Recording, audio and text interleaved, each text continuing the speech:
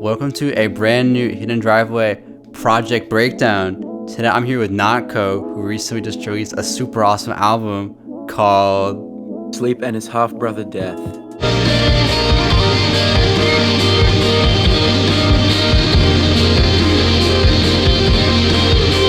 Yes, you did. I've been listening to it a lot recently, and I think it's really cool because for those who are like, well, who is this NOTKO guy? They don't have a Hidden Driveway interview. And you're actually wrong and stupid because they do, because they're part of the electronic group Stereocenter. But this album is not that at all. It's like a shoegaze, like post rock esque like album, which is very different than like what people are used to with Stereocenter. So already I was like really interested, but also just like I brought up like the post rock aspect, and these songs are just like really long, but they're not like repetitive either. Like they're very well structured. I was really curious to see like, I guess just how everything was like laid out, because I don't even know how you approach making a song like that long, like consistently throughout the project.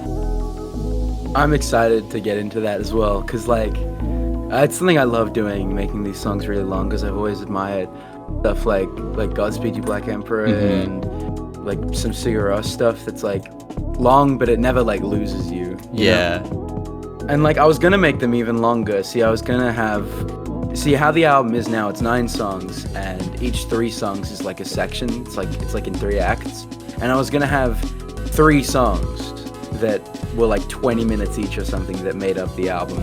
But that's just not how it ended up going when I was making it, when I got into making it.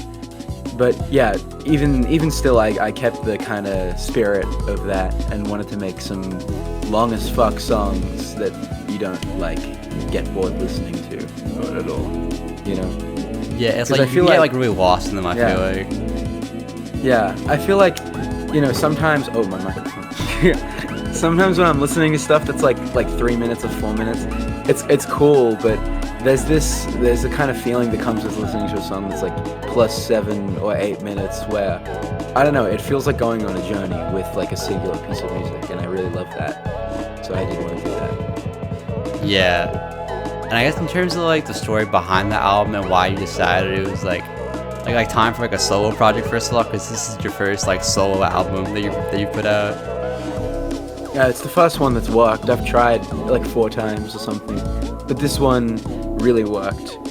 And it came about, the first thing I saw was the name. I saw it when I was scrolling through Twitter, and I saw a painting bot, like an art bot, showed me this painting that was called Sleep and His Half-Brother Death, and it was like a Renaissance kind of painting.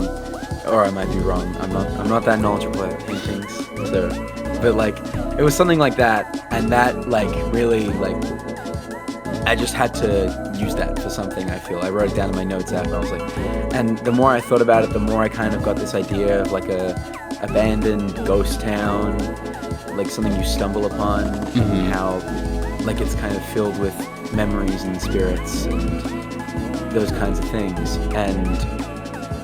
And at first I tried just making an album about that, just about that. But as I went on making it, I kind of realized that it spoke to kind of the last few years of my life and like my experiences. So the town kind of became like a metaphor, I guess. And the spirits and memories were kind of like my spirits and memories, you know? Yeah. Are there any like, I guess like influences you had for the album? Because I know you told me that like Jane Mover was like a big one for like Census Designated, but were there other? Oh, totally. I mean, I mentioned Godspeed and Sigur Rós before, but like, I mean, there are a lot of songs on here that I can be like, this is me like hearing something earlier that day and going, I want to try something like that, or something like that. Like there are a couple songs in here that I try to go for like a grouper thing, and like there's a Curtains album that came out last year called Florence Fields. The last 2 songs on that are like some like guitar focused kind of stuff, and there's a song in here that I tried to do that, and like as I go through the album I'll say what influenced specific things. Yeah, and that's another thing I'm excited to get into today. All right, well let's do it. Okay, let's do it. Let me share my screen real quick. All right, so the first song, Morning Dove, is I'd recently watched Blue Velvet, the David Lynch film, and he uses the song also called Blue Velvet a lot, like a couple times in the movie. And that song kind of stuck with me for ages after I saw that. So I kind of like went at this song in that kind of style. And in my head, it's like the protagonist of the album is listening to this on the radio in their car, and they slowly like fall asleep. And so it's this kind of 50s doo-wop thing. And it's kind of like staticky and radio-y. And I started with this guitar here, and it's just like one guitar playing like the chord progression for the song. And here's how it sounds.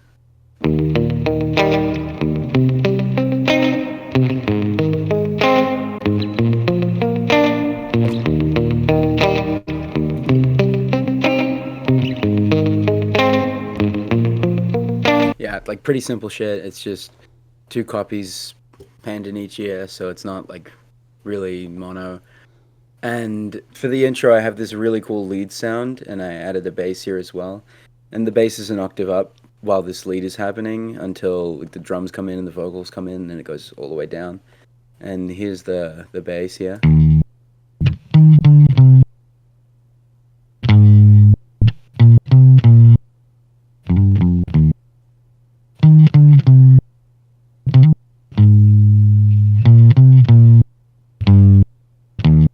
And I actually recorded most of the bass and all the guitar for this album with this guitar here. This thing with an Aphex Twin sticker on it. And how I did the bass was I just recorded like how you would record a bass line. Oh shit, my drums. Like how you would record a bass line, but then I pitched it an octave down in Ableton and put it through like a bass amp simulator. And that's how I got all the bass for the album. And then there's this lead, which I really love here. And there's a reverse reverb swell into it. I'll play both here.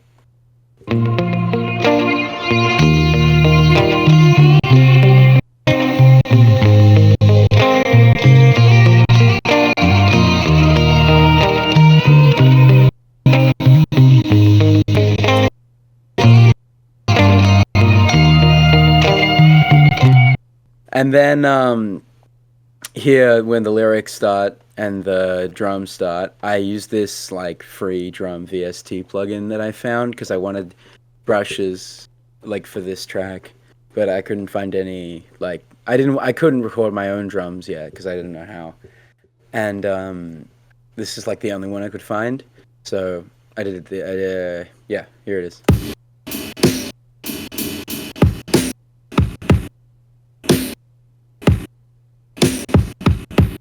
Yeah, so that's the drum sound I use for the track.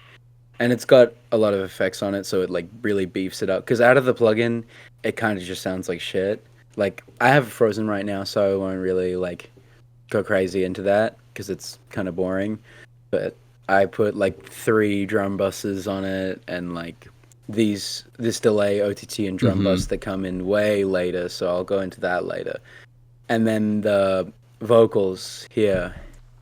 My dove, sweeter than saffron was the smoke of the night. It's a pretty interesting vocal chain. I have an auto pan on it to give it like tremolo, and a delay before an OTT because I really love how that sounds. And I cut out a lot of the highs because I wanted a more like radio sound for this track. But I ended up doing that on a bunch of tracks actually, like most of the songs on this album. So yeah, because it just didn't sound right with all the highs in. Because I'll play it with like I'll do that. Yeah. My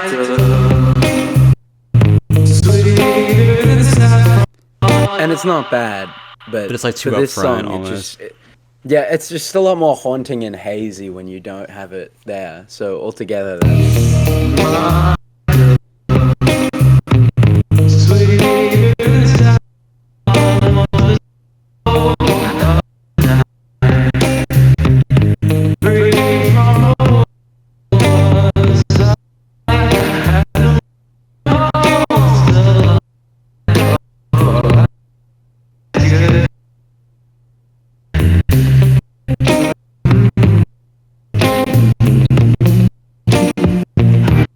All right, here's some more things come in after that. These like guitars that I pitched up an octave. They're really like airy, and you know they add a lot more space. I think like here.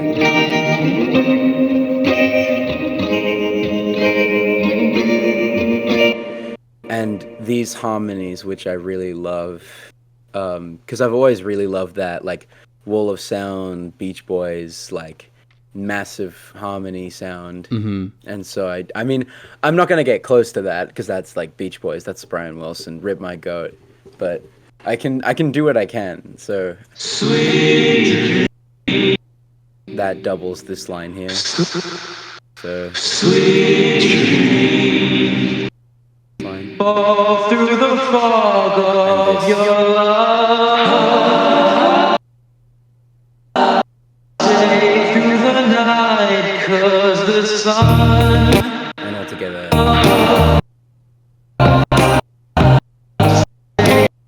Yeah, so this track in my head is about like someone driving really late at night and they hear on the radio like a song, this song, and it puts them into like a dream state. And the lyrics are about how they hear someone like from their past like calling to them, like kind of like a siren song in my head. Like that's how I picture it, especially in the second half of this like verse section, because I mean the structure's pretty strange because it's like the lyrics bit and then this huge instrumental build-up section. But yeah, I guess I'll call it a verse. And then there's the next batch of lyrics.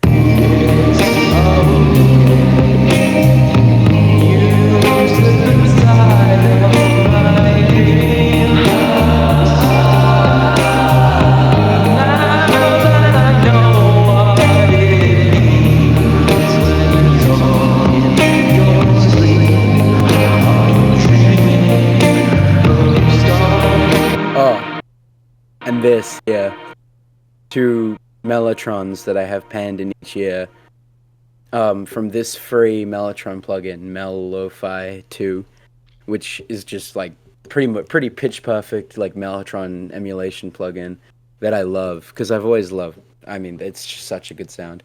And here I have a choir in the right ear playing. It's like a suspended chord, and then it goes down to there every so often. Oh, and then it follows the chord progression for the next set of lyrics before going back to that chord. And in the other ear, it's doing the same thing, and I think it's strings. Yep, violins ensemble, which is just such a sweet sound, especially together. And then they follow the chord progression here.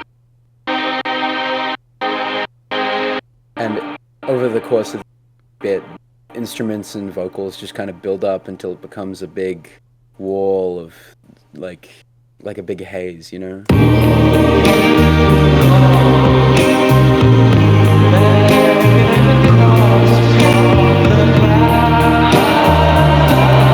And this last bit of lyrics, which I'll just like say out, you call, beckon across from the clouds, drive through the night and the dark just to find you. Your face still echoes in my eyes.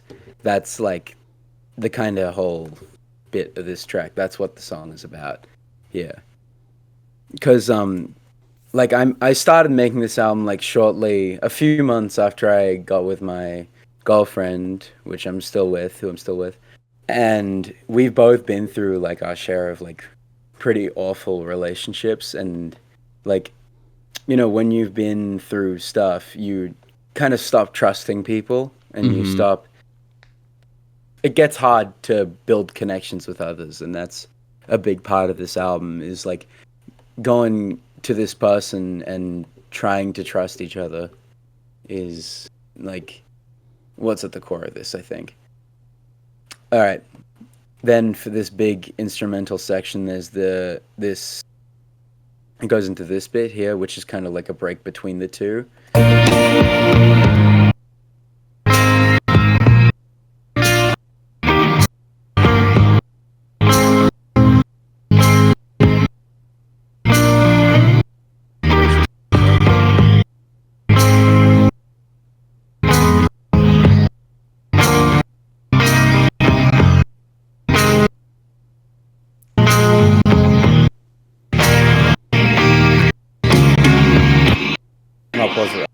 that's when it starts.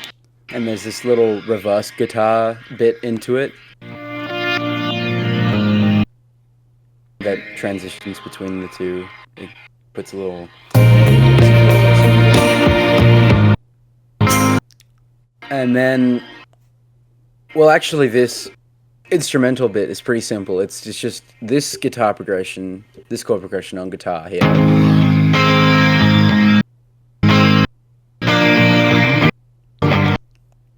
Bass, drums, and as it goes on, these mellotrons come back and they get like very heavily. There's lots of like chord stacks and stuff there, and they just kind of hold and drone and create like it just fills up the space.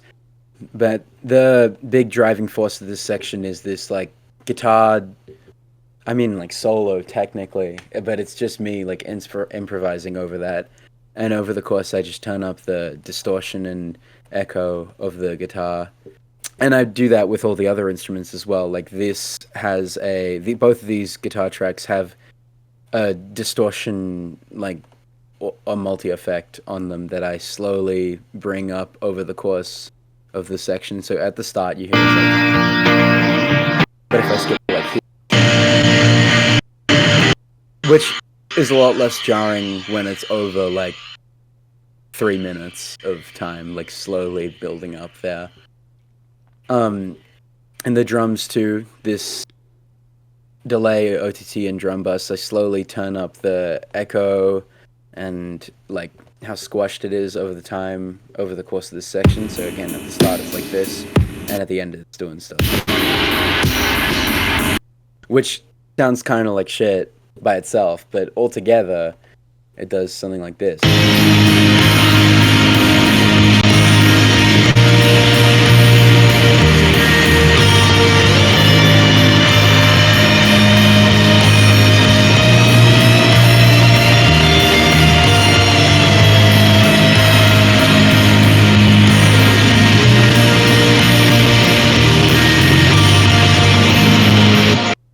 And then these mellotrons here doing like, you know, holding that chord whole section. With my guitar playing, I tried to be, I mean like, I'm not the best at guitar. I can't really like play fast or do any of like the crazy shit that like a lot of like really cracked guitar people can do. But so for that reason, I just tried to keep it really melodic and textural. So, like, I focus a lot more on, like, making memorable melodies and, like, big spaces with the instrument than, like, shredding or something like that, you know? Yeah. And I feel like this whole section is, like, the whole dream part of it. Like, this, like, lyrics section is nothing too crazy. Like, it's pretty... I mean, it's washed out and, like, dreamy, but this bit... you kind of fall into the trance of it, which is why I feel like that long build-up is pretty necessary here, because while you're listening to it too, you kind of fall into it, and you just stay with it and kind of fall into a dream. And after that's all done, the drums cut out, and there's a feedback from the drums, from the delay from the drums, which keeps going. I'll play that here. I'll like solo drums and and I've used this sound so many times. I use that delay feedback sound so many times because it just creates these really screechy, like kind of gross, distorted fragments of noise that like just add a lot to like a section with not a lot in it. After that, the guitar keeps going as well, and it kind of like falls back until it kind of like fades away. And there's more to this track because how I did it was I exported every track and put it in its own master project file, like every song in audio there. And with most of them, I only used that to change the speed of the songs, like over the course of the songs, to get that Varispeed effect. But with this one especially, I really like if you've heard the album, at the start of this song, there's a big wall of sound intro with a lot of sounds that's not in this project file because it's in that master project file. So I'll go into that. When I finish going through all the songs project files, I'll go through that master project file and show all of that stuff. Mm-hmm. But yeah, that's this song for now. Yeah, because I feel like in the final one, like I have synesthesia, I feel like the actual song sounds more like blue and like it would take place at night, if that makes sense. Like it feels colder than totally. Like this version does. Yeah, that's also because, if you will notice the Verispeed thing I mentioned, this is a lot higher pitched than how the song is on streaming or how I released it, because I recorded it at like a normal speed and made it at a normal speed and then slowed basically every song down quite a bit in that master project file. Like, and I just that just gives it so much like texture and like it makes it all moodier and stranger, and I love that. But yeah, that's the first song. All right, this next song is called Roadkill, and it started with a recording I took with my like phone voice memos of my piano that's like in the house that I live in, and it's a bit out of tune, but it's not like massively out of tune. And I was just like messing around, and I found a chord progression I like, so I recorded it, and I added a bunch of effects to it. So it's got OTT, a phaser, a bit of EQ, and some echo that's not, some like delay that's not on right now. But here's how it sounds here.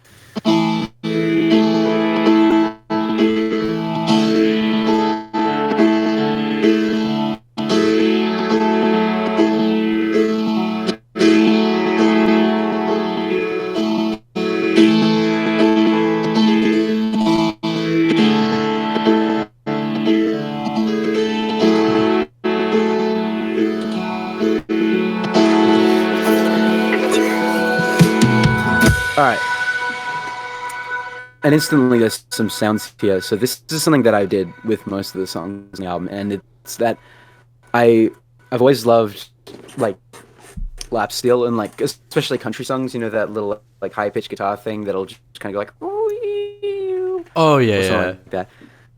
Yeah, I love that.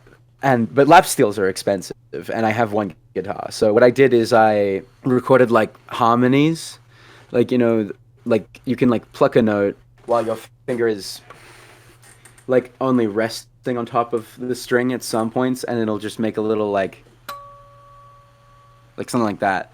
And I recorded, for most songs, I recorded one of those like various different ones, and I pitched them in each ear and also reversed them going into them. So for these ones, they have a bit of effects on them, but it's mostly just like reverb. And it creates this really like airy, ghostly over the like thing that's over the top of the song. And here are the ones for this song.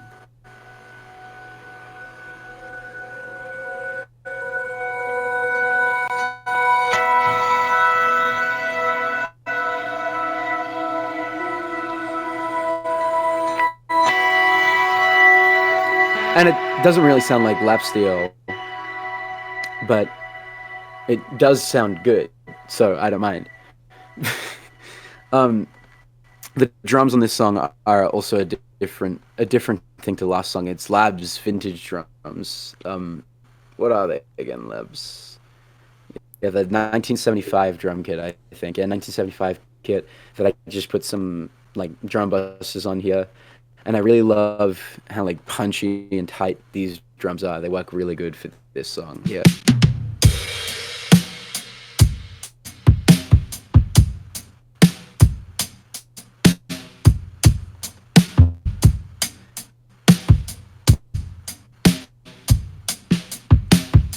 And I really like did a lot with the velocities of each note. So like the hi-hats, like this one's like really low and this one's really high. I just wanted it to sound like I did want it to sound like a real drummer like playing this, and so that's like I did this for most of the drums on this album because it's all MIDI drums, but I really messed with the velocities and tried to make it sound like as real as possible. I think you did a great job though, because like I knew you had a real drum kit, so like I thought that's what you're using to record all of it. So like, really, yeah. That's flattering because like that's what I was going for at least.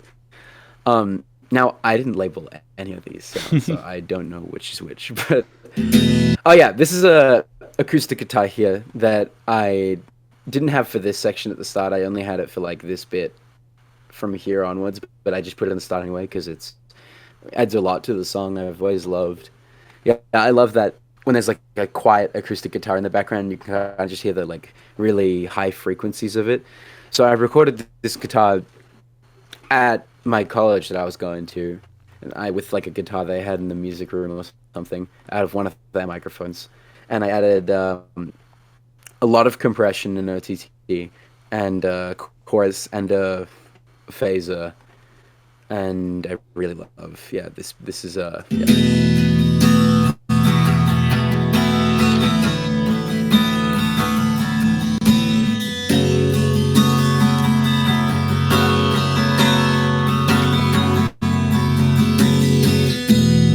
And a lot of these songs are in really strange alternate guitar tunings and like open tunings.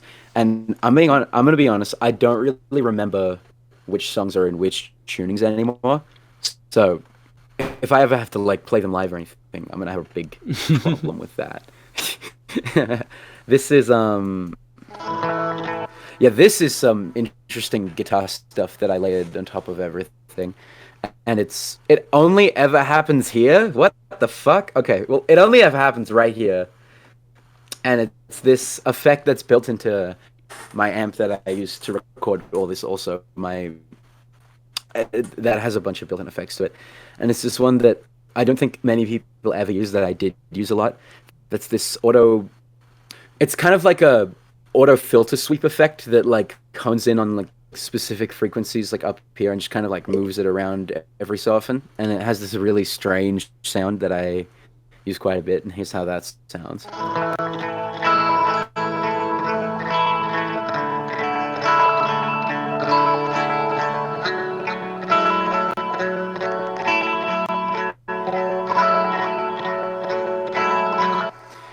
And then of course there's like bass, which is in this track it's not my guitar, it's a Lab's built-in bass guitar, and it's the classic bass DI, and I put an Ableton bass amp over it, and it's like it does what it needs to do. It's nothing crazy. It kind of follows the chord progression in this song. I mean, it does some stuff over here, but like for the most part, it just kind of follows the notes of the chord.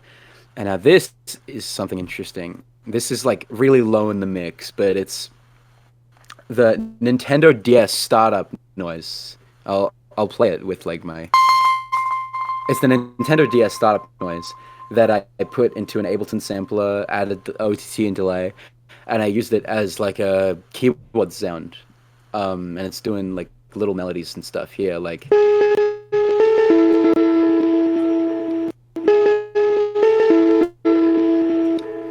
And like here it's going like... And I love how that sounds, especially when you play it lower than it's like supposed to be. It has a really strange, it like darts from ear to ear and like warps and is really weird and granular, and I love it. What made you want to use that? And then, what made you like think to use that for this? Oh, I mean, I had used it before in some demos and stuff for stereocenter stuff, and I just like, I mean, it's just like one note. So anything that's just a note, you can put it into a sampler and play it like a keyboard. Mm-hmm. And I just thought in this track, it would just add a nice texture above everything. And yeah. And last thing before I play it all together and hear the vocals at the start, which double tracked, unlike the last song, which is just, the main vocal is just one vocal take. None of the other songs are really like that first one. That's the only one in that kind of style. The rest is pretty much like, I mean, not much sounds like this song either, but this is more in line with the rest of the album. So it's got a bunch of vocal stuff over all the different sections. Like this is all vocals here. And yeah. But for the main vocal track, it's got that auto pan again, and the delay. I kind of made vocal chain and saved it and used it for most of the songs. And it's also got that high pass, but not as much as the last one. The last one was like down there. This is like right up here, so it's not as harsh. And here's the vocals here. I checked my glove box to see if it was still empty or if I left my map inside. And all together, I'll go from like a bit before it starts. Oh, I missed one thing. It's a tiny thing. Before I record a lot of guitar and like instruments and stuff, I kind of count myself in, and I like to use it a little bit in a song, and it's in a couple of songs on the album, and it's on this one here in this little bit. I don't remember what like actual thing I was recording before I said that, but I liked it, so I made it its own channel and added a bunch of effects. It's probably the acoustic guitar, because it has the same it has the same effects chain as the acoustic guitar, but that's in there, and it repeats a few times throughout the song as well, here and here. But yeah, here's that first section. I'll just play that.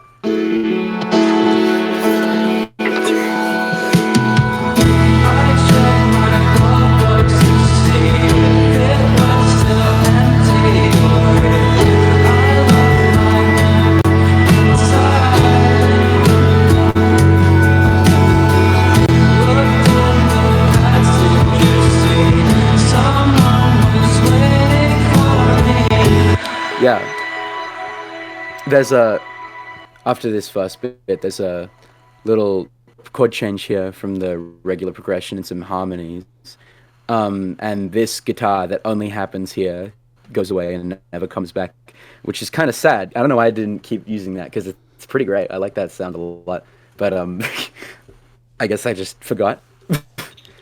Which actually ties in with the next lyrics here, which yeah.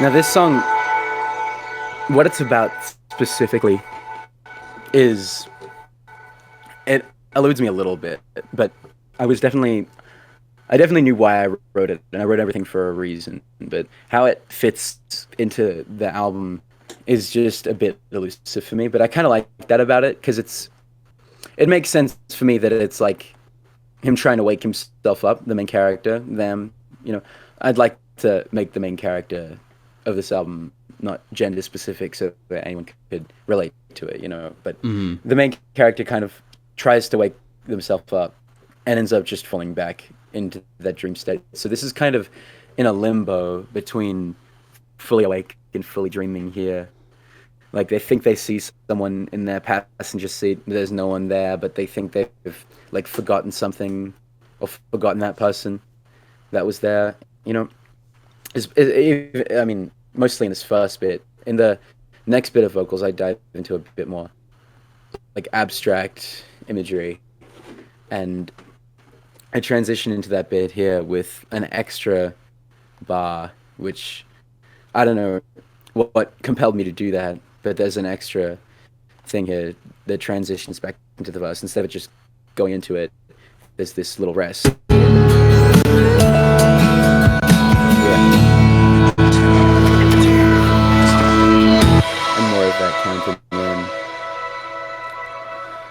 This bit, I introduced this electric guitar. Oh, I accidentally played a note.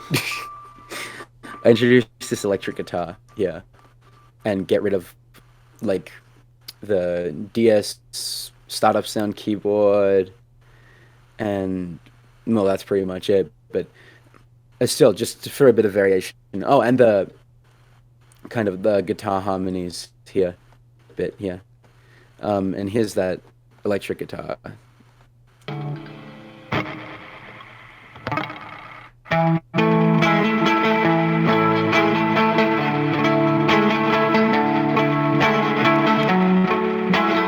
And with the rest of the song, it's like this.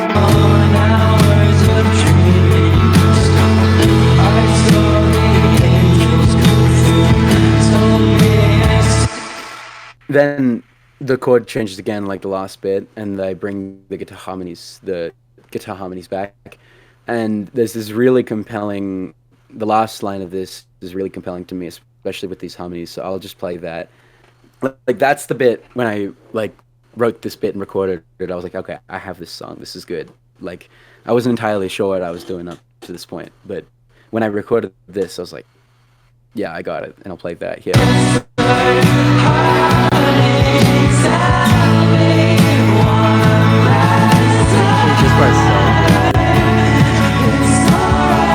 Yeah, it's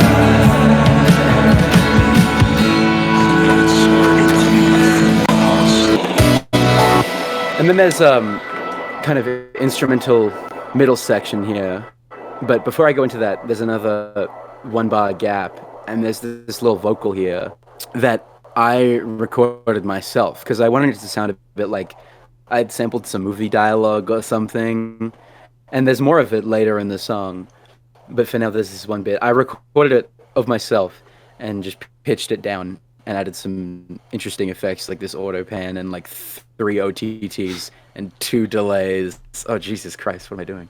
But yeah, there's this bit and I'll solo it. It's really low in the mix, so you can kind of only hear when everything cuts out for this part right here, just before. But here it is by itself. I know it's already done when I feel my heart slow.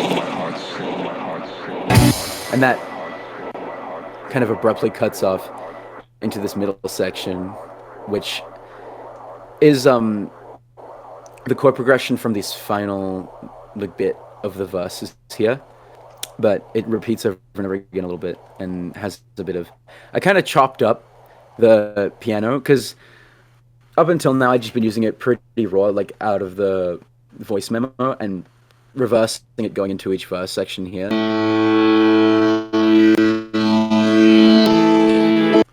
But here I like chopped it up a bit to create a new chord progression for this bit, and here's that.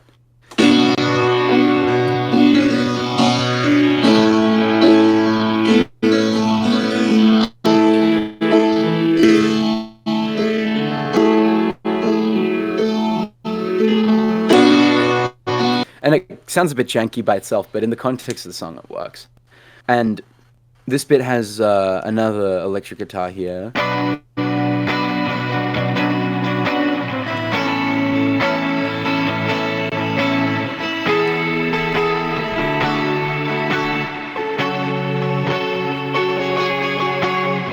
That's really washed out, and there's a lot of reverb on that. And I use that effect, that like filter sweep effect here for this lead kind of dual guitar sound, I guess, where it's like one part. It's not playing the same thing in both ears, it's playing like a harmony of each other thing in each ear. And that sounds like this here. I'll play from here.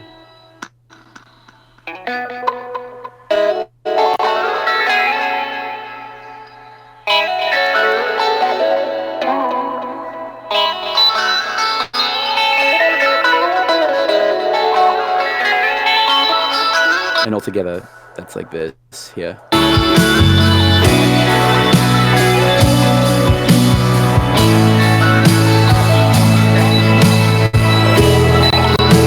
And then, yeah. And then there's this, with the same effect, I recorded a kind of guitar solo bit. Like, this is more of an actual guitar solo, because it lasts for like, what, like 16 bars. And, you know, not like in the last song where it lasts for like 3 minutes and kind of just adds a bunch of texture. But this is more of an actual guitar solo here, and I'll play that.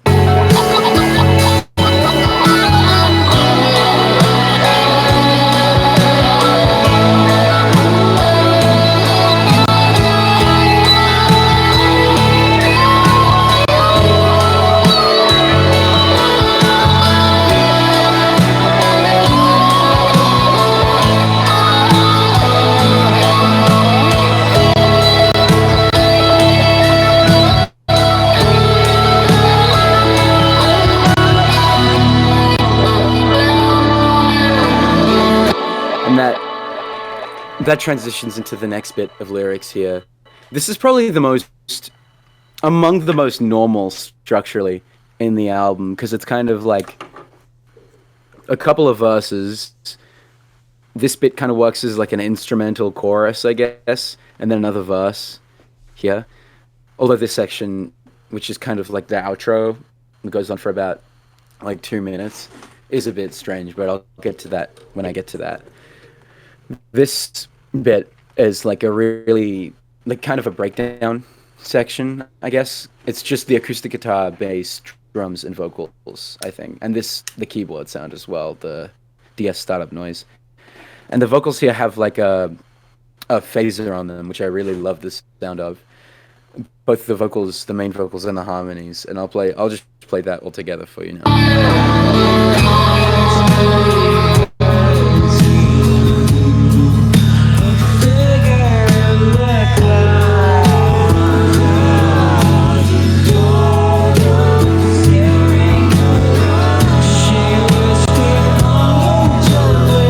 Yeah.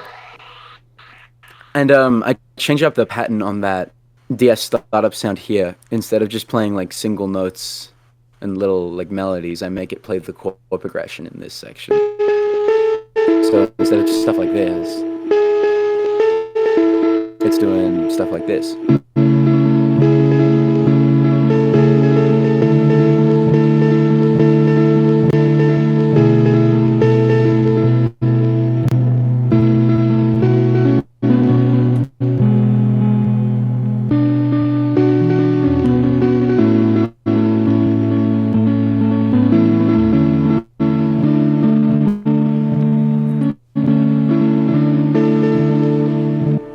And in this last, like, 4 bars here, I bring that back in the voice note piano.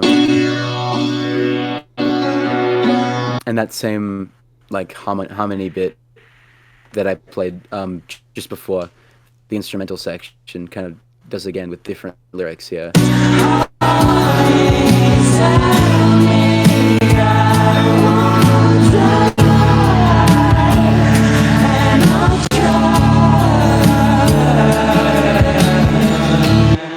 And then there's another little break here with that, like, voice that I recorded for myself, but it plays in full this time and goes into this switch up outro here, which is pretty interesting for a few reasons, and I'll get into that. But I'll start down here, because it started with me trying to figure out the lyrics to this song, just recording me playing the chord progression on guitar, and, like, mumbling lyrics to try to get something down. And I forgot I recorded this. I didn't know how to end the song, really. I forgot I recorded this. I was going through my voice memos on my phone, and I found this again. And it's in a different key to the rest of the song. I was playing it with like a capo or something, but it didn't work pitched up or pitched down. But I'll just play it first, and then I'll go into how I put it in the song. So here's that voice memo here.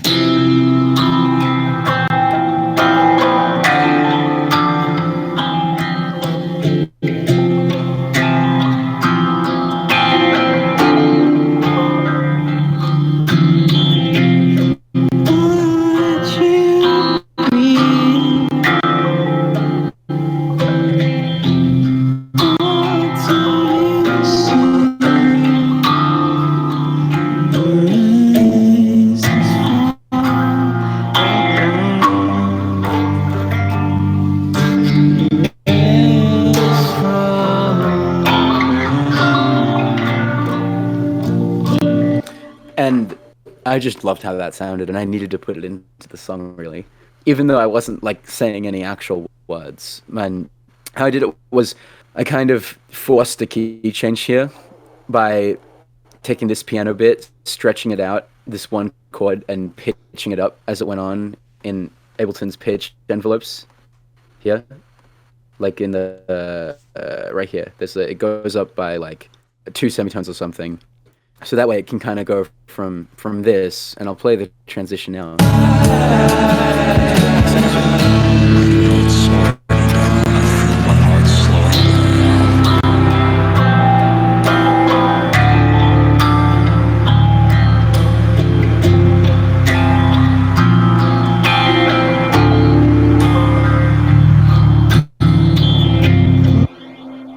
So, as you could hear when I played that by itself, I'm singing complete gibberish in that voice message.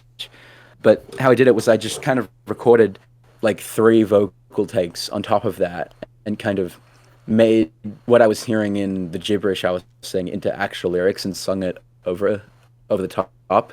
So it sounds like I'm singing actual stuff in the voice note track, but I'm not. You just can't hear it, and I'll play that here. So.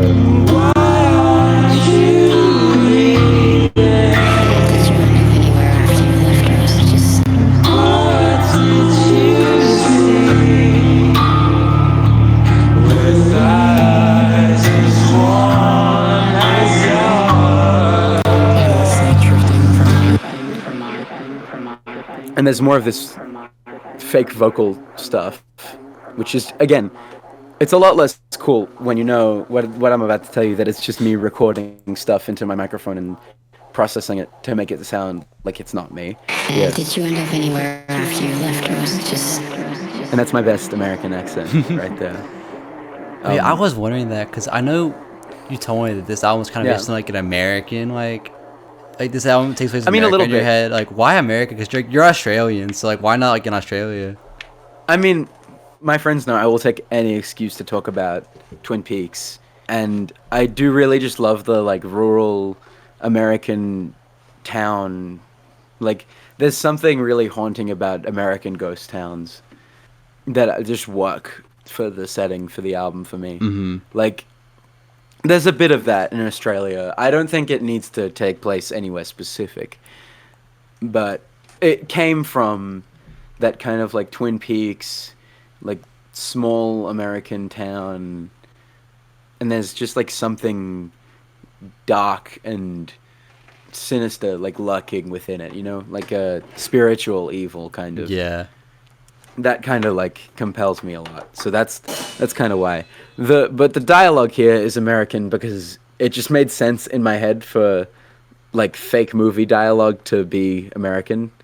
Because, like, I don't know, it kind of sells it a bit more that it is, like, something I sampled from something if it doesn't sound like me at all. Yeah. And, yeah, I think I did that pretty good. But this section kind of builds over time. And as this goes on, this distorted guitar fades in from nothing. It starts really low, and then the volume fades in here until it gets all the way here.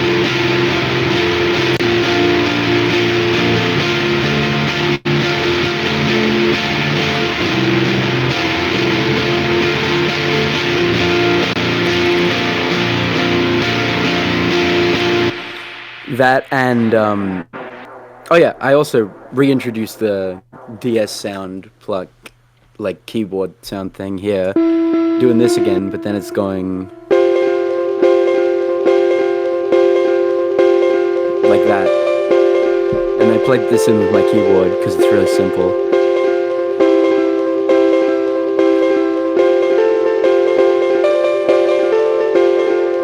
Yeah, and it's just doing stuff like that until the ending. And this bit just kind of, like, builds and builds until it gets to this bit right here where I kind of stretched out the recording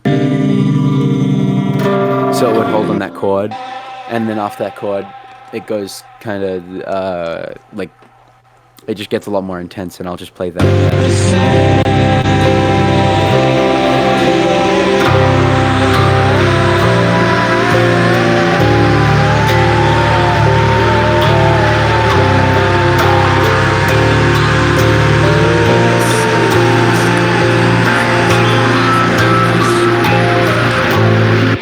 Kind of ad-libbed some stuff vocally, and there's more movie dialogue, and especially you'd notice after that break bit, the, like, feedback, there's this delay feedback coming from the piano, which, yeah, I, like, kind of automated it at the start to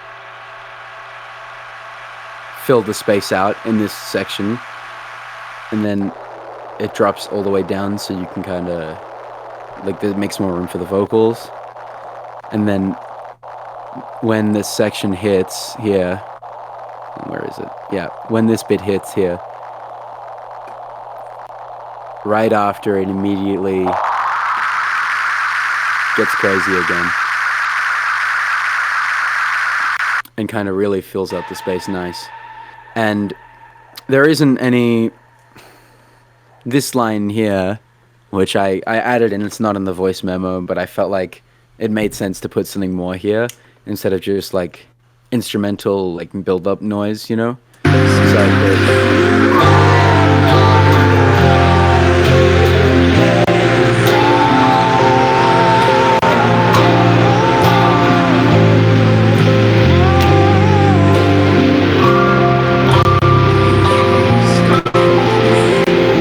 and then the song kind of fades out with this.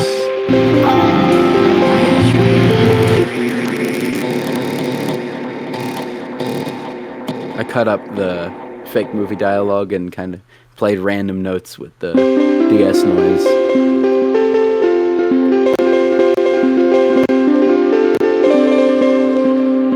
And that's how the song ends there. And in my head, this outro section is kind of him in his dreams arriving in the town, you know, that the album kind of takes place in. Like, I don't think that they're really in the place yet, like physically, but in their dreams they've kind of found it. And for me it feels like, because my girlfriend currently is someone who I've known a long time, but we've never really, like, until we started dating, we didn't really realize that we could be like close together, you know? And the lyrics in this section are kind of about remembering that, like, finding this person and like coming back to them like you're coming home, like even though you've never really known them before, but it like feels like it's home, you know? Yeah. And that's kind of what the town is a little bit too. Although the town is also, to me, like kind of my head, you know? Like filled with like memories and ghosts and regrets and stuff like that. And then, so in a way it's like both, but yeah, that's that song. That's how that one ends. Yeah, also, I might have to steal that DS sound. Like, it's so, like, textured and, like, warm. Bro, that's my, like, that's, if you take anything from this video, use the DS startup sound as a pluck in whatever you make, because it's so good. It's so, like, frailty sounding. Yeah. I love it. Yeah. Like, I know she uses a lot of, like, DS, like, sound fonts on that, so that makes sense. Yeah. I don't know. I don't know. Yeah. Like, go for it. Steal the shit out of this. Like, this is all yours. Like, it's a really good sound. Feel free. But yeah, that's that song. That's that song. Yeah. I'm gonna open up the next one. Alright. The third song on the album is called Dream Upon Crashing. And that's a very literal title to what I want the song to kind of mean, what I wanted the song to kind of do in the story. And because in my head, this song starts with the protagonist has fallen asleep at the wheel and they crash the car. And that's pretty apparent from the moment I start playing this. I start it with a big, abrasive drone, like, guitar section that kind of sounds like a crash, and I'll play that by itself for a few seconds here.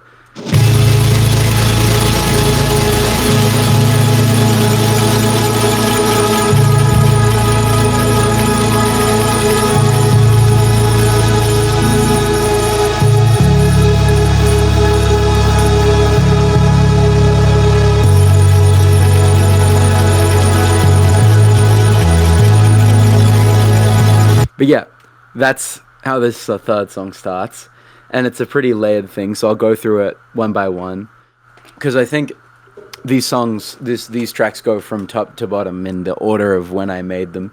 So I started with these guitars that just kind of play this chord out.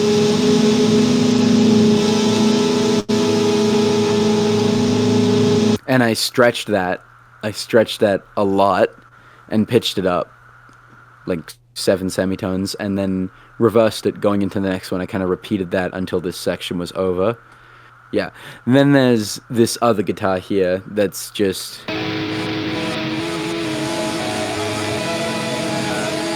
like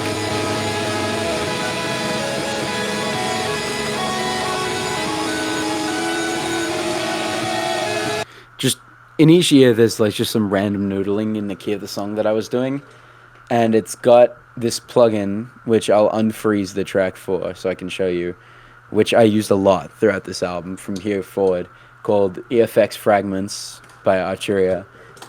And it's kind of like this like granular delay plugin that just really like fucks up your sound pretty much. So without it, it's just like that. But with it, it adds all these like shimmery, weird delay bits like this.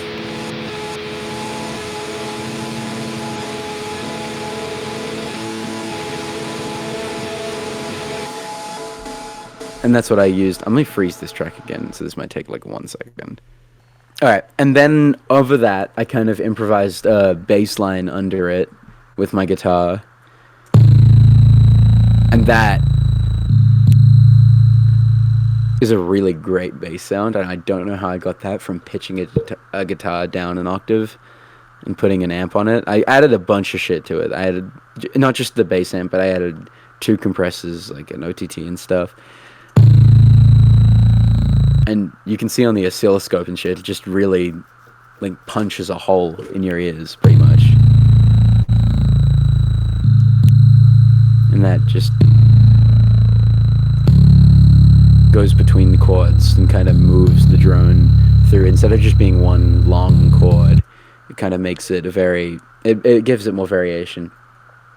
And to accentuate the crash part of it, I took this broken glass sound that's in Ableton and I stretched it out with Ableton's texture mode, so it kind of has weird artifacty reversey shit in it.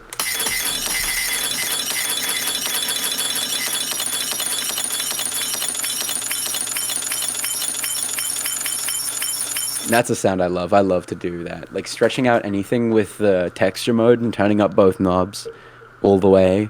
Does some wacky stuff. And I repeated that another time with it reversed going into itself like this.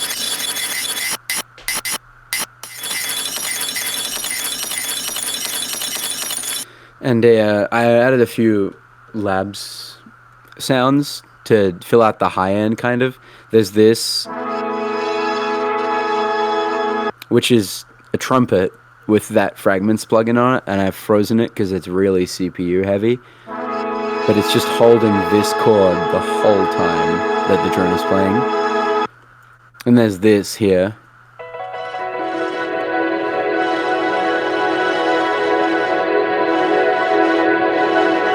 Which is piano with not just fragments, but also Valhalla Supermassive, which is a huge reverb plugin. And I use Valhalla plugins all over this album. Like every delay or reverb that you hear is a Valhalla plugin, basically. And this pattern kind of goes from this and evolves as it goes on. So it goes to this.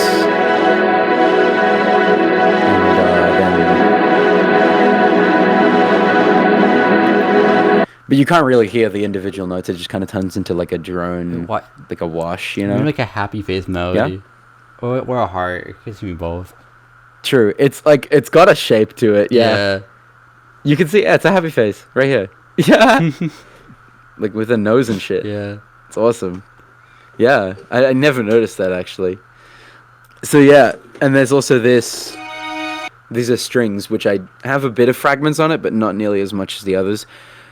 All these sounds, you can't really like pick them out in the drone, but they exist to like give it more weight, you know? It's like more than the sum of its parts. Like you couldn't like pick out, oh, there's a piano in there. It kind of just all becomes this one really overwhelming noise. But that's kind of the idea. So there's strings to fill out the high end here that I introduced like halfway through it.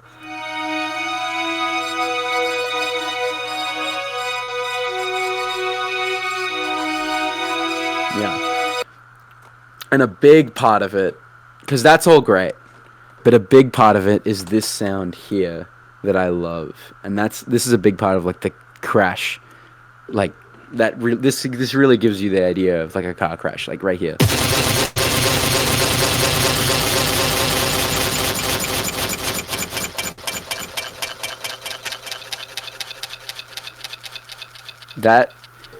This is one of the first sounds. This sound is from the Snail's House drum kit it's one of the first sample packs I ever downloaded.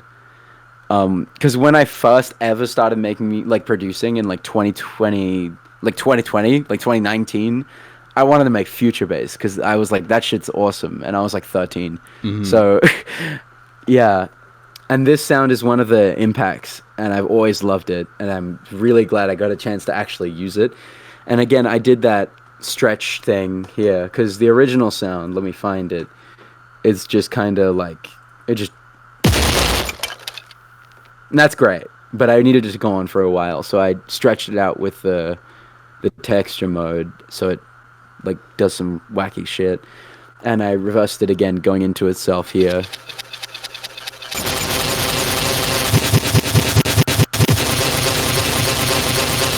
With this reversed kick as well, it goes boom, and I have everything sidechained to that, so it all ducks out like crazy when that kick happens, like this, which really gives that crash more impact again when it comes in the second time, and it comes in a third time again too, right here, just when it's kind of fading out.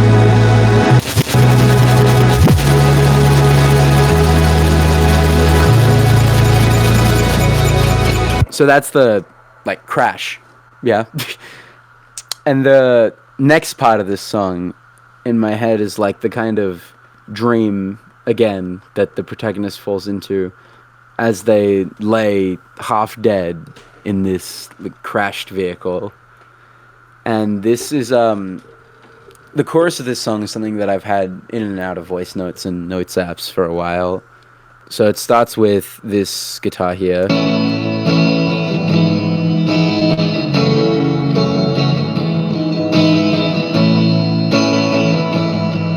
which is layered with this here. And then there's like a much more normal bass sound along with this chord progression.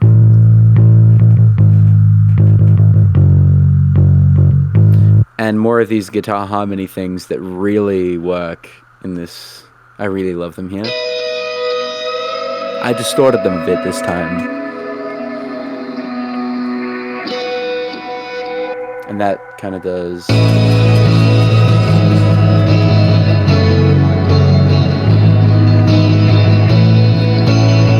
And as this part goes on, this distorted guitar fades in. It's a really abrasive, distorted sound.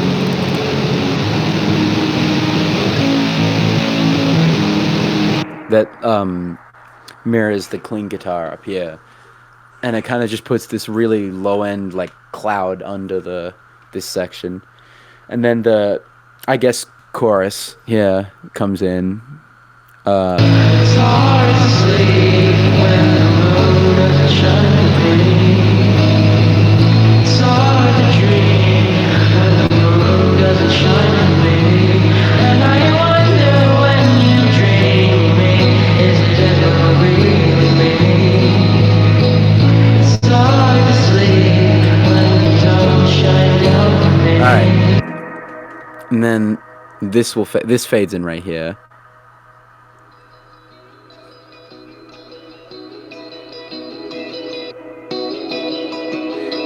And I did this in a bunch of songs, so we're going into this like verse section, I guess, and I'll go through this first. So this is 4 like guitar arpeggios stacked on top of each other, and they're playing a sequence of 5 notes. So there's this one here, and this one, and this one, and this one.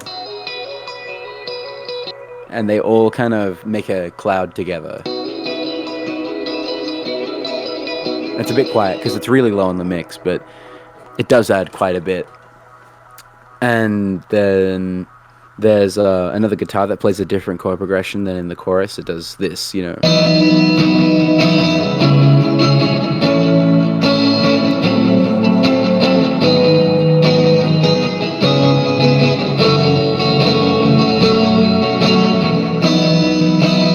And it's a really like JRPG sounding chord progression that I kind of do a lot when I write out chord progressions, is I kind of default to this kind of style of stuff. But it works here, I think. That's what I wrote for the... I mean, it's what I wrote, so I'm going to get behind it. The drums here are interesting. I think this is the only time I did this in the album. And it is that one of those drum plugins again here, but I didn't think it had enough oomph at all. So I'll play that to start. And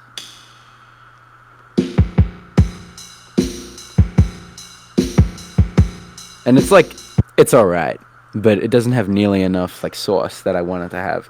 So I layered it with a drum break from When the Levee Breaks, this one.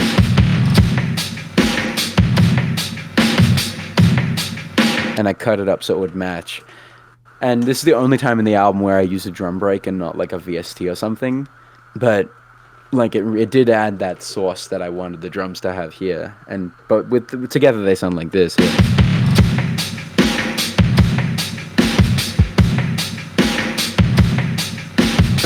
And that's kind of how the verse section starts off here.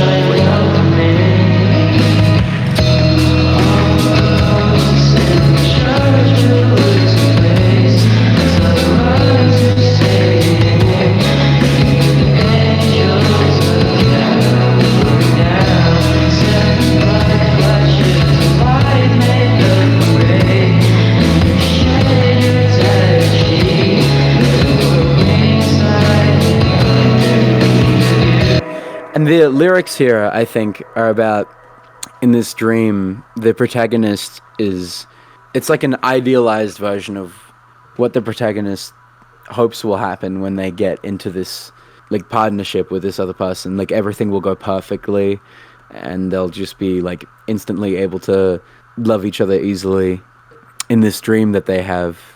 But, you know, that's not how it goes, generally. Like, not that it isn't good, but when you've been through, like, traumatic relationships, it's difficult to, like, learn to love and be loved. But this protagonist, like, foolishly is hoping for something here that it's just gonna, like, all work out. Like, it's really naive. That's how I like to put it here. And then the second half, I bring in a few layers, and this electric guitar, like distorted guitar, you can barely hear it, really. It's pretty low in the mix, but I'll play it here.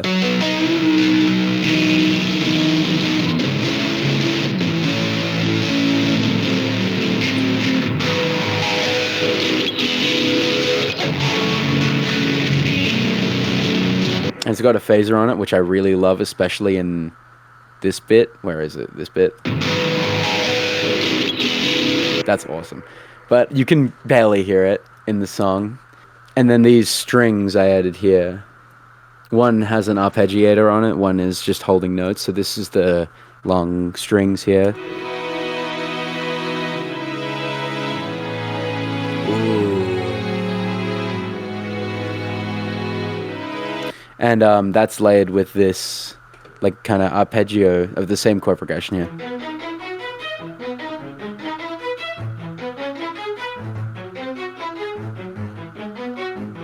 And together they sound like this.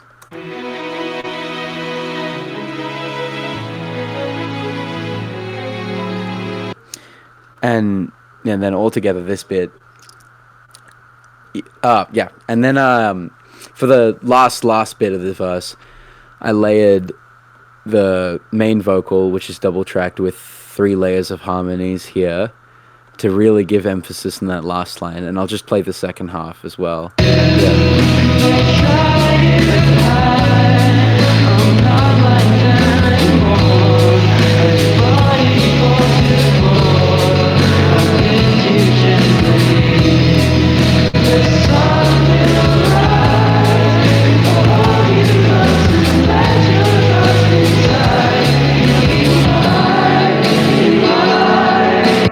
Pause it right before it goes into the chorus, because that's like a big climactic moment there. And play these harmonies by themselves, because they were really hard to record. It's pretty high up, and it's pretty quick in terms of like how fast I got to say it, so they were pretty difficult to get down, but I think I did all right here. The sun will rise if I hold you close and let your ghost inside. You'll be alive in my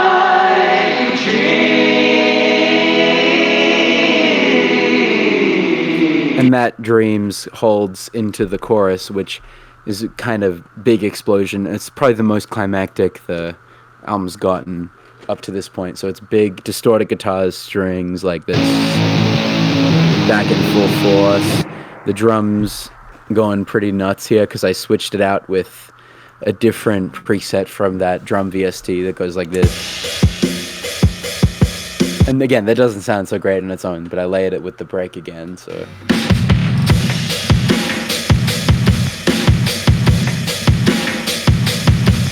And I bring back the vocals from the start, the first chorus there, but with extra harmonies. And I'll play that together. It's hard to sleep when the moon doesn't shine for me. It's hard to dream when the moon doesn't shine for me. And I wonder when you dream of me. And that all together, that just creates a really big kind of...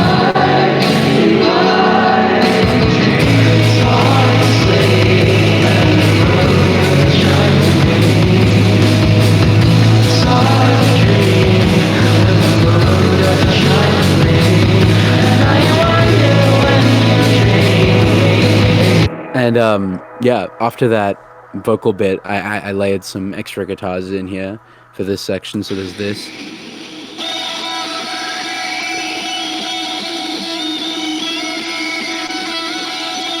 Which is a pretty funny sound on its own, but in context it works, and I'll play that in a second. And I also added this sound. You can really barely hear these sounds in the song because there's just a lot of stuff happening. But I will play them. I did add this as well, which is kind of a distorted arpeggio on guitar.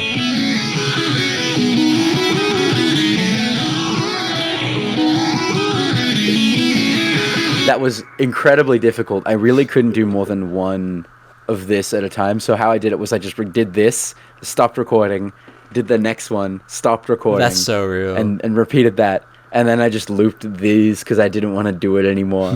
But you can really barely hear it at all in the song, so you can't tell that I, like, am fake and that I'm a fraud, so don't worry. That sounds like this.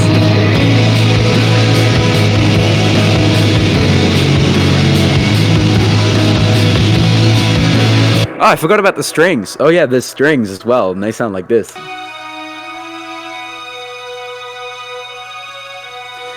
And it's actually the same string pattern from the start here,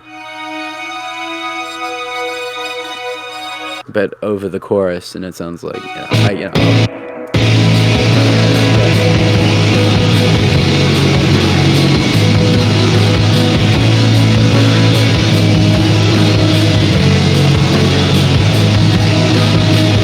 And now this is kind of... I did this with a lot of the songs in this album where I hit a point where if it was like a normal song, it would there would be an outro and it would end.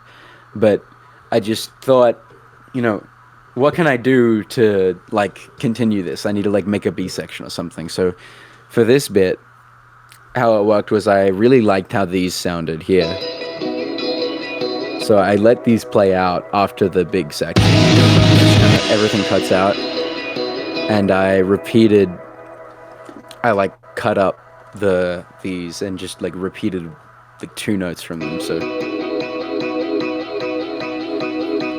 and then after that, I figured out a new chord progression on guitar and played it. And I really love how this guitar sounds here, and I'll play that for you.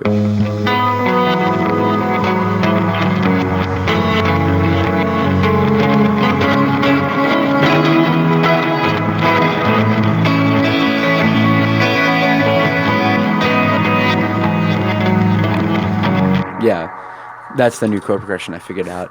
Another thing I love doing with the guitars on this album is there's my amp also has a built-in reverse delay effect that I used so much. So it's like a normal delay, but instead of playing it straight, you hear these kind of like reversed artifacts, and it just adds a really great texture. I layered that with some strings here, which is, again, the same string pattern, really. I just copy-pasted it, and it works over here. And bass as well. which makes a really cool shape up there. Whoa.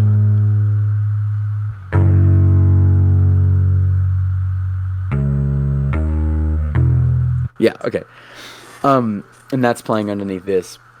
And I think I figured that this would work as kind of a section where the protagonist wakes up from this dream and realizes they've crashed the fucking car.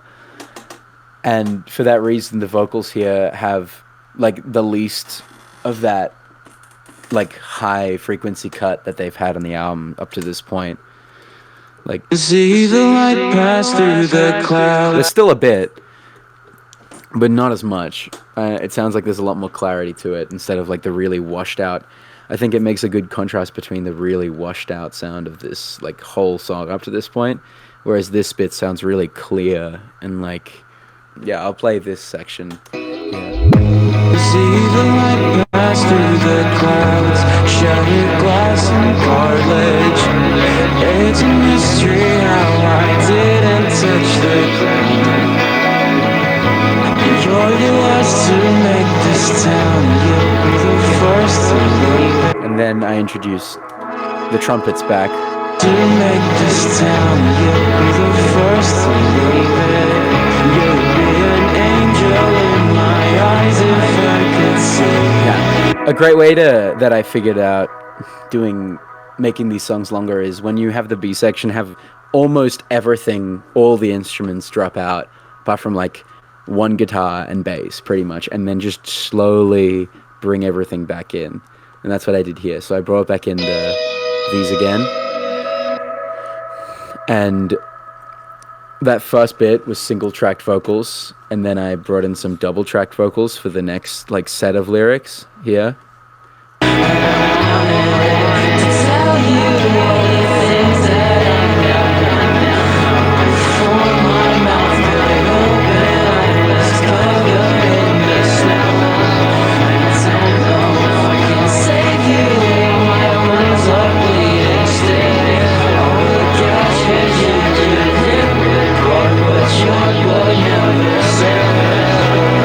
And then I took the trumpet back away for this bit and added another mellotron, which is this time the classic, like the flute one, like the Strawberry Fields one, basically. That's what everyone knows it for. And I use this, it's one of my favorite sounds. I used it a bunch of times throughout the album. And here's the first time I think it shows up, and it plays this little chord progression thing.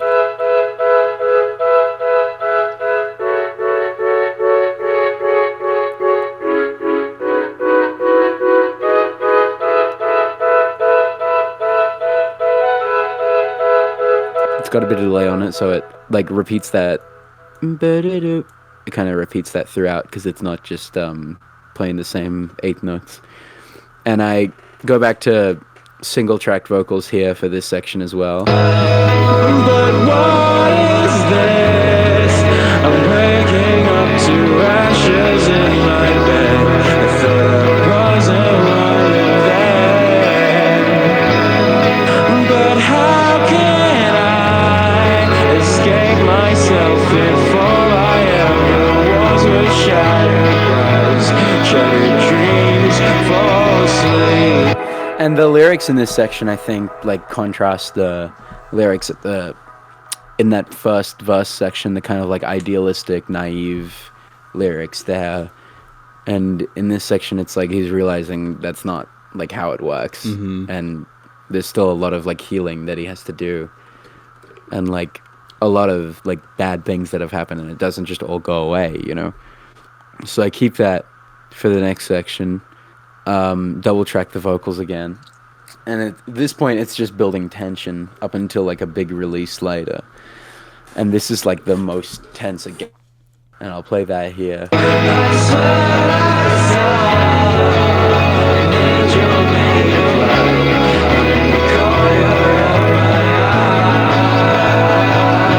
then the harmonies.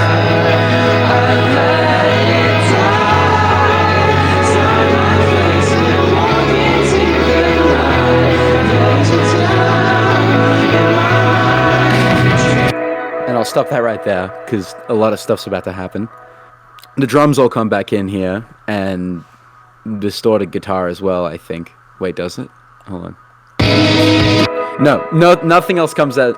Drums come in. All right, so the drums come back in here, and I did do another like guitar solo thing here, and a really abrasive, distorted one that just kind of finishes off the song, and comes in when these dreams vocals. Like fade into it, so it's really abrupt, like this whole bit building tension with no drums, and then it just explodes again into this part, and I'll play that.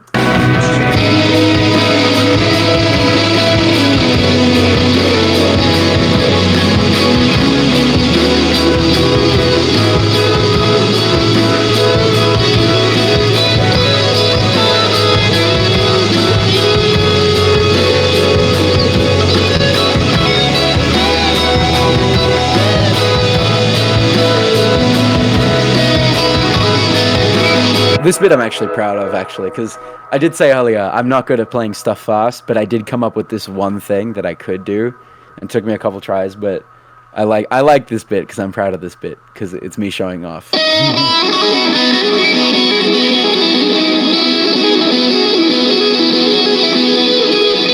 Yeah, that one bit took me a little bit, but I did do it. And after the solo, the song just kind of stops. I think I had no reason to make like an outro section for this, so it kind of just that all the delay tails like fade out.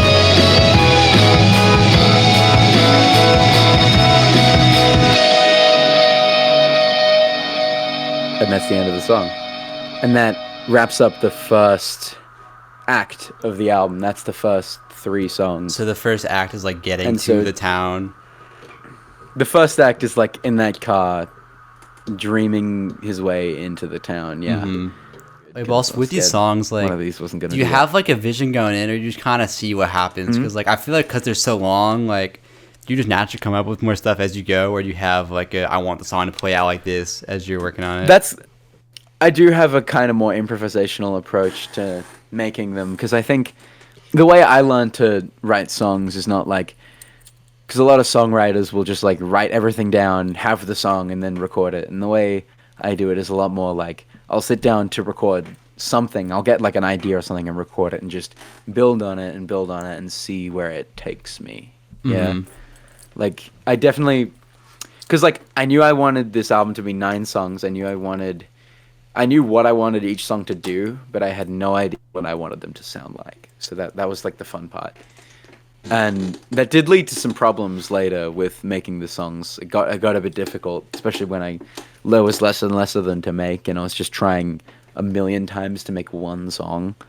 Mm-hmm. But yeah, it worked for me as much as I could. So this song is called Rotten, Afraid, and it starts off with this idea I had for a chord progression that's a bit like wonky and strange and a bit like Nine Inch Nails-y, honestly. So yeah, and here's that.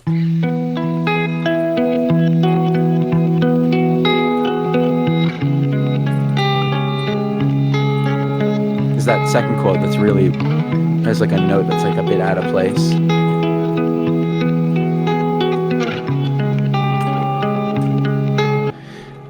And I really like that sound. I like that it was like a bit ugly, you know? Mm-hmm. And I thought it would work really well for this track. But also, here's some random accident noise. This track here is a bunch of noise I recorded from my guitar when I was like texting someone while I was like trying to record. And I noticed that the phone actually did some weird stuff with the pickups and made this strange noise. So I just recorded it for a while. And I used this as the kind of the intro sound in this track. And that sounds like this.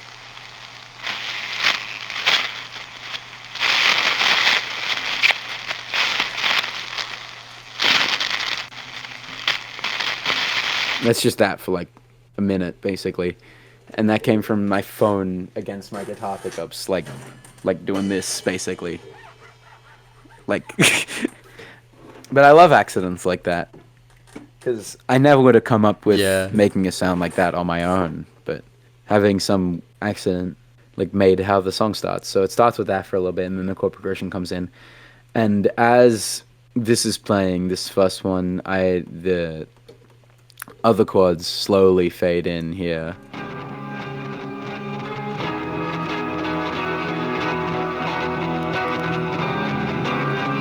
And there again with that reverse delay on it.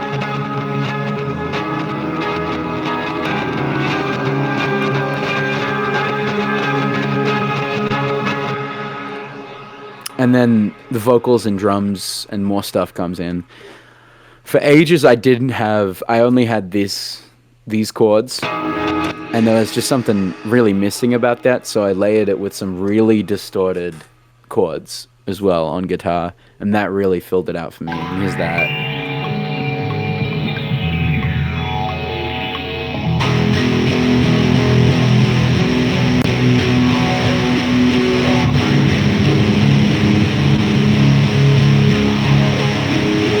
That really filled out the sound. And it's that Labs vintage drums again. But oh yeah, there's some interesting delay stuff I did here.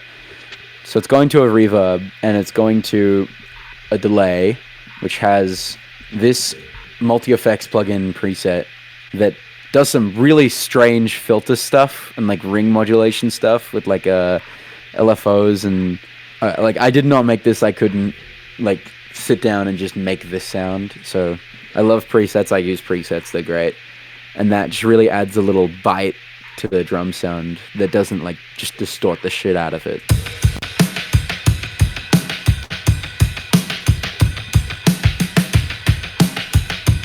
Yeah, it really sits well in the mix. And there's also the bass, I think. Yeah, the bass.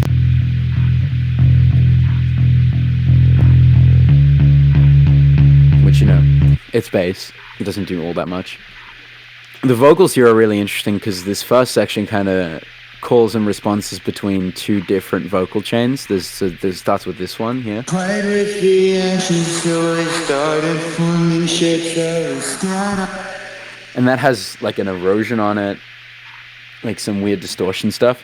And that goes into this vocal chain here, which I'll play the transition between them. Yeah. She saw me looking at the mask, me what's there that I'm afraid of. And that has none of the like high cut that's been on every other vocal chain here. None of that. And a really fast like tremolo auto pan. It goes between your ears like. And then it goes back to the other vocal chain, but with some harmonies this time. So. And I was standing next to somewhere that I knew I could not. I guess I couldn't sustain her. I turned to look, she was nowhere. I still remember she was. And the rest of the vocals here are that first vocal chain with the harmonies as well. I don't think there's a lot of moments in this song where there isn't some harmonies, apart from that first bit and this outro bit. But yeah, pretty much all the vocals in this song are like backed by some harmony. In this second half though, I did add this, again, the flute mellotron sound. Wait. Yep, it's a flute. The flute mellotron sound. And it's just playing this little eerie melody on top of everything here.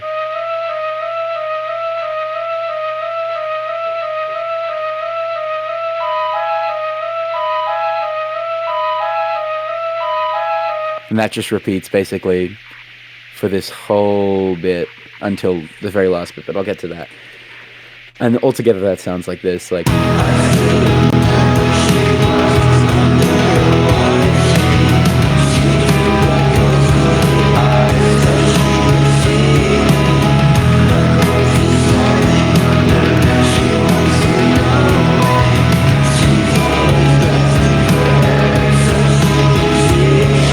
And then there's this, like, I guess a kind of chorus, although it doesn't happen again for the rest of the song.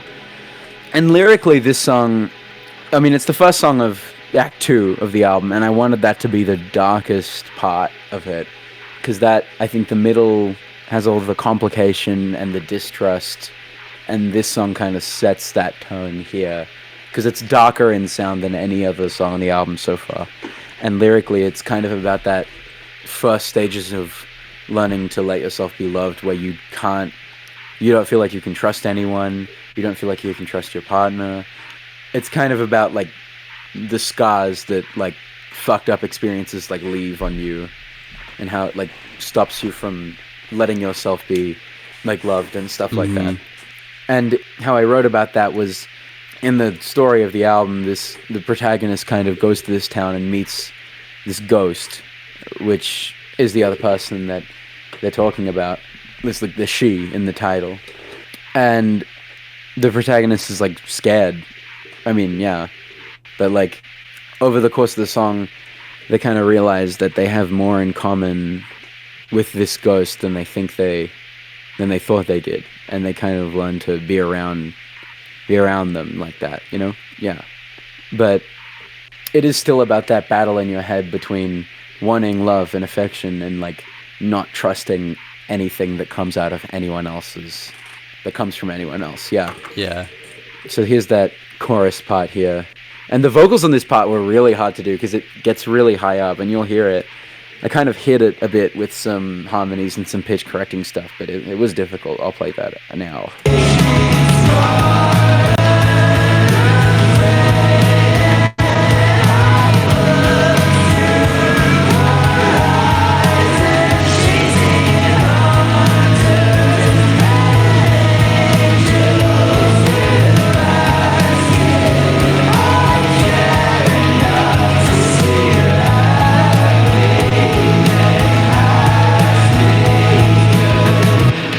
That like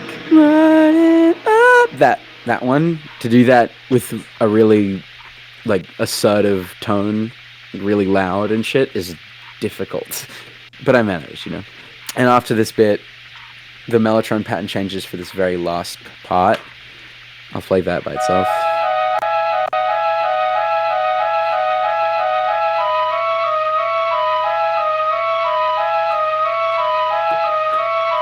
And it kind of goes into this break here where everything else cuts out and it's just guitar, bass, and vocals. And the guitar here goes.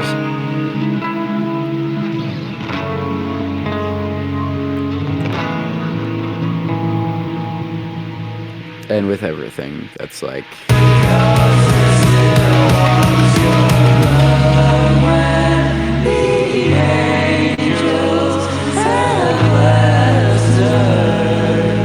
And then a distorted guitar.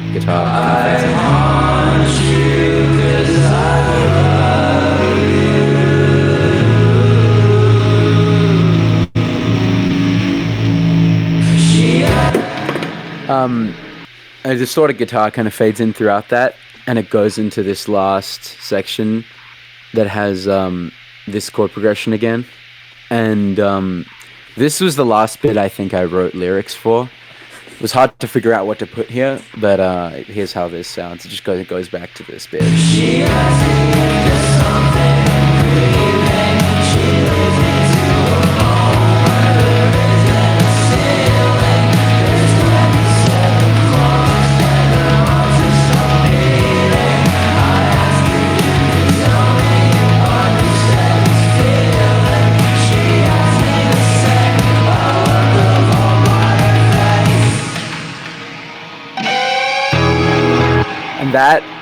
That screech there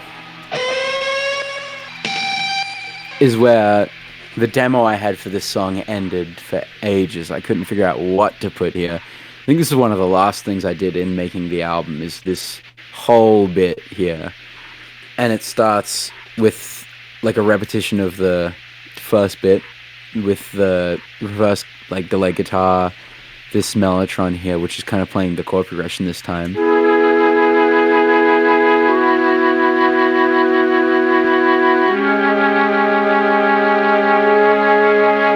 And just plays that for a while.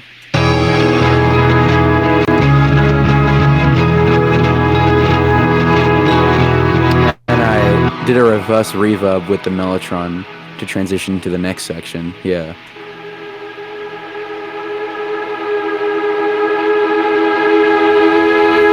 Where everything cuts out and it's just this chord progression on the mellotron.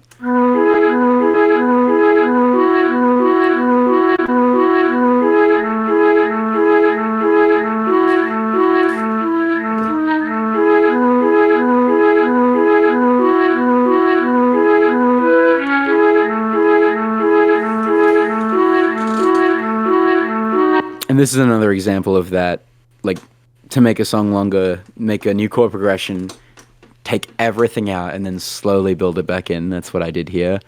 And it's also another one of those long build-up sections, like the first song on the album, where it's just kind of a chord progression and slowly builds and builds with more stuff and not as much vocals and more just, like, instrumental stuff. Although there is some vocals.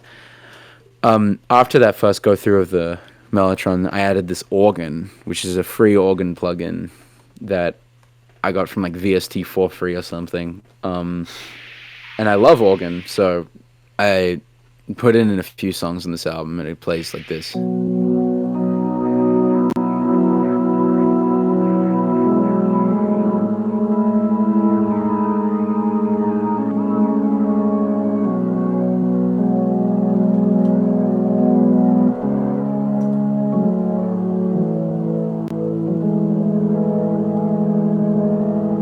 And over the track, it gets a lot more intense. As you can see here, it's doing stuff like... just kind of building on that original thing.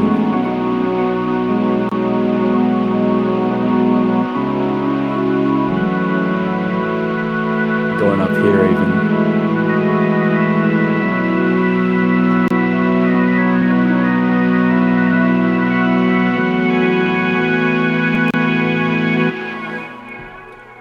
And there's vocals here as well, which is just a single track. There's like 4 lines, and then I just repeat the last line over and over again. And it comes in with the organ. Here's how that sounds. His sleep was lost and dazed.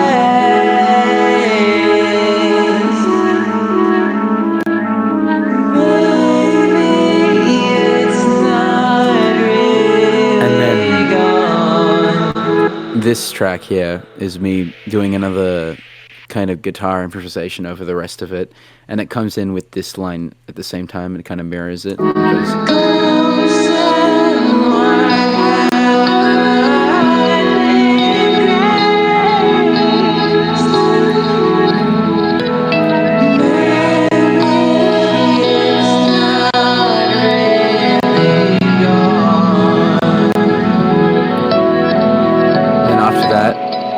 Guitars and drums come in. These here.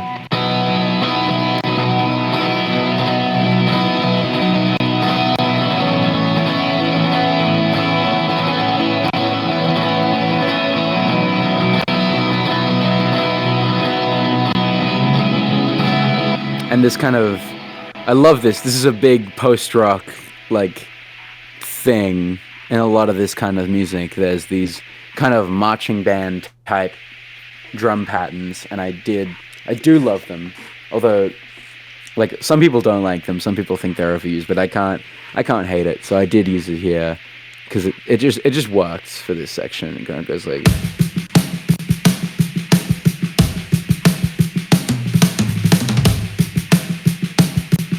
And I added some like fills and stuff. Again, you can really make VST drums sound like real drums if you just really lock in with the velocities and stuff, because, like,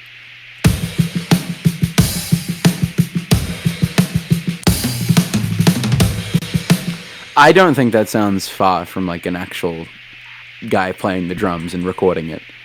Like, that's pretty good, honestly. And so this section kind of builds with me repeating that line over it, and the guitar slowly getting more distorted. And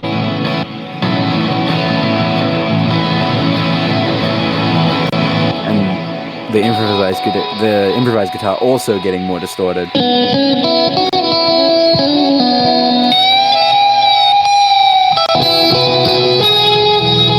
And kind of clipping a bit because I recorded it badly, but... And I switched the drums back to the drums from the other part of the song that have that interesting delay thing going on. And as it builds and builds,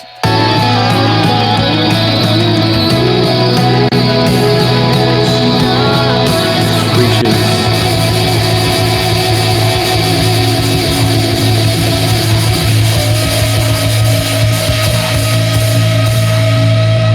the end there, where I just stretched out all the last chords of the guitar that were happening.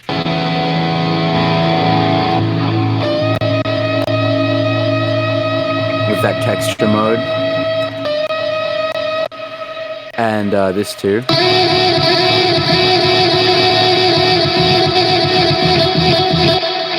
And kind of did like a Prince Let's Go Crazy ending here with the drums going like...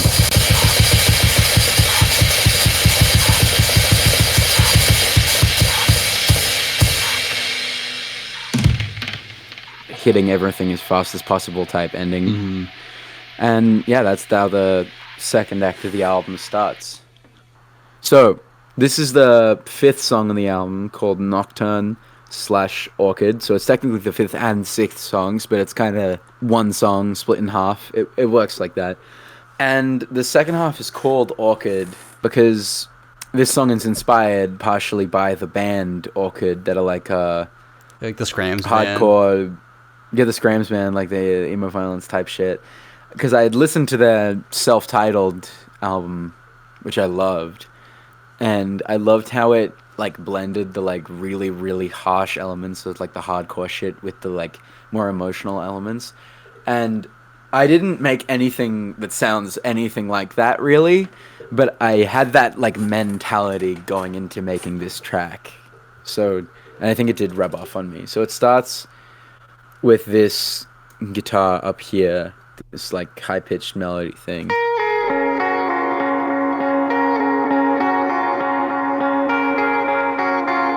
And just some vocals with no reverb or anything, a bit high-passed, just by themselves, and that together is the intro. I found a gravestone behind your house with the names obscured by fall. The snow had piled up on the grass. You were sinking in it.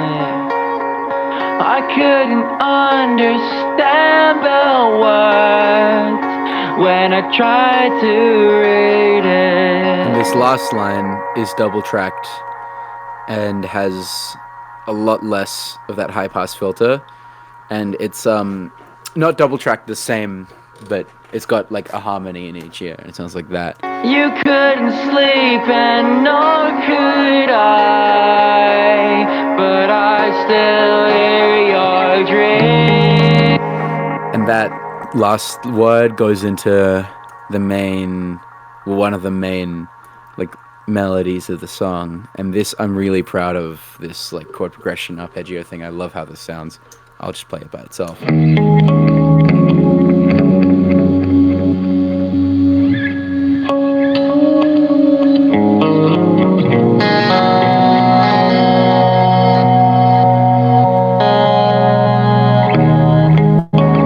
that just kind of repeats for a while with the melody on top of it.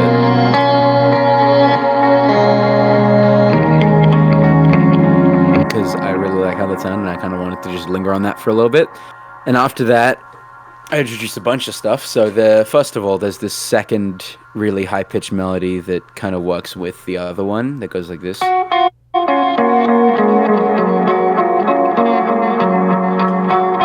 they work together, kind of.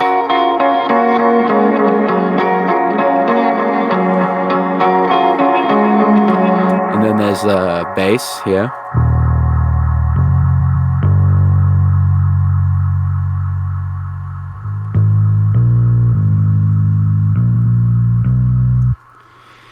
And this vocal, which is probably the most harsh the vocals get in this album. It's none of the high pass, a guitar amp, and a cabinet to give a really distorted sound. And I'll play it all together with the vocals.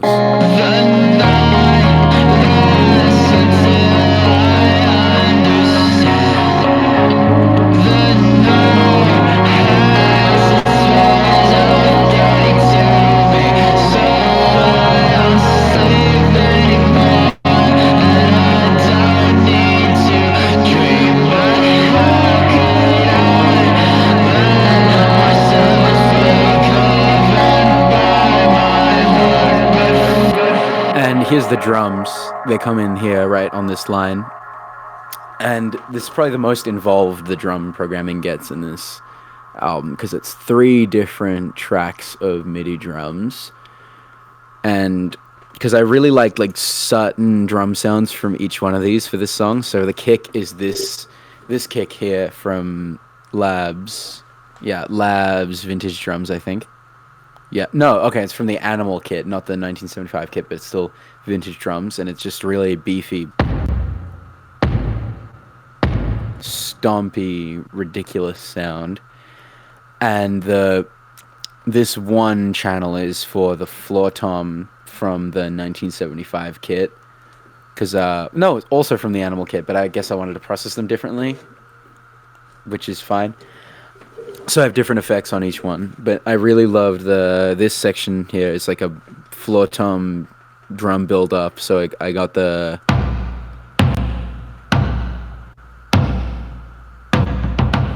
and together with the kick, it's like.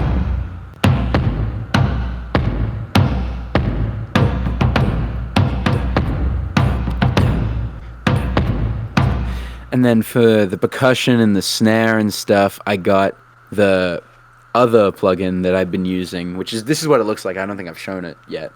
This is what that other drum plugin looks like on the brushes setting, and I've got some just weird sounds here. To fill out the top end for this build up, and then at the end everything comes together with the snare.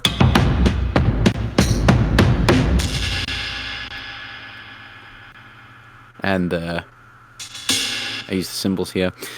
So this keeps building up. For the last line, I put some harmonies here, and it kind of leads into this next section with a distorted guitar, so I'll kind of play that.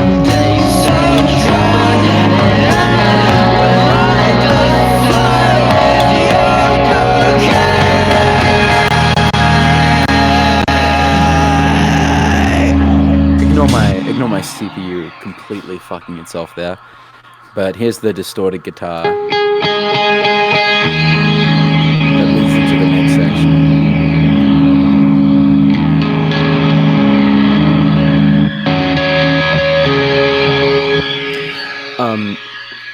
So I do want to touch on the lyrics here. I think lyrically this is the most dire, this is the darkest the album gets right here, the midpoint. That's what I wanted this song to be. And so lyrically this is the most paranoid, untrustworthy song on here. The first bit is talking a bit about how this person cannot let themselves give in to being loved, even if it's feels good, because they can't risk getting hurt like they've been hurt again. And the rest of the song is more about, it's more metaphorical than that for the rest of the song, because it's kind of about, it's a bit of a plot twist, but the main character has met this ghost, and they've started to realize that they're not so different from this ghost that they thought they were. And right at the midpoint of this song, before the switch from Nocturne to Orchid, this narrator realized that they've also been a ghost the whole time. And I know! Wow! And in my head, this means, for me, it's like the narrator thought that this other person was the one that was hurt and scarred from their past relationships and experiences, but they realized that they've also been in exactly the same situation, but they've been denying it for themselves the whole time, and they've been dead the whole time too, and that's why they were brought here. That's how I kind of reason with it. So this is where it gets really abrasive, and I'll start with the guitar here. It's this kind of chord progression riff melody, I guess. I guess you'd call it a riff because it's really distorted as fuck, so I am proud of this one as well. I do like this one here.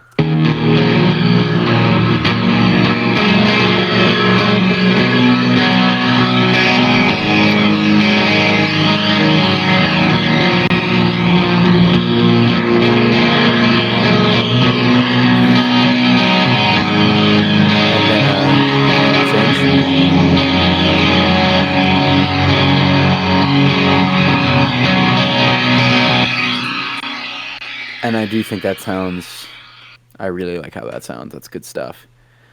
And that goes with the drums here, which are just really abrasive and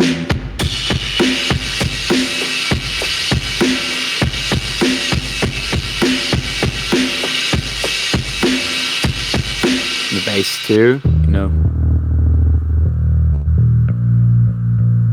It's bass. You know, it doesn't really, you know, yeah. And the vocals here, I had the hardest time figuring out how I wanted them to sound because they're really hard to nail. But I landed on this kind of distorted, phased sound here with different melodies in each ear. It sounds like this.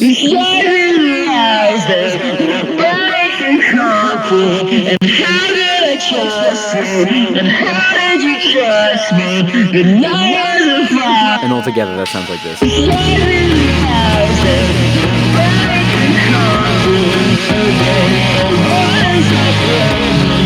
And then there's a switch up here with the chord switch up where the vocals go to a single track, and it's this really, again, distorted sound like the start with a really fast auto pan on it. It sounds like this.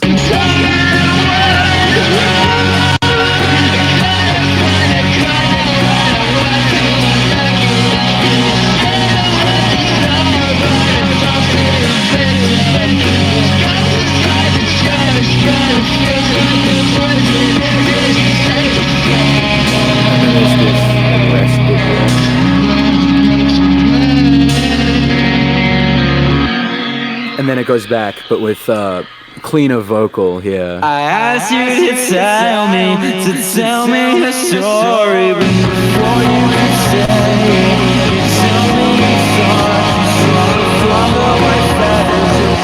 And this, in this section, I bring in the high-pitched melodies again for some more air and space.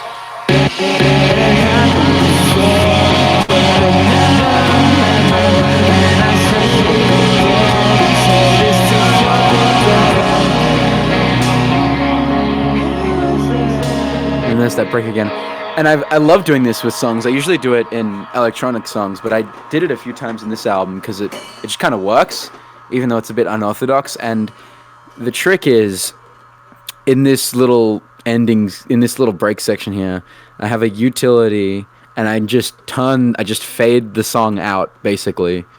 I'll go to the channel. Yeah, see, I fade the song out by like 13 decibels and bring it all back in, and then when it comes in, it just sounds massive again. It really brings more impact to it than if I didn't do that. And I'll play that, and after this section, it transitions back into the section from before, the distorted stuff, and just so you know what's happening. So I'll play that transition back.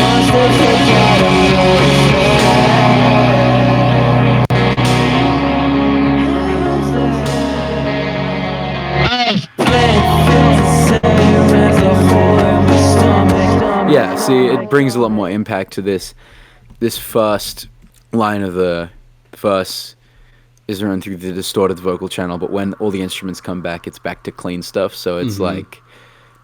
It feels the same as a hole in my stomach. It's the absence of something. I fall back, stone things red. Yeah. And this is kind of the same section instrumentally as that first bit. Like the ground where I lie. There's these harmonies here. Ground where I lie. But they're not really harmonies, they kind of just double the melody in the main vocal. Where I lie. But they just add a bit more emphasis to that one line. Like the ground where I lie. But there are harmonies right here, which I do love, and I'll play them.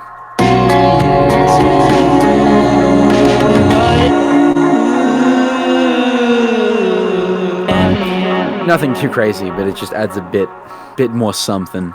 Again, this section is kind of more to bring the song back down from the distorted bit so it can change into the next half of the song, which I'll go into soon. And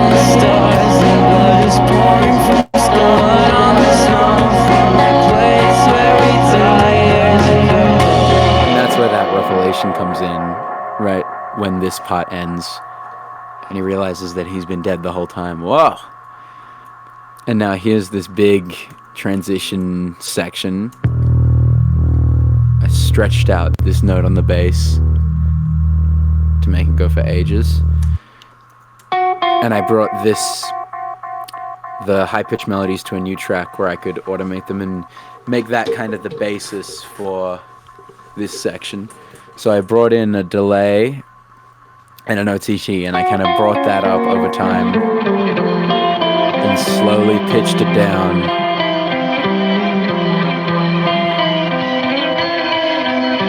And then that builds up and builds up, and this text-to-speech voice comes in, which is totally something I ripped from Census Designated, honestly.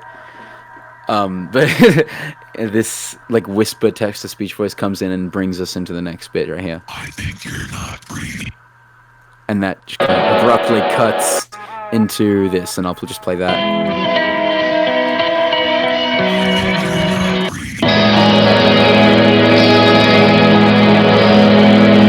And so this drone bit is made. I had a really interesting idea, which was to take the first pieces from the first half, like sample the stems from the first half, and use that to build out the second half. So, with that in mind, the main drone noise is samples from the clean guitar from the first half, and it sounds like this here.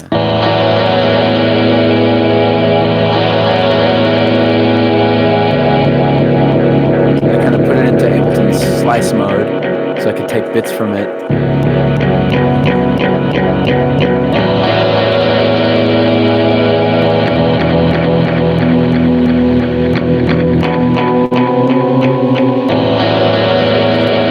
That's kind of the main basis of the second half of the track.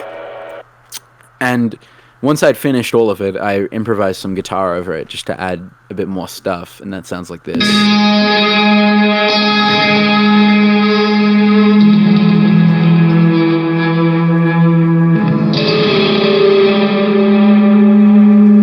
And I think there it's interesting because it's like half melodic and half just like haunting noises, which I love.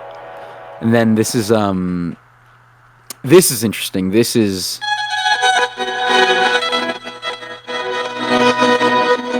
as you can see, there's a lot of effects on this. So I'll go through it without the effects. It's just one of the layers of high-pitched guitar from the start, stretched to like half speed and pitched up like an octave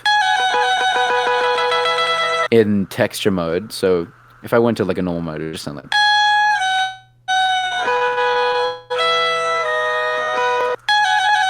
But in this warp mode, it sounds a bit strange.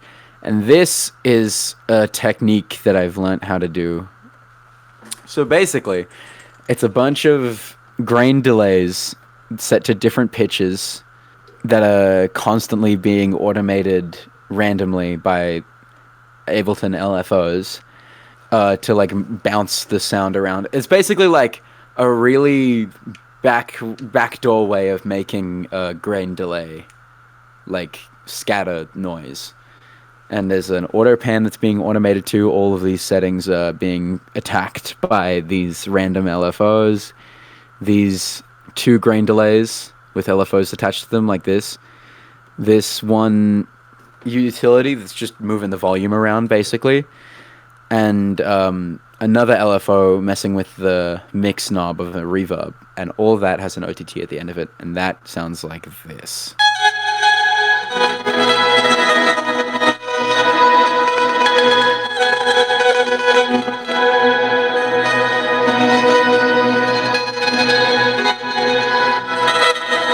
And it just makes a really nice texture in the background of all of this stuff.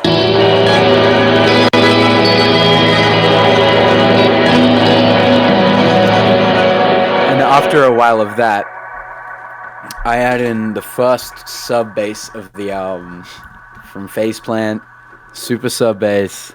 This is the GOAT plugin for. This is just like, you never need any other wavetable synth if you have Faceplant. It can do fucking everything. But I used this sub bass and filtered it out, and it just It's a sub bass. It does what it needs to do, and it really adds a low end to this bit. Oh yeah.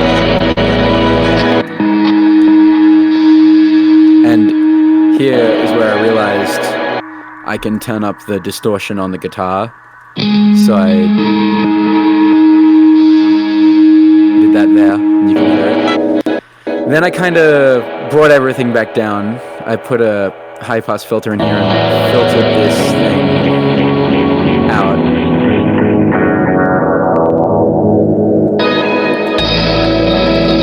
And so here is this kind of quiet section. I didn't want this to just be 7 minutes of the same thing over and over again. It needs to have like dynamics and stuff. So I made a little quiet section here and introduced another organ, which again, good stuff. It's a very Sigur Rós. Especially on the Sigur Rós, like the Bracket album, they use organs so much throughout that, and I just always loved it. So I have this organ pattern that slowly over the song gets more intense and higher up, and you can hear it more, but it starts off as just this right here.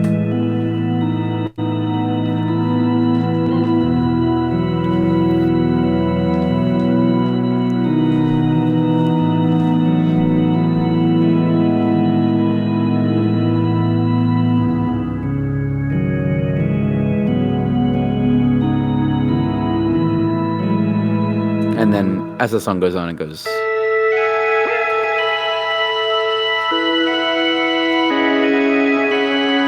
It's doing stuff way higher pitched than it was at the start, but I slowly bring everything back in. I bring this back in, but not yet.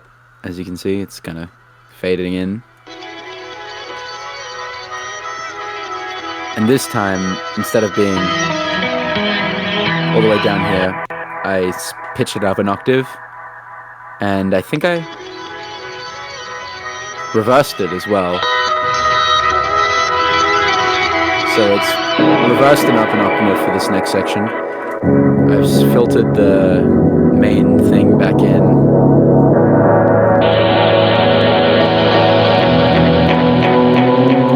And this kind of hangs out on this for a while. It's kind of big. Final thing. And for the outro, I kind of wanted to fade into some chaos, so I slowly pitched these down as low as they could go, really. And it gets worse and worse. And then on the guitar, when this started happening, I just started freaking out and doing stuff. So this sounds like this. And I chopped up this vocal here and slowly filtered it back in. I think you're not breathing.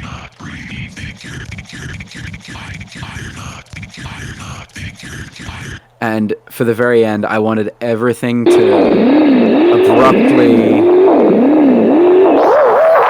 cut back out and for it to just be the vocal. So as you can hear, over the course of this outro thing, all of the delays are making wacky fucking noises and slowly getting more and more intense. And I just cut them all off as soon as it ended, and it's just the vocal, and I'll play that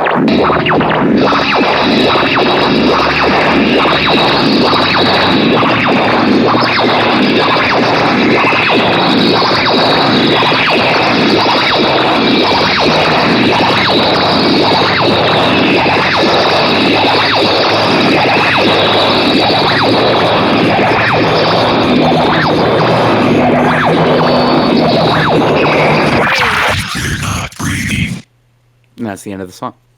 That kind of reminds me of, like, you know when you, like, beat Bowser on Super Mario World? Yeah. I feel like the sound that makes is, like, kind of what that reminds me of. I get that. I can see that. That's valid. Mm-hmm. Yeah. The next song is the single from the album. It's called Graveyard. And the single version is a lot shorter than the album version. But we'll get to that when we get to the end of Graveyard. It starts with those harmonic sounds, like the fake steel guitar things, and I think they work the best that they did in the album in this song. It's just, I don't know how, but this time I really did it good. So it just starts off with those swelling into the song, basically, like this. And then they keep going. And yeah, the intro has these chords with guitar and a count in as well.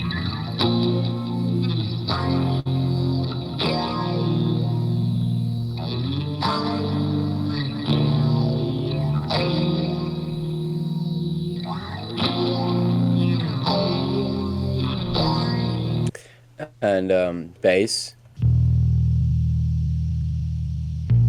And it's bass. And this lead thing here.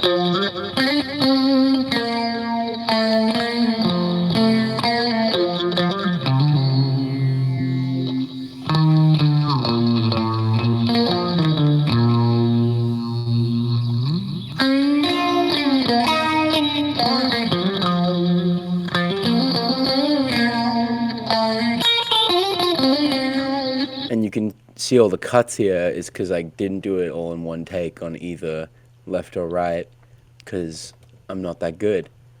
And this song actually is one of the first. I think this is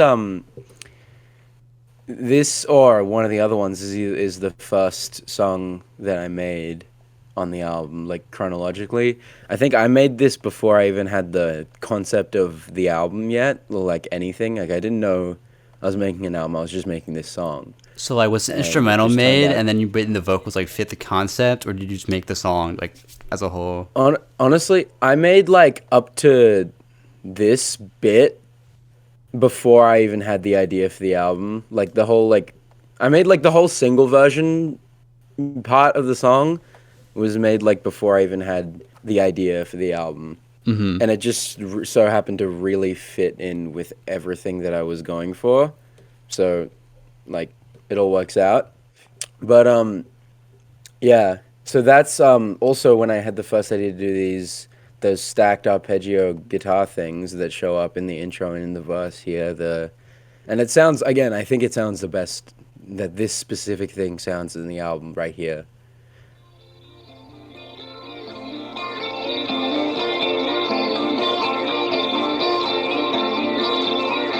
Yeah, and again, that's just 4 layers of guitar.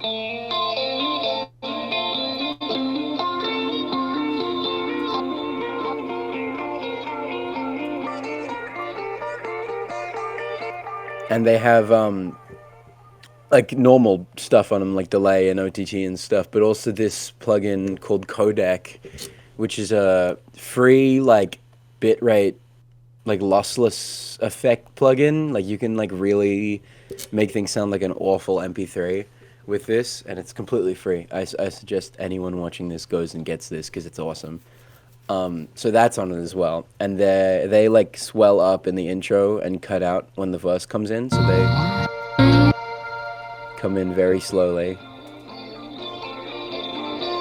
and then when the verse goes, they get out of there.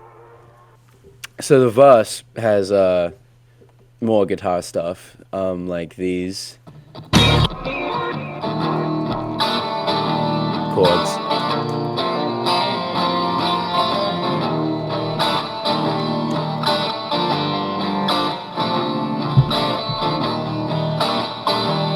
And a more aggressive, more involved bass line.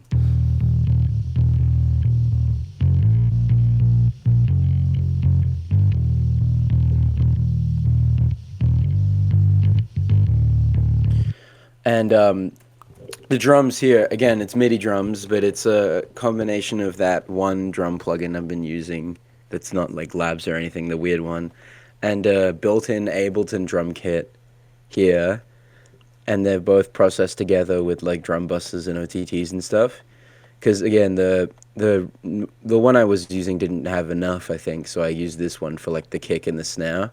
Yeah, and that sounds like this. There's a yeah.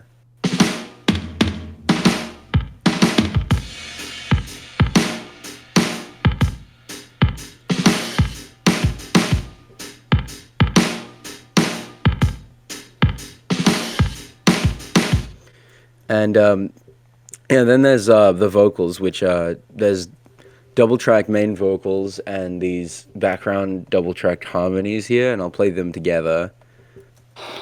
Walk 3 blocks down from the city to sit and look up at your graveyard stone arches. All of the crows gathered round us like moths to a flame, singing funeral marches.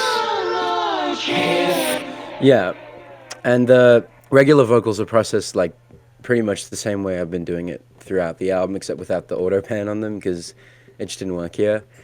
And these have like that codec plugin on them as well, and pretty fairly substantial bandpass EQ on them as well, so it makes them sound a bit like radio-y and far away. Yeah, and the second half of the verse, these come back again. These are here, and the howling guitar harmony things come back again as well, and the drums get a bit more like intense. There's a switch from the hi-hat over here to like a ride cymbal.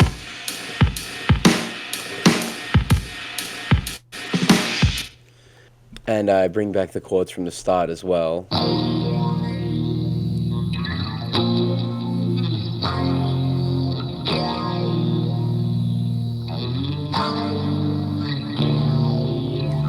And just to like build tension here.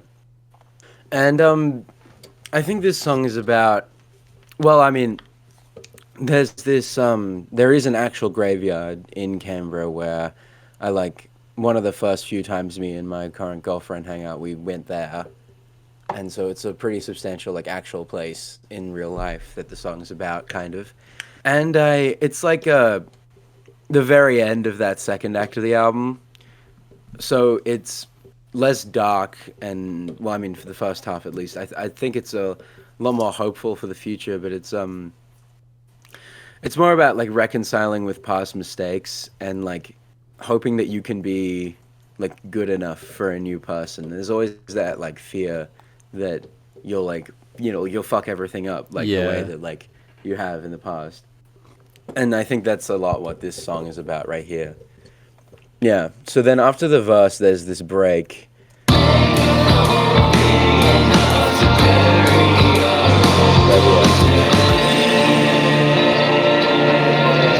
With a new chord progression. Half of those arpeggios here, the howling stuff. I call it that because when I first played this song for Dom, the other guy in Stereocenter, like ages ago, he was like, "Is that like a wolf? What'd you do?" And I was like, "Okay, yeah. I mean that works for what the song, like the atmosphere and stuff." So yeah, and they kind of do sound a bit like howling winds or something. Anyway, this break, the really interesting part of it is this thing here, which I'll play.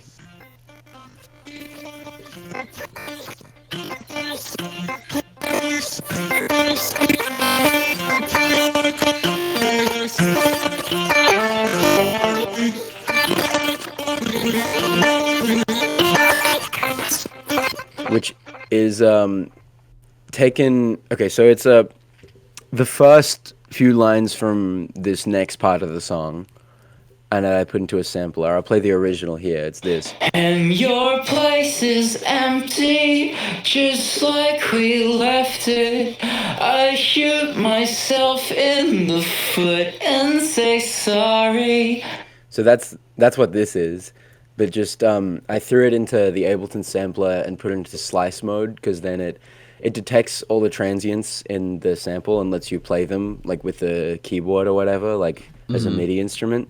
That's what this is. This is me just spamming notes on my like actual computer keyboard to like find something like good and random and fucked up. And I layered it with a copy of itself that's an octave up. So there's one that's 12 semitones up and one that's normal.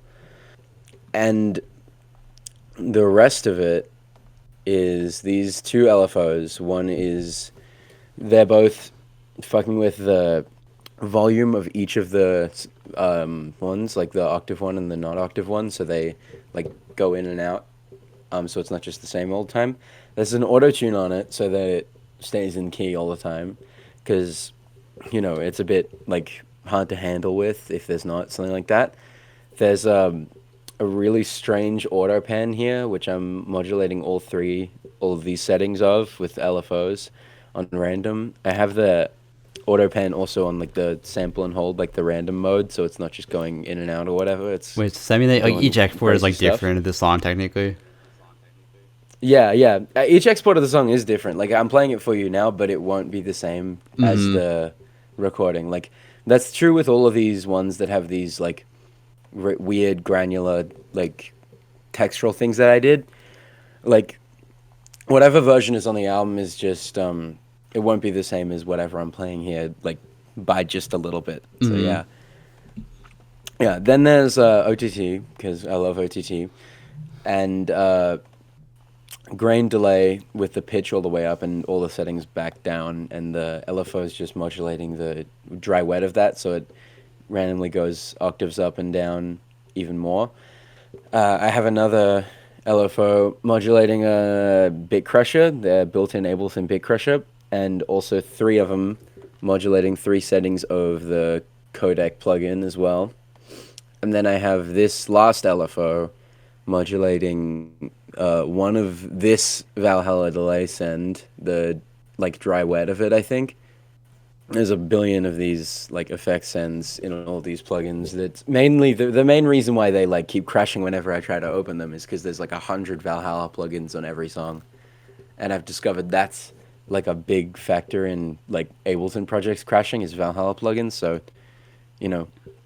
use them at your own risk, but they sound really good. Then there's okay, so after that section. And your place is empty.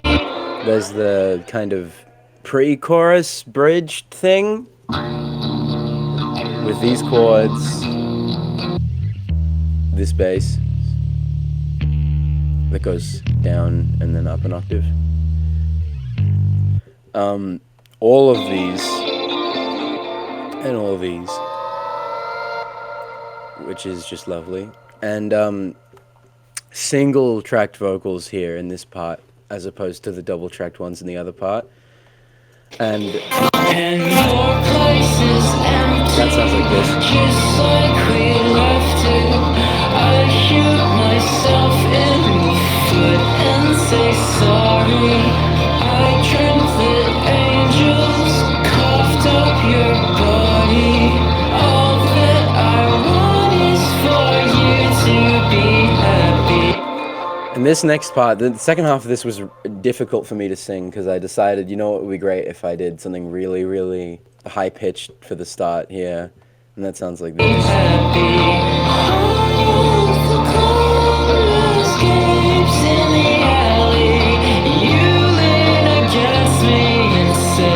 Just remember me. I never want you to fade from my memory. Look at the moon, I can tell you look down at me. And all of the little cuts you see in the recording when I pitch corrected separate individual notes so it sounded better. So, there's no auto-tune, but I did a lot of that, especially for the more intensive lines here. Yeah. And the lyrics imply like a bit of a time gap between these, the verse, which is kind of describing an interaction at the graveyard, and this, which starts with your place, which is the graveyard, is empty, like we left it, presumably in the first half there. But yeah, these I think describe a lot of like self-sabotage, like, tendencies you don't do on purpose, but you do when you've been in like bad relationships, is you kind of accidentally fuck up things on purpose. And it sounds dumb, like you'd think just like don't do that, but it's not. It's pretty easy to do that without noticing that you're doing that. Hold on, let me just... I dreamt that angels coughed up your body. Yeah.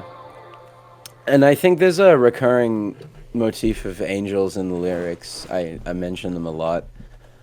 And I never really worked out entirely what they meant, but I like them as some kind of unknowable, like, omnipotent force that might not be entirely good or evil. Mm-hmm. But I definitely imply them to be sinister at some points in the lyrics. Like there.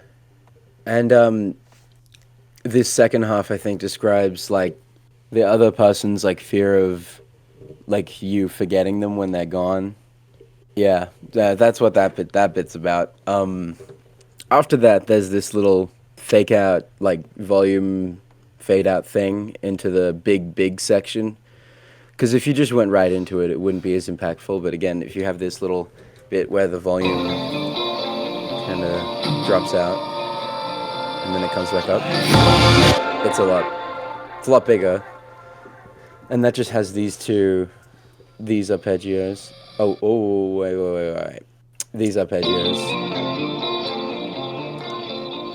And these fading slowly up. And I turn these the fuck up because I wanted them to be loud even though the volume's turning down.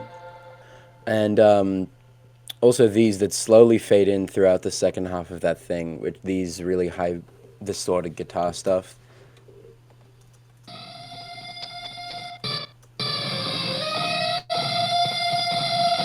These. And they also slowly fade in. And a bit stretched out, and they come back in that hard section. And then there's the, like, creep Radiohead thing that's on both of those. There isn't a specific reason, I just decided to put it in there. I think it works. I mean, a lot of music production decisions, for me at least, are kind of just like, I'll try something, and if it sounds good, I'll keep it. And this just happened to sound good and work, and it kind of foreshadows big distorted guitars coming. And then they do come. And then it all cuts out for one line of one word of the vocals, and then everything comes back in. And when it does, there's big distorted guitar.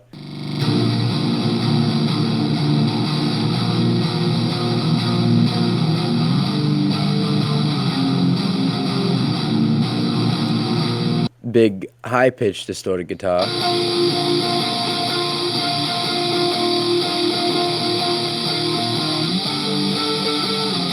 This thing is back. Bass.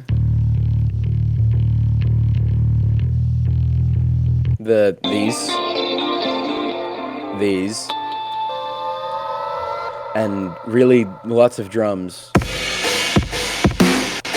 I'm layering like 2 cymbals on this one, and a cymbal on this one, and 2 snares.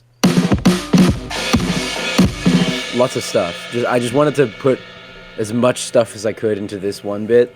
So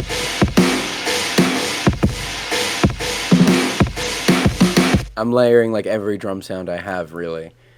And then there's big crowd vocals. There's 4 layers of vocals here. So there's these 2, which I promised to run back, but I couldn't keep it. one in each ear, and they're the same melody. And these are harmonies, one in each ear, if I remember correctly. I promised to run back, but I couldn't keep it. And towards the end, I kind of like lose the melody a bit and just start yelling, but it kind of works for this bit.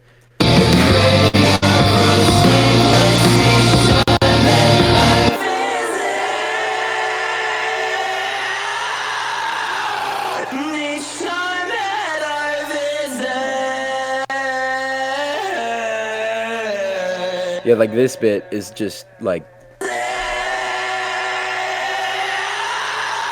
fun screaming that I stretched out to make it sound a bit more fucked up.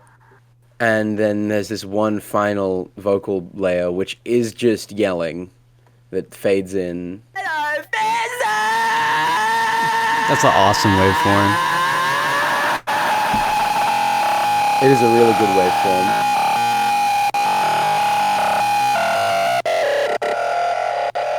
And I stretched out this scream for a while with the tones thing, and it just adds that really fucked up texture that I really want in the second half here.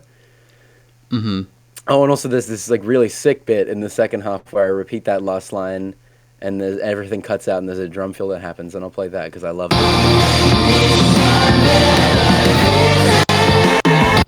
my CPU's fucking itself, absolutely. Hold on, let me do that again after I... Wow, okay, so I'll just play it again and hope that it works better this time.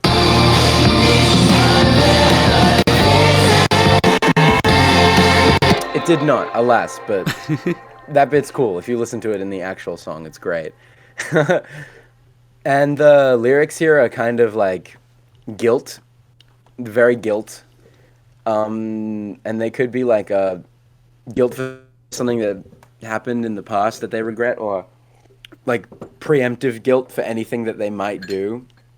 It's like they don't like trust themselves to be a good person. Like that's kind of what this is about. And this bit here, I'm proud of this lyric because I had to look something up for it. Amygdala floods with your blood when you speak it. Because the amygdala is the part of the brain that stores like memories and stuff.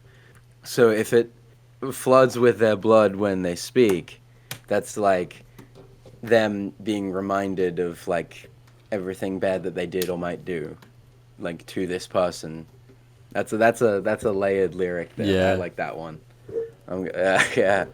So this scream continues into like the next section using this. It has a lot of shit on it, but it also has this very last send here, which is a delay that I automated the feedback to turn all the way up, because in Ableton Echo, you can turn the feedback up to 150, and that really makes some fucked up shit happen. So I'll play that.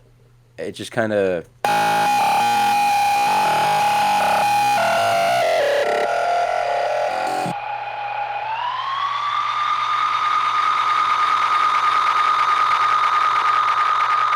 That just kind of leaves a feedback that keeps going when it fades out into the next section. And that kind of creates a little bridge between the really angry, fucked up section and this next bit, which is kind of where the single version ends. It's kind of just like plays this as an instrumental for a bit and then fades out. But this next section starts with this guitar here.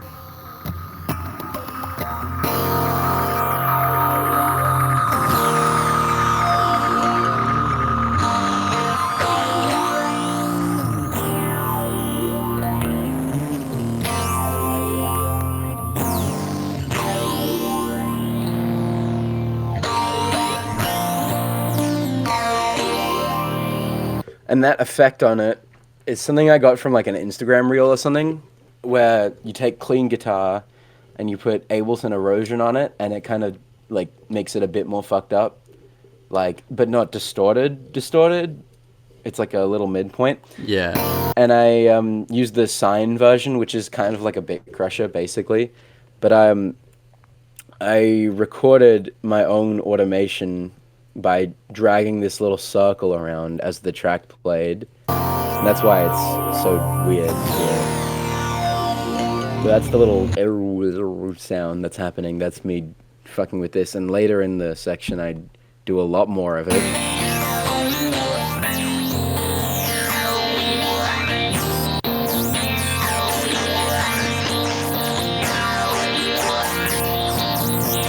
Yeah. And that's how I got that sound. And I do really like that sound. Then there's also bass, but like a lot less than there was before. Just kind of like that. All of these, again, they kind of stay throughout most of the song, and these two. Like, they're just really good background textures to have. And this next section has like a kind of gang vocals effect to it. And yeah, it is just 4 layers until there's more layers, but most of it is 4 layers of vocals. Vultures start to swarm in the snow. Over to graves in the grove. And these. Vultures start to swarm in the snow. Over to graves in the grove. And that layered with everything, and the chords getting more intense here.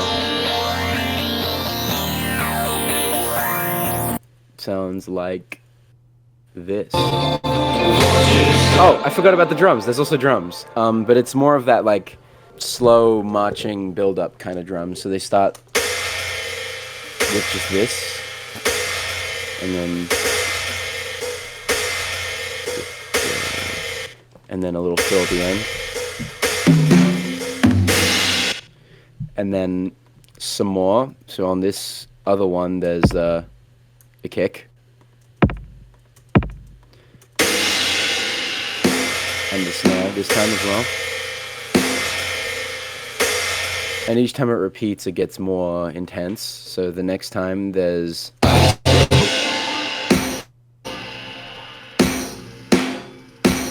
snare and this thing, which I like. It's like a little tambourine stomp. And in the other one there's this little, because that thing goes into the snare on the other drum thing and makes it sound like a yeah. And as it goes on, it gets more intense.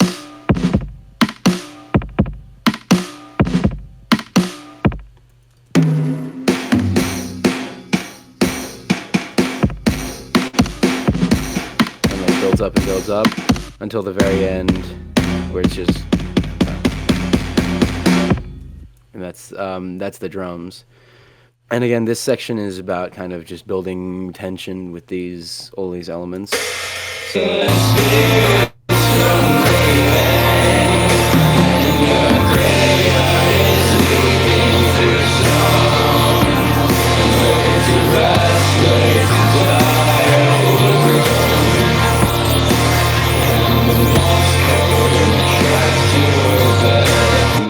the extra later.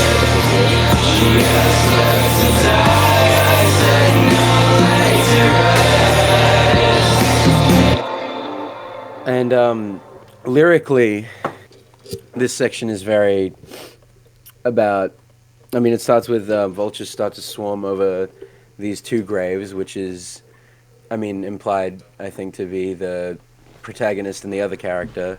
Because, you know, in the last track they discovered that they're both actually dead. Whoa. Guarding the spirits from leaving. And the angels here are shown to, like, yeah, guarding the spirits from leaving, which is, I guess, like, kind of, in a way, forcing them to confront each other. Again, they're never really wholly good or bad, the angels in the album. I don't know, it's, yeah. Graveyard is sleeping too strong.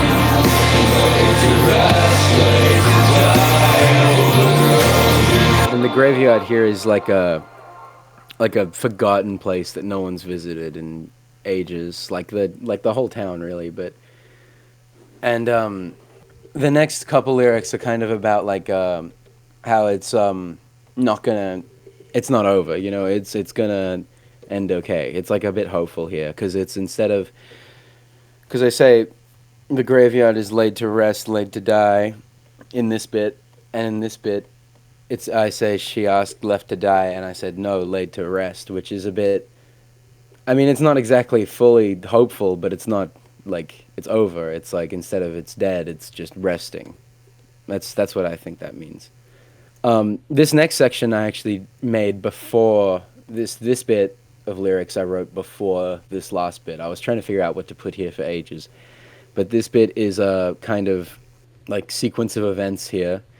and it's just 2 layers of gang vocals and this spoken word bit. Technically, it's layered under it, which has this really cool multipass with a bunch of ring mods on it. It makes it really fucked up sounding. And your eyes open wide, start to knock at the coffin. And it's a bit cringe when it's by itself, but in the context of the song, it's great. And your eyes open wide, start to knock at the coffin. Frantic image, you claw your way through 6 feet of glass. You don't dare breathe, just hope that you're close. And this whole bit is a kind of a sequence of events from the perspective of the other character, about them waking up like in a coffin and frantically trying to escape, basically, and then coming out the other side to see that the main character is like holding the shovel as if they buried them. And that's, I don't think that's like literally what's happening. I think it's more of a metaphorical worst case scenario where they've clawed their way through all of their own problems and things that they needed to heal from, only to discover that like this main character is like only there to harm them as well. Yeah. You know? And at the end of this section, this is kind of where the graveyard ends. But there's definitely more to the track. So, oh man.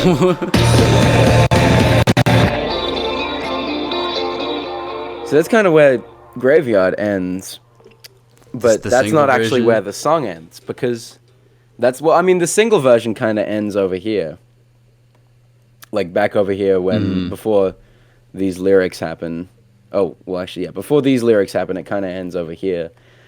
But the album version goes on for even longer than that, because there's a hidden track in the album version that I transition between the two of them in that master project file. So you're going to hear that later. But for now, I'll go through that other track, and it's really simple. It's kind of like the least... It is just a really short song, this hidden track called Hospital. It's not on the track list or anything because it's inside this song. But it is probably the simplest song on the project. This is just the exported version. Is the reason that you didn't make a split song like Nocturne or Orchid? Like with the title? I think it's not, because I don't think it's... With Nocturne and Orchid, I think there's two definitely, like... They're kind of a lot more separate than to each other. It's like two halves that make up that one song, but they're both like separate bits. Mm-hmm. Whereas in this, I feel like this hidden song, this fragment of a hidden song kind of ends Graveyard as best as it could, like better than if it just ended there. And so it feels like just like one whole song that just happens to have like two segments in it, you know? And it also goes again to that like Godspeed You Black Emperor influence, and if we go further back, like this band Cloud Dead, their first album, their self-titled album, has a bunch of songs that contain a bunch of little song fragments, and I've always been inspired by that. I love that. And Godspeed, they like to put like 5 like 3-minute songs in one 20-minute song. And this is like a mini version of that, where it transitions between the two songs in like a hidden track kind of way, but it's still part of the same song. And this song in particular is pretty inspired by the last couple tracks on the Curtains' album, Florence Fields, that are very like just vocals and guitar and nothing else really. And I really like how those sounded, so I made this shortly after I heard that. And it starts with just this guitar, which also has that erosion thing on it.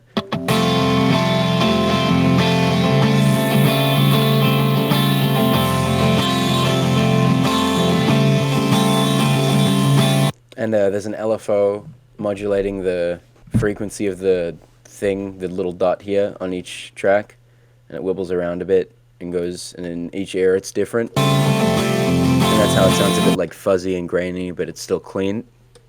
And after that guitar, some vocals come in here. And I hate this feeling that I get, that look in your when I say not yet. Cause you are the perfect part of me, and I can be that. And after that, these things come in.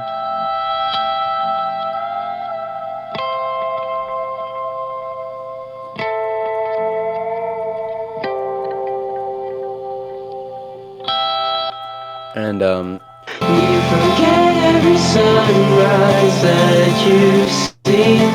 It's like I turn to stone when you fall asleep. You'll be dreaming of some other hospital. and that fade out thing happens here. I just automated the volume of the track quickly and the vocals a little bit, and these a little bit too, so it could come back here and the chords change.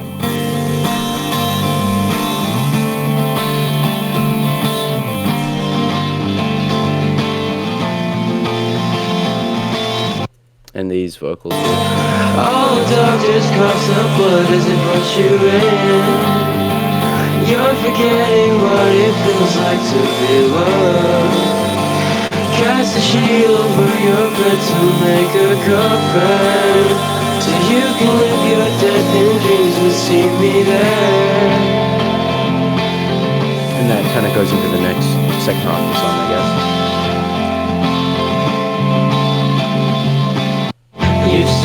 And there's that little fade in and out thing, which I did with the utility on the master channel, which cuts out and then fades back in quickly.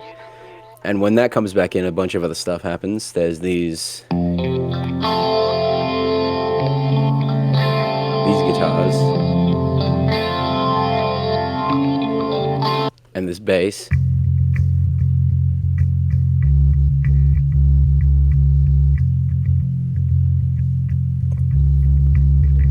And that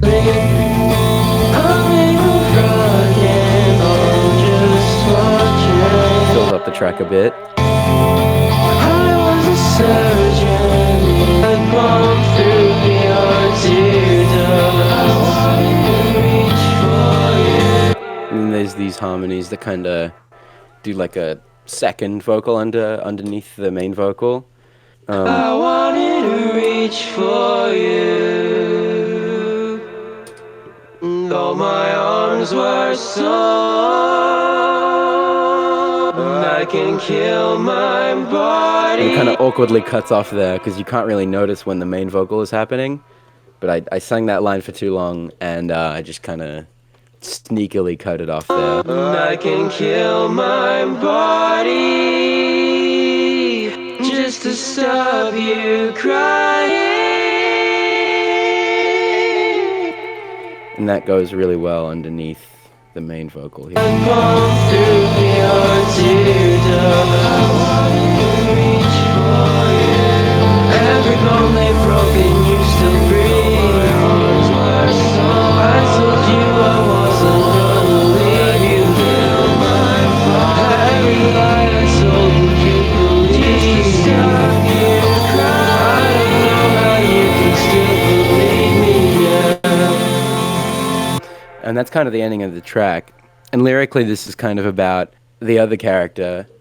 And it's about like how they've gone through all of these like awful experiences, and they kind of don't like believe that they can have something good anymore, you know?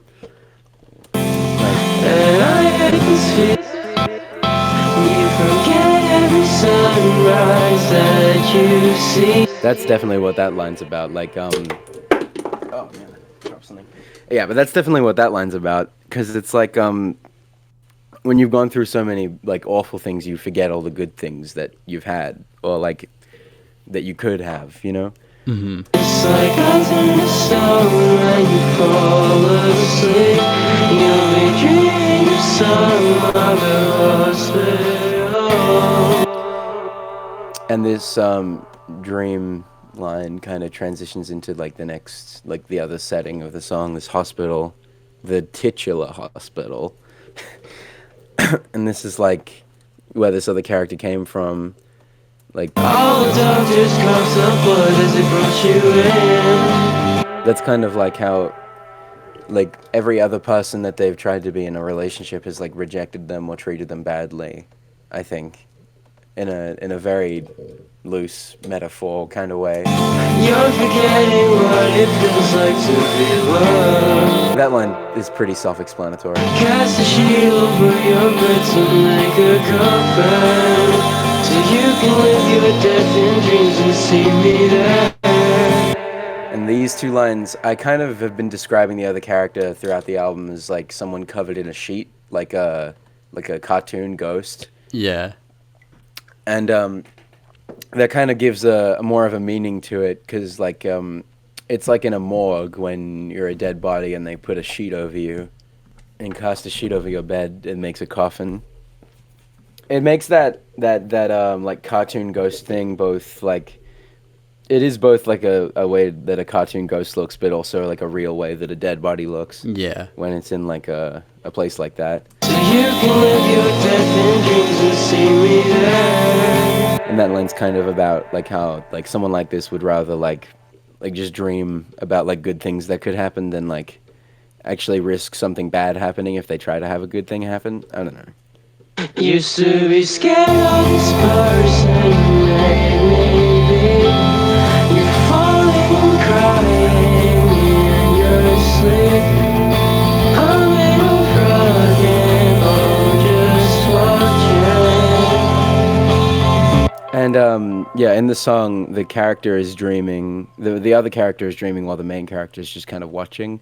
And they say they're made of stone, kind of like an angel statue in a graveyard, and also because they don't feel like they can help in any way. I was a surgeon in your dream.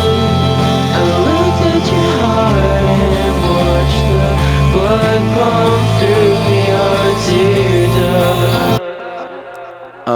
Yeah, and these two lines, it goes back to their dream where like the main character is like another one of the doctors, and they're trying to, in my head, they're trying to like figure out, like the doctors in the hospital are trying to figure out like anything that they can do for the other character, and nothing's like really worked. And the other character's like crying blood, which is a kind of just a bit of imagery, but also it's like, if you look at it in like a metaphorical way, like their heart, like a heart, not in like an actual sense, like a thing that pumps blood through your body, but like like love and emotion is like pumping the blood through their like tears. So that's not good, you know. You hate to see it. Mm-hmm.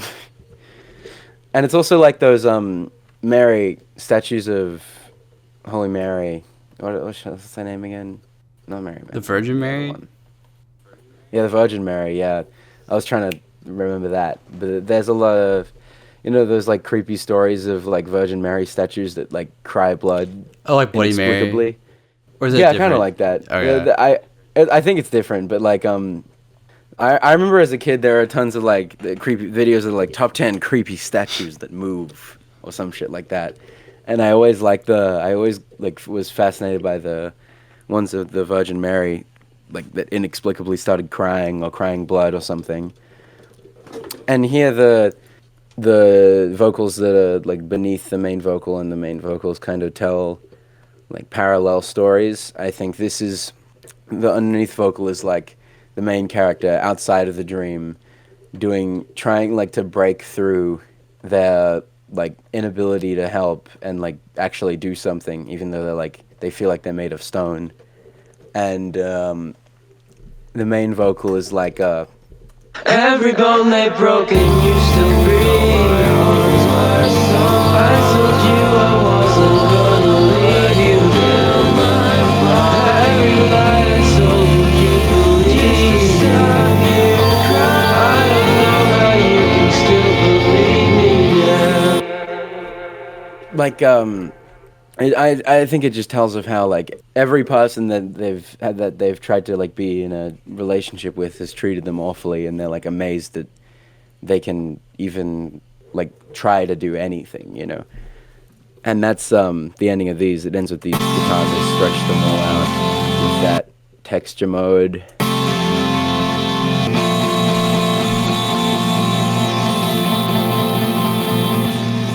kind of fades out here, but in the master project file it ends differently, and I'll show you that later.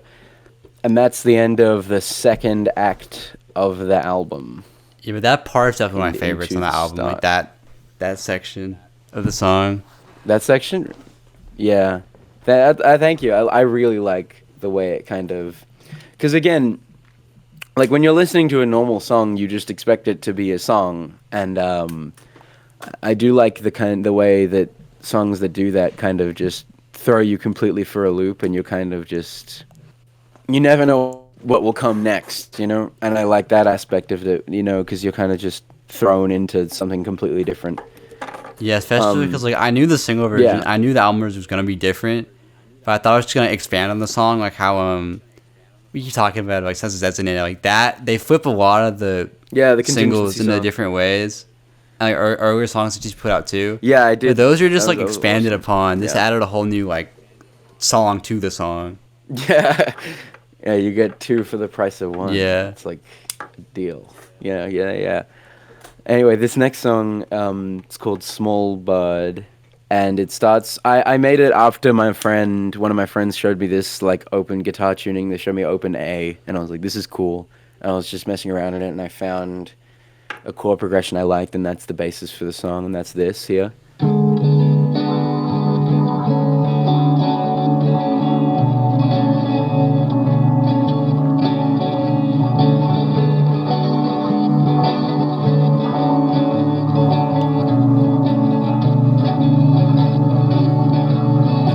And that has the delay that you're hearing.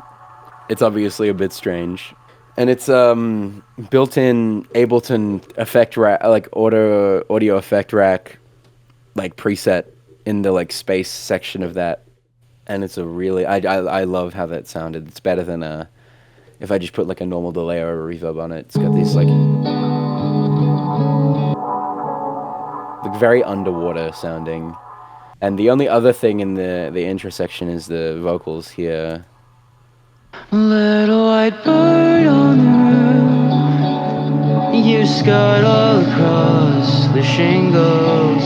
Your black eyes show me the truth. In your wings, can you feel yourself flying, tripping and falling down? Drop dead in the cold winter without. Did you ever reach the ground?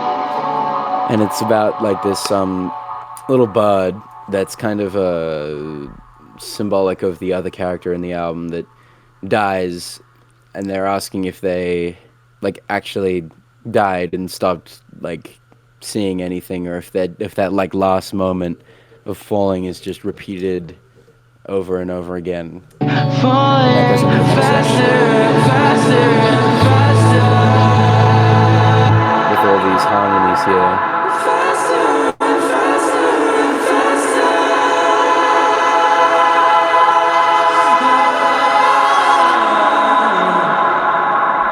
And that has this huge delay on it, which the feedback of the delay goes from about 100, which is already a lot. But when everything kicks in, I really wanted to make this song in particular. I think a lot of it is very grouper inspired. I love AIA, Alien Observer. That album is really, really influential for me. And it just has this way of creating these like thick, hazy drone atmospheres that they're never like overwhelming or overpowering, but it's not like a wall of sound, but it's still like it's like a thick fog of sound. Mm-hmm. And I wanted to do my best to try that for the like chorus section of this song. So there's a lot of long reverbs and delays here, like this one.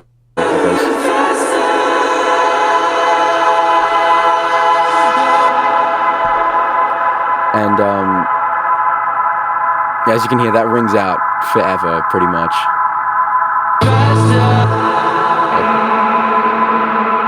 There's also that one here. Falling faster and faster and faster. Yeah, so as you can hear, there's a lot of stuff going on. Jeez, that reverb. I'll go back there because it's automated to turn on when I go there. But as you can hear, there's a lot of stuff going on that I'll go through in a second. But it's not like an overpowering, loud, fuzzy, distorted thing. It's just like a soft drone. So I'm turning that off for a second because it's a bit much. So all the layers in this, there's these vocals, there's this labs here. That's this like pad basically. Oh, I'll wait for it to load so I can show exactly what it is. Oh, it's actually not a pad. I just can't hear it because I have one headphone out. It's some brass in this tape orchestra thing. It kind of does sound like a pad. It works the same. This tape orchestra like pack is amazing though. It's great. That has an OTT on it. Love it. And this is some woodwinds. Lovely sound. And they're kind of panned in each ear. So that's why I couldn't hear this one, because it's all in this ear. Then I have that headphone off so I can hear myself. I'll go through the piano in a bit. There's a really distorted bass through labs. This guitar, which I think is running through, it's running through the fourth one of these sends. And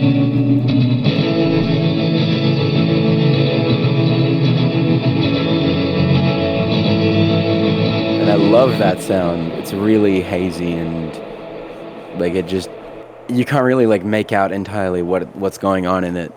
I mean, when I play it by myself, you can, but that's what I love about this section. When it's all together, you really can't entirely pick out individual sounds, and that's a great thing for me. I like that. And there's, of course, these things again.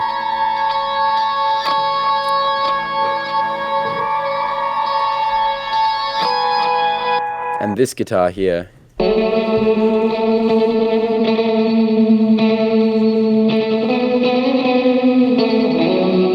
That plays the melody.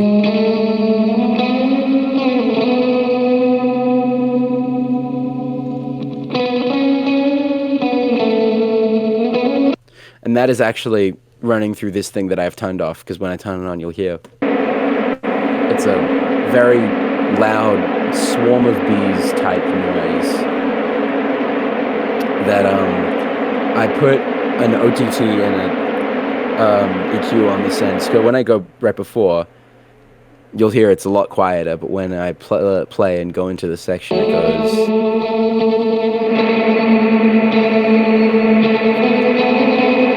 It gets a lot bigger. And that's really where most of the... Whoa, what the fuck is that? Hold on. Where is that coming from? Oh, it's here.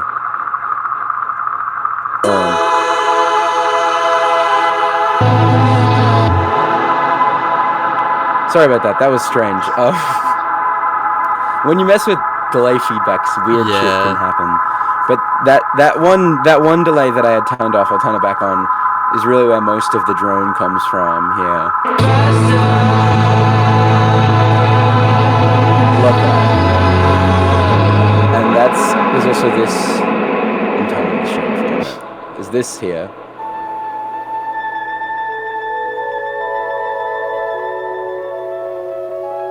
Which is a lovely little lab sound. It's just called Sustain. It's in the guitar harmonics pack. I think it's like one tiny section of a guitar harmonic just like looped so you can play it as a keyboard. And I love that sound. It's really great. Then halfway through this piano comes in here. That has the EFX fragments on it.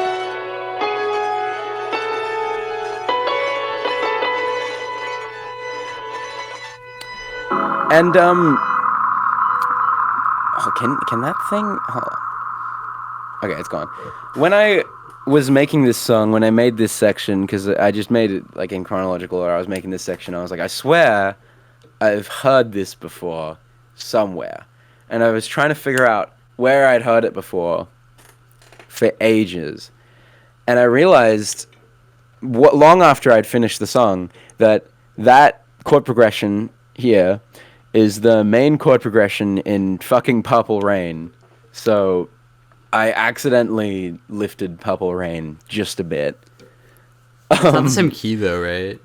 I think it actually might. I mean, it might be. I'm not sure. I'm not sure, but it's the same chord progression, and it's the same like the boom boom boom.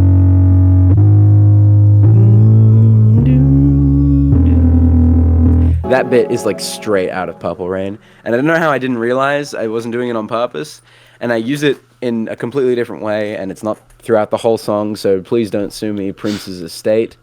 But yeah, that's a little funny tidbit because I was trying to figure out where that was from for ages, but I did it. So here's the piano with the rest of it.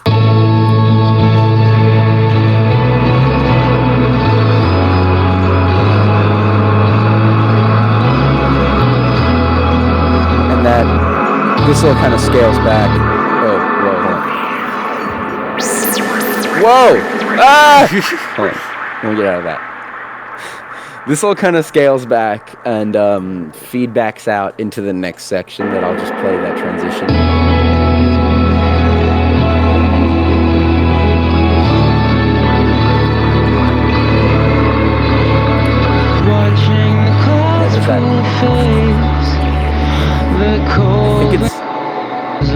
I don't know where that's from or how I managed to make that happen, but it's a great sound. I love it.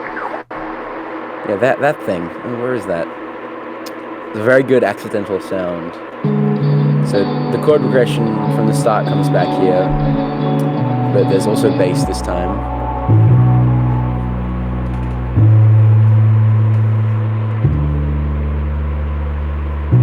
That cuts out for like one chord here. It goes like, and then back, and more vocals here. Watching the clouds pull a face, the cold wind blows them closer. It's so hard to see you flicker in and out of view, and you are shining down, gleaming like the red on the snow. When my spirits try to carry me home, I thought I should have fallen down the ground. And the bass cuts out again for this bit, which I'm really proud of. I worked around this one vocal take here because I really liked how this came out, and I don't know how I did it for sure. But I didn't want it to. I knew that if I tried it again, I wouldn't do it as good as this. So I kept this and changed pretty much everything else. But you didn't know I was coming. I don't know how I did that, but that sounds great. That's some good stuff. I'm gonna play it one more time. But you didn't know I was coming. That's a good little bit there. And here's some drums come in as well, and it is that same thing that I've been. Can this fucking thing?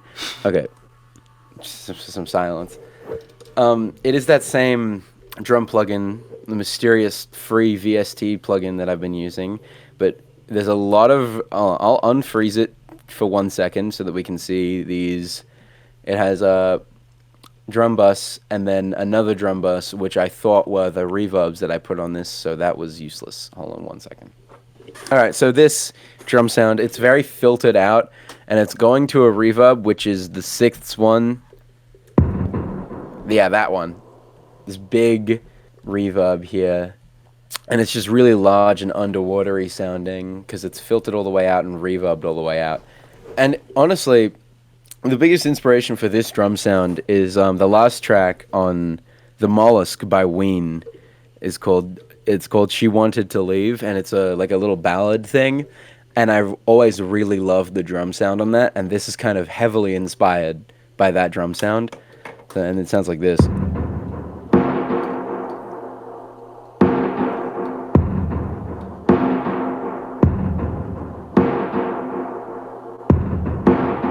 And there's this little bit where the hi-hat's open up.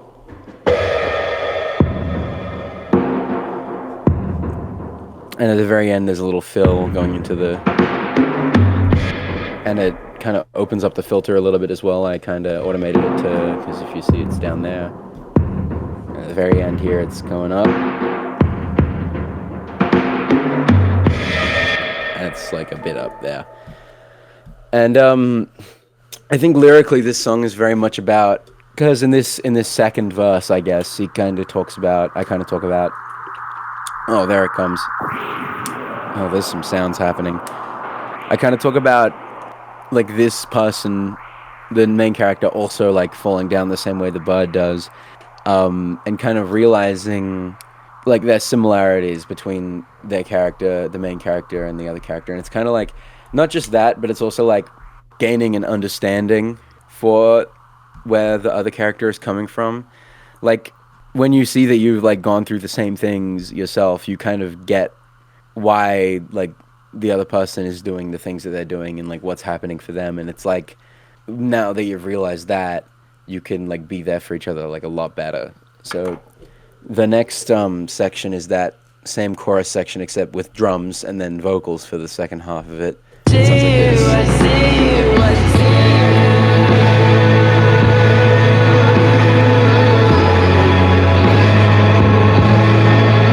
And I think what I'm talking about there, whoa, reverb. What I'm talking about there is especially prevalent in these lyrics in the chorus here.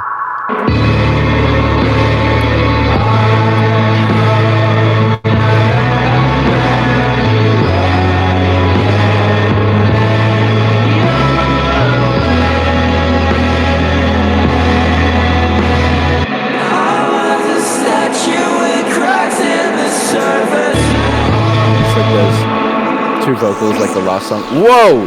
Hold on. None of that yet. Dude, this file is crazy. None of that yet. This is there's a lot of sends and a lot of feedback shit happening. It's like acting out by itself. It's sentient. There's that double vocal thing where it's like the main vocal and then like a thing underneath it that's kind of telling its own thing. And the continuation of that kind of statue imagery again, but it's like they're like breaking through the surface of that stone to like better understand that person. Let me turn all these back on against my better judgment and continue the song.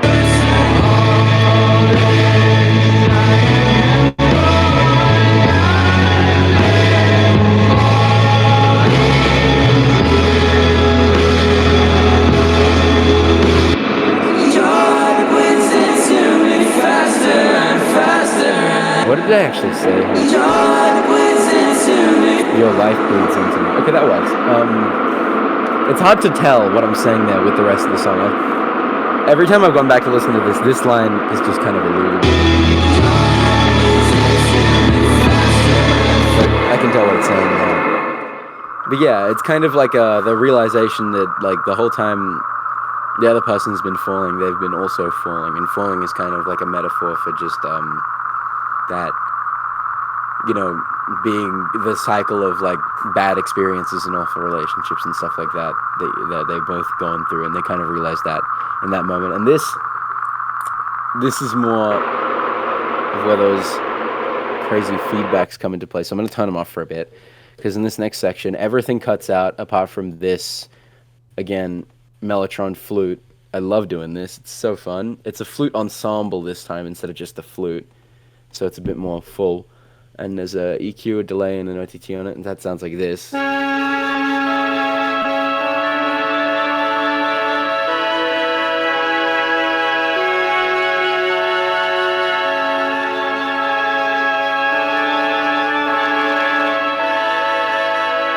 then the chord change here.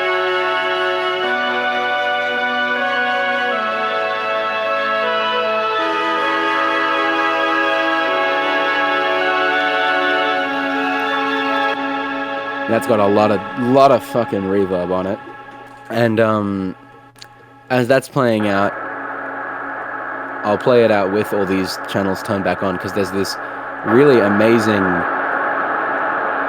feedback thing that I don't know how I did it. I kind of forgot, but it's in the song, and it's great, and it sounds really good.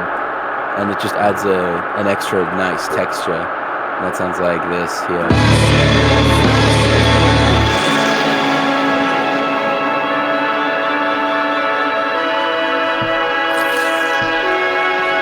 That thing, I love it. And that kind of goes on and fades out here. And then in the next section, the drums come back with more, the filter's more open this time. These guitars.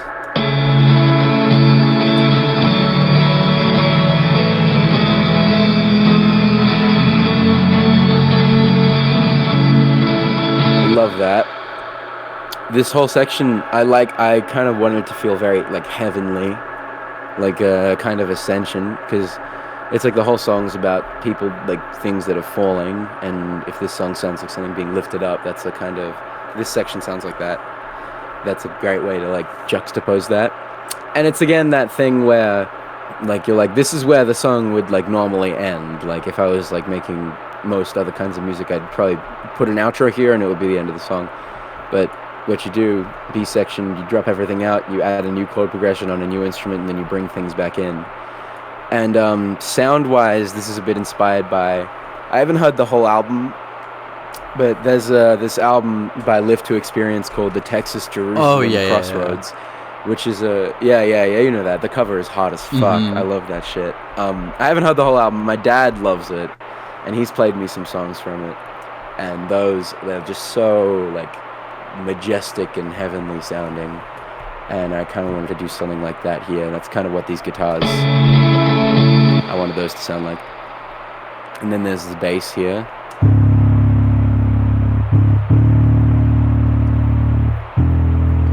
Very distorted, very good. And these vocals, which are also very distorted, they have a pedal, Ableton pedal on the overdrive setting with 100% gain and 100% dry wet. So it's really fucked up sounding. I'll tell you it's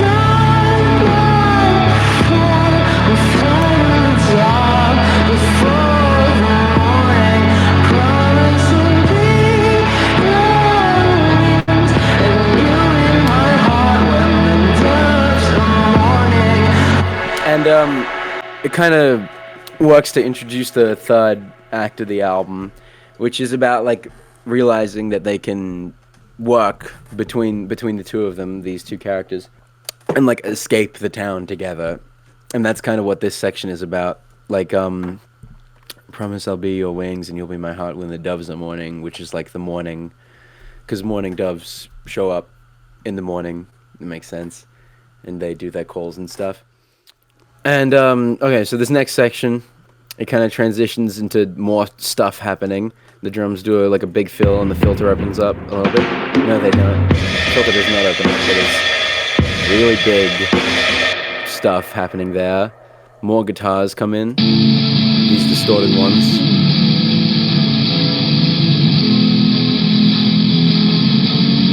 These things.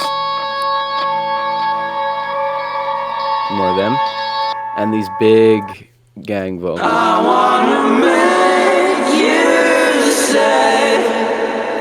And I wanna make you say.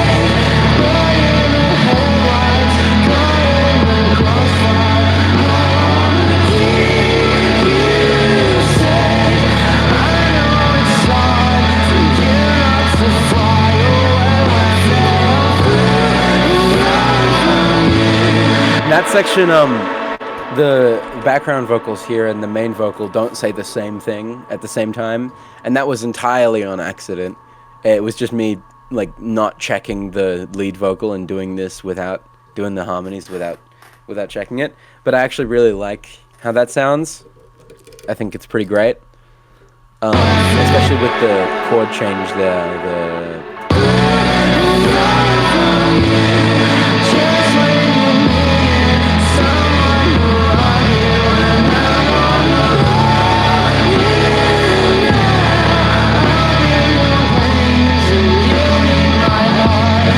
That again. And this whole third act is really about that growing and healing and realization. Oh yeah, what I was gonna say is, like, the whole album in my head is like at night. Like, this is like a nighttime album. Definitely, yeah. And there's something I said in Nocturne as well. There's that whole first section of vocals in Nocturne that's about how the night is like eternal and just lasts until like I figure myself out, pretty much. And that's how I think of it. I think of it as this like eternal night, basically, until they realize that they can like heal from their past and like leave the town, And when they leave, the sun comes up, but they can escape together. And over the course of this, it doesn't do that actually, but after these vocals come a long-awaited improvisational guitar section, and in this, that's what this sounds like.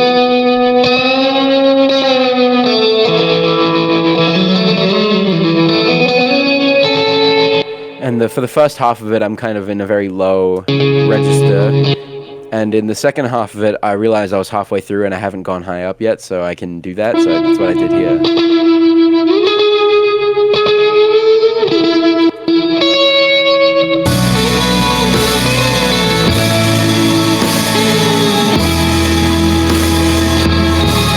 The whole course of that, the filter on the drums like opens up, so it goes from that, and then halfway through it's like there, and at the very end it's all the way gone.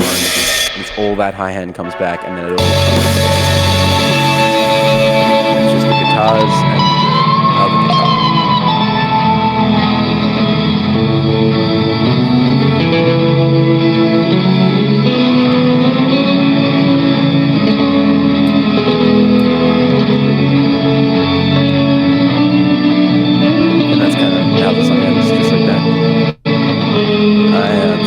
The last chord of the guitars as well, so it would end like this.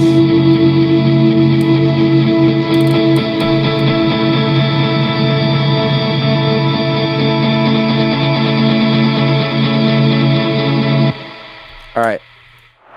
The next song is called Dried Blood on the Canvas, but it's actually, I said when I was explaining Graveyard that it's that the Graveyard, or one of the other ones, was the first one I made for the album.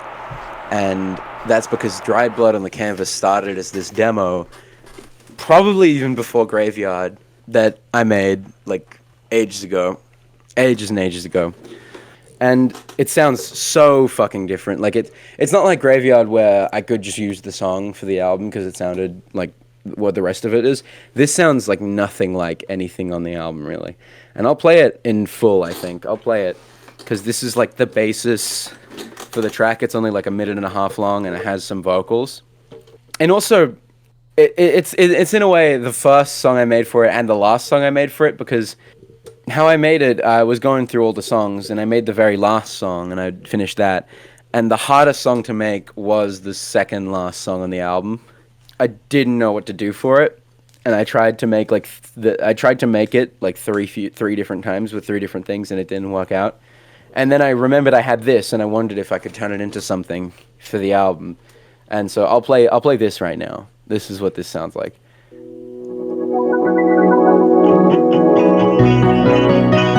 Oh my god, yeah. I know. The riff is still kinda there, though. Yeah, the chords are the same and stuff, but it's just a very different sound. This is so frailty. I know.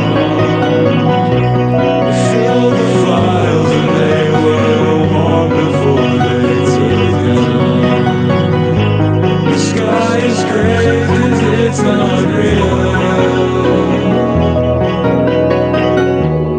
Don't you worry, angel. Hey, the people that care for you. Sometimes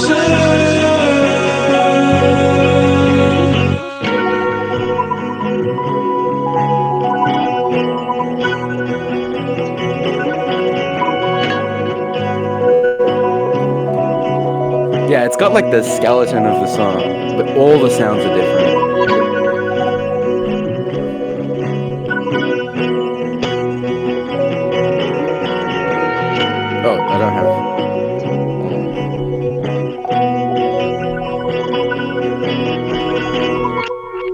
Hold on, I don't have my millimeters on this track because was not prepared.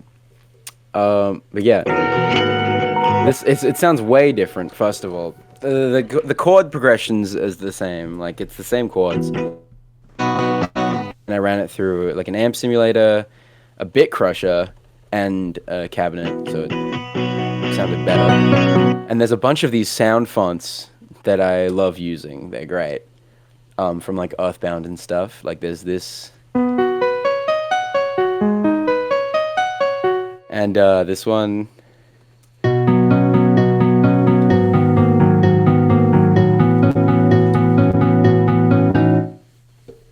And like the bass.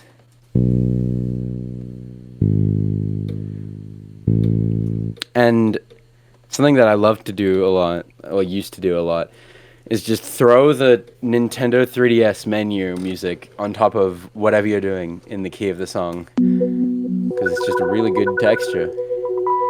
So that's going all the way through this one. And a really early version of those guitar harmony things. And the reversed ones. Oh, the reversed ones. Yeah, so that's this demo. And I'll load up the actual song, which I basically built from this. I had to like look through backups to get this file because I saved over it with the main song. Mm-hmm. Yeah, it's hard to pick a favorite. I think this is probably my favorite song on the album if I had to like pick one. This one? Damn. All right. It is also, I think, the shortest song on the album. It's like 6.5 minutes. Either this or Roadkill are the shortest. Because those are both... Yeah, Roadkill is about like 3 seconds. But it's just that riff, dude, is so good. Yeah, it is a really good chord progression. I love... And I'll explain like some of the theory behind it, too. Because it's a really, really cool chord progression. Mm-hmm. All right, so you heard the demo. And I kept basically nothing from that. Except the sound font bass. I kept. Because... it kind of doesn't really matter. Like, it just works. I used it for, like, the whole track, basically. It did the job, so I kept it.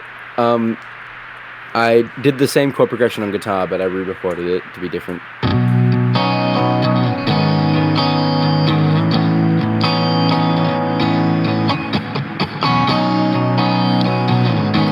And I did that arpeggio thing that was in... I replaced the sound font with another guitar here.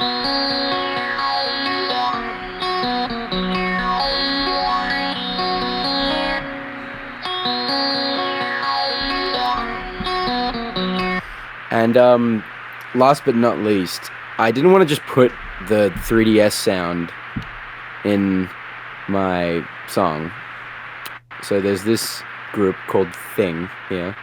So I tried to recreate it a little bit with the guitar, using that like filter sweep like resonance plugin like thing on my amp, and I recorded one in each ear, and it's just me plucking the harmonies and doing little things, and there's lots of delay and reverb on it and stuff. It sounds like this. And I think I also reversed it, although I'm not I can't really sure. hear that one for some reason. Like, I hear audio, but I can't hear that right now. I'll put it in both ears. Can you hear this? Yeah, now I hear it. Yeah, I think I reversed both these tracks as well. One of them is really high up and one of them is low, and they're both in each ear. And I use this a lot throughout the song. And yeah, you said something about the like chord progression, the riff earlier. Yeah. It's a really interesting thing that I did here, where that. So this first bit sounds pretty normal. And then this chord, I mean, it still sounds pretty normal, but it's actually, you'd call it, I'm going to spit some music theory jargon right now. You'd call this a borrowed chord from the Mixolydian mode of the same scale that we're in. So whatever key this is in, because I forgot. Basically, the Mixolydian mode is, like, it's pretty much the same, like the major scale, except the note right at the top before the octave is lowered a semitone. So instead of being one semitone apart from the octave, it's two. It's like a whole tone apart. And this is that chord right here. This is the flat 7 borrowed from the Mixolydian scale. And then again, in the second version of the chorus, there's this chord, which is just strange, really. It's kind of borrowed. It's I don't know. I'm not. Listen, I know music theory and stuff, but there's times where you can like justify everything you do with like music theory and like the wheel of fifths or shit, or you can just be like, yeah, this sounds good, so I'm gonna put it in, and it kind of, you can just feel it out and it makes sense.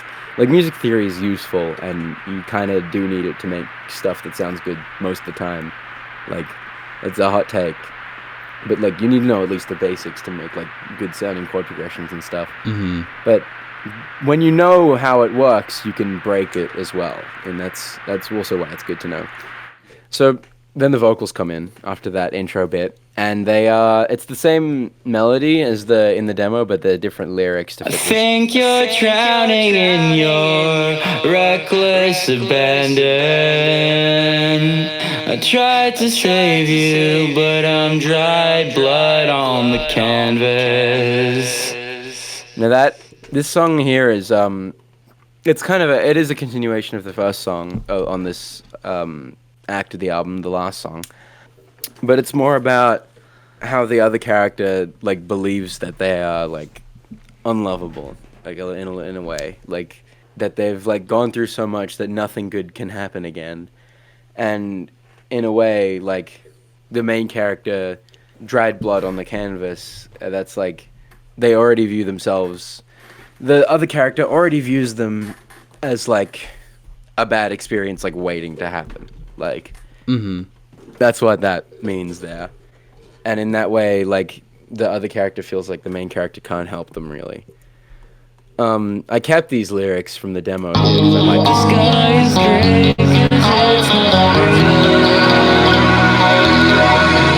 and that for that little section, there's this other guitar here.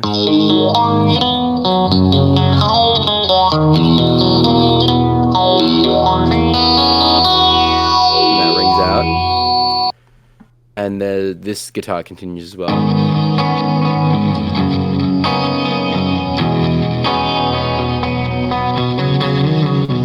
And then that goes into this next section with this guitar it's in the middle, it's not panned in each ear, to make this section feel pretty small. And it has this huge reverse reverb.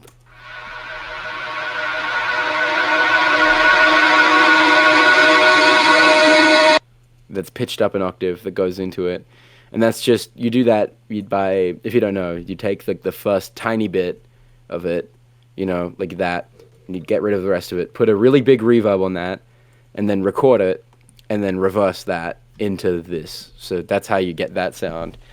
And then for that section, the 3DS noise drops out the guitar thing, but I bring it in back here.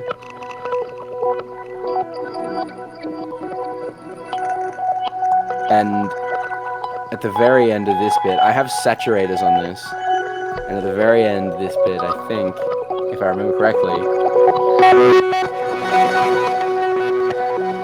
they all turn up, and it gets really distorted for the next section, which just happened to sound really good. Yeah, and that last line, the last line here, this section. the sky is gray,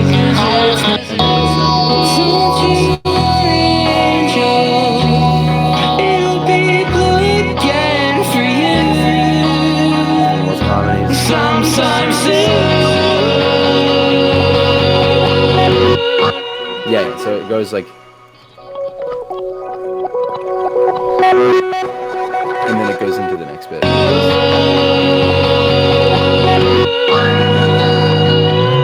And you're expecting like a big payoff there, kind of, because it feels like something's gonna happen, but it kind of just goes into this like soft section.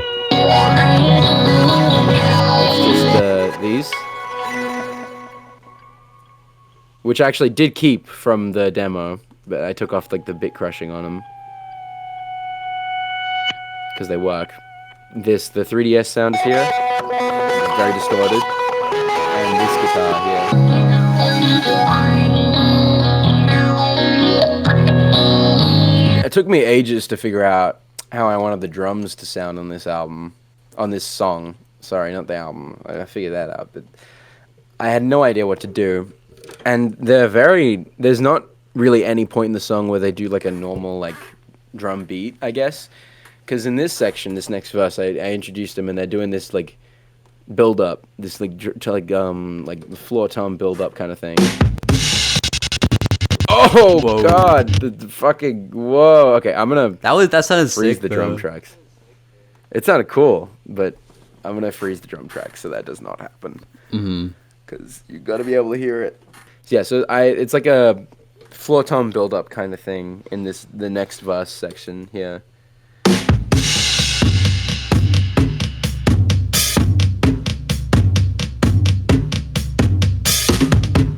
Yeah.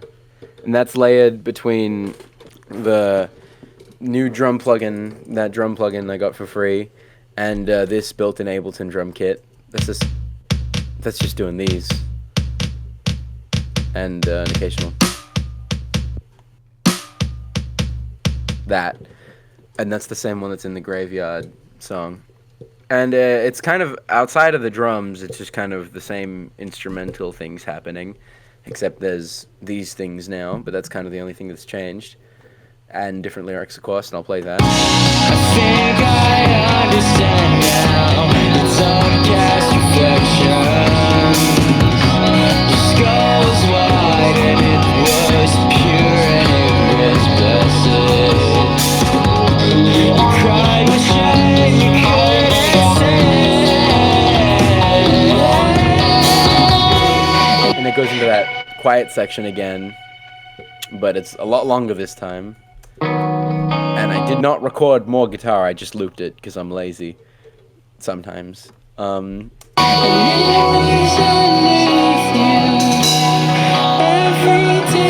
little drum thing happening right there. The cymbal and this one here. Love those.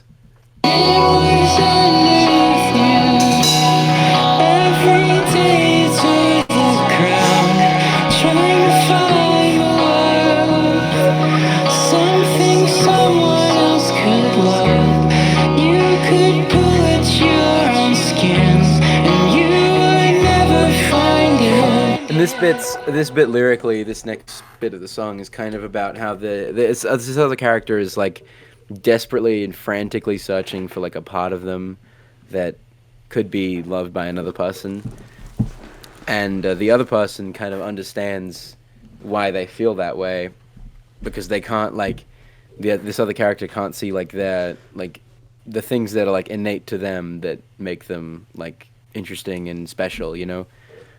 And this other character is kind of realizing why they feel that way. Never find it. Now I'm trying, I can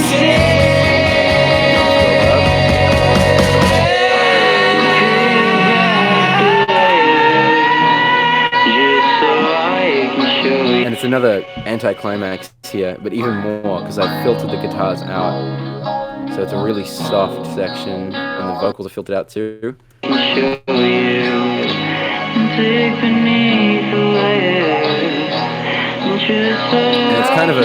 it's kind of a bait and switch, this section, because after it doesn't, you know, have a giant climax you're expecting, oh, it's not going to have one, and then like shortly after there is one right here.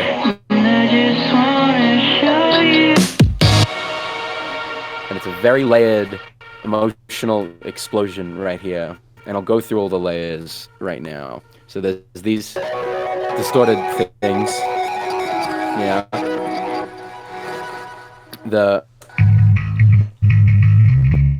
an actual bass. This is the only time where I switch from that sound font bass to actual bass, which gives it more beef here. These things, obviously. This guitar.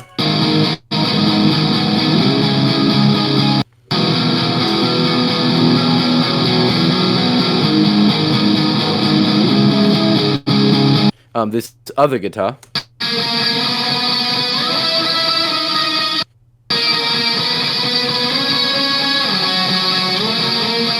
doing that like melody, and this third guitar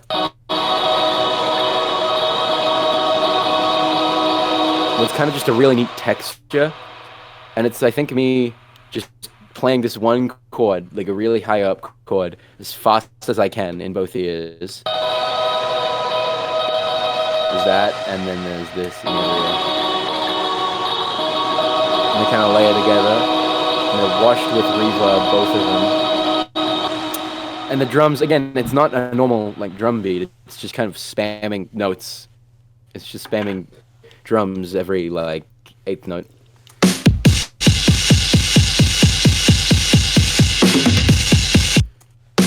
And I couldn't get that fill to sound right. Like I have it here, like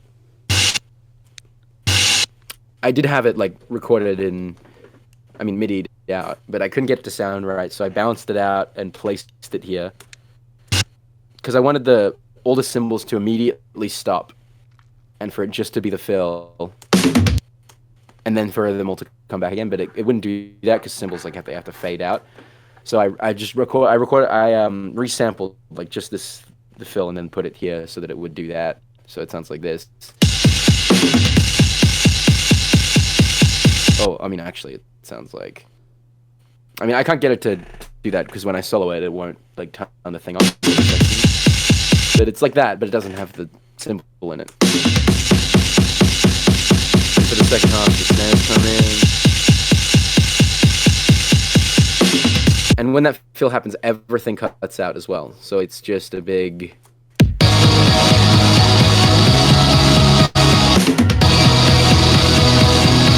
explosion. Probably the most intense and cathartic the album gets. Especially for the second last track, it kind of needs a big outburst right there. Like there's some moments like that. The rest of the album, that's probably the most intense it gets. Mm-hmm. And immediately after that ends, I scale back with this other.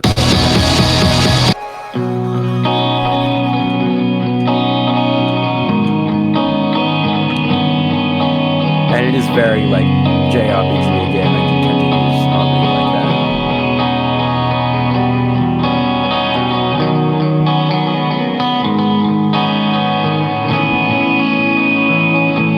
And there, for some reason, only on that chord, when I hit that chord, there's this big feedback, but it really works. I don't know how I managed that. Whenever that chord happens in the chord progression, there's a big feedback, and it sounds really great. And it's just, in this section, first of all, it's just this and vocals right here.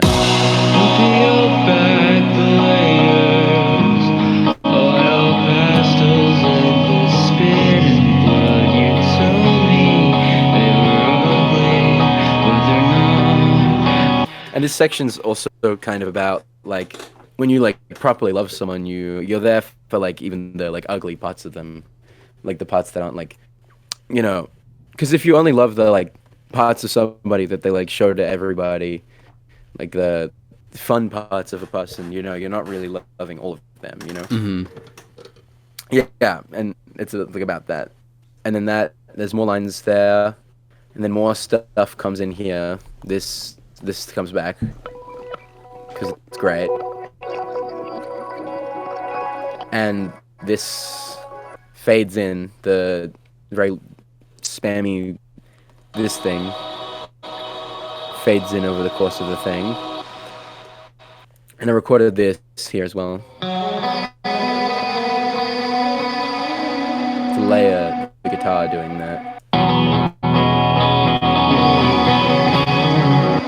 And I use this melody a lot throughout the album.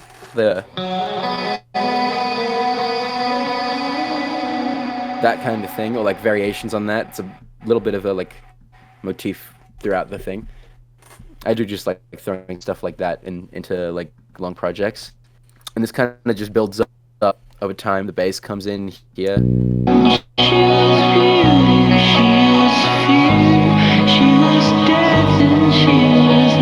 after the vocals come in, a couple of things get introduced. This organ here.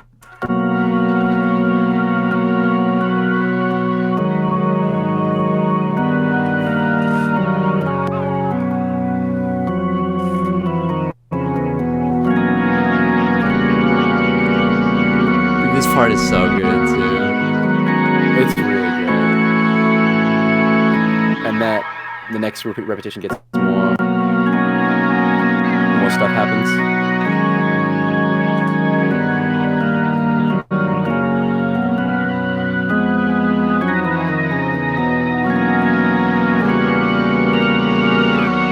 That, especially the that is such a JRPG like harmony progression thing to do. Like every single JRPG you play ever will have a song that has something like that in it, and it's like that thing is copied in like Undertale and stuff, like music for that, and like Frailty and stuff like that by extension. Like it's just the thing. They just do that, and like every other song.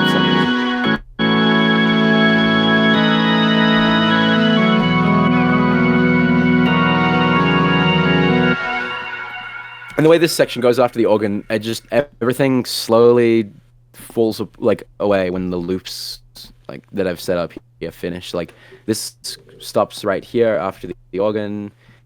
This stops shortly after, and the guitar keeps going until the end because that's the longest thing I've recorded. And there's also this very, very subtle background thing. It's the same thing that I did in Graveyard. I think it's the exact same like effects chain. And it's just the vocals from some part in this song, again, slice mode, and I just played it on my keyboard.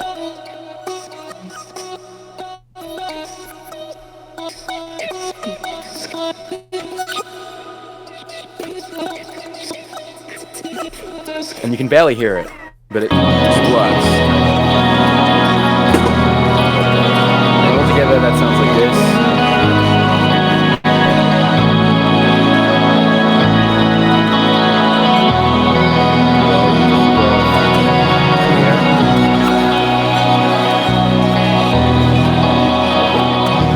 Goes as well.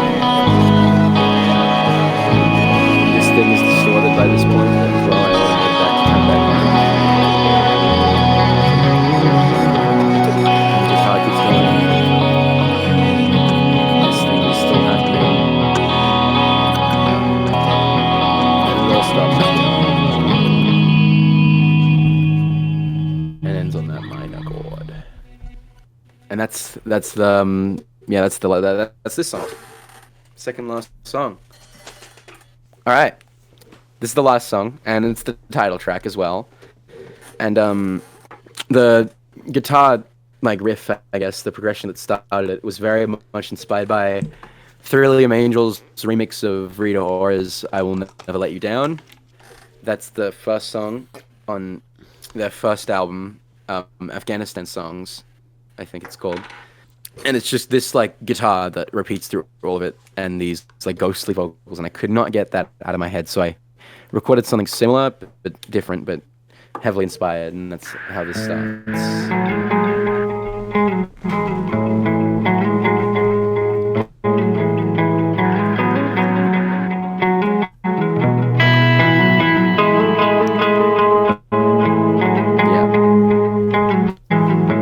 Transitions into, because that's just a single track that's just in the middle, and it transitions into a double track version with these harmonies here, and then it goes right here.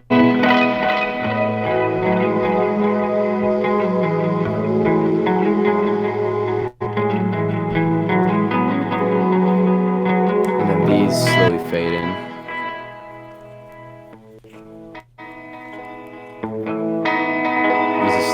Fading in throughout that.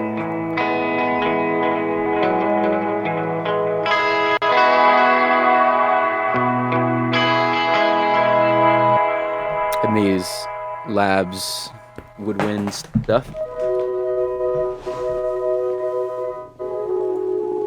Just background textures and stuff. And this piano here, which I record a little thing with a MIDI keyboard. And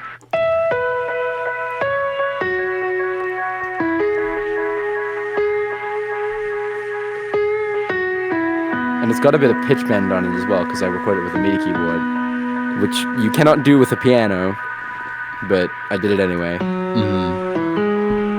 I don't really mind that it doesn't sound like an actual piano. I think it works.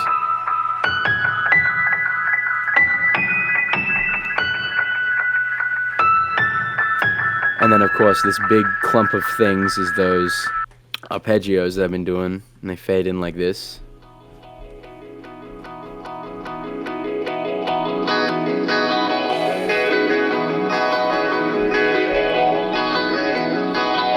And then it's just 4, 1 here, 1 here,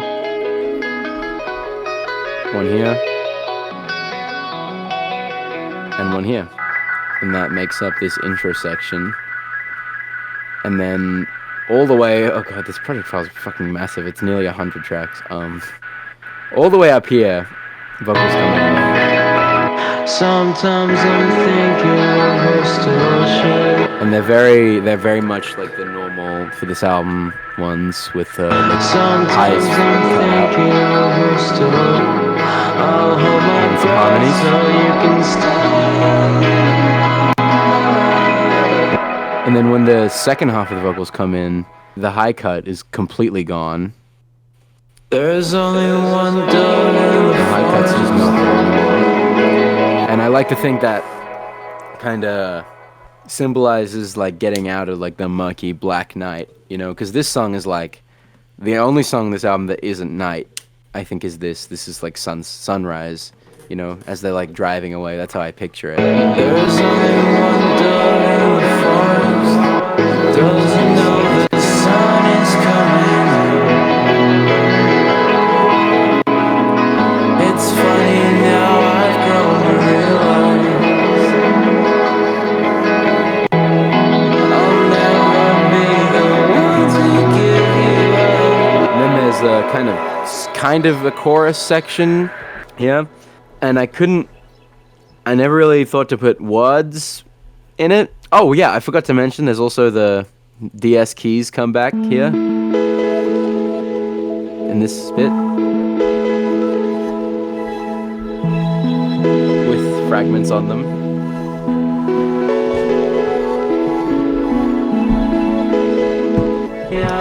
And in this chorus section, there's also these, obviously. Love these.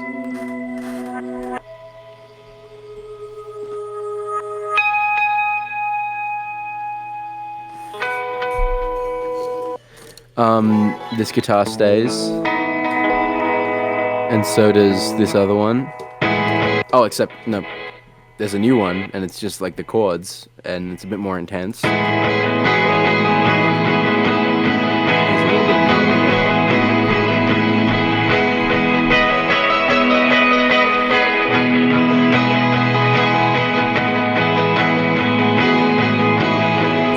And I do actually use the 3DS noise here. It just kind of worked for this section and for most of the song, like for these bits of the song. Mm-hmm. And bass. And again, I didn't really think of lyrics for this bit, so there's just kind of some ooze.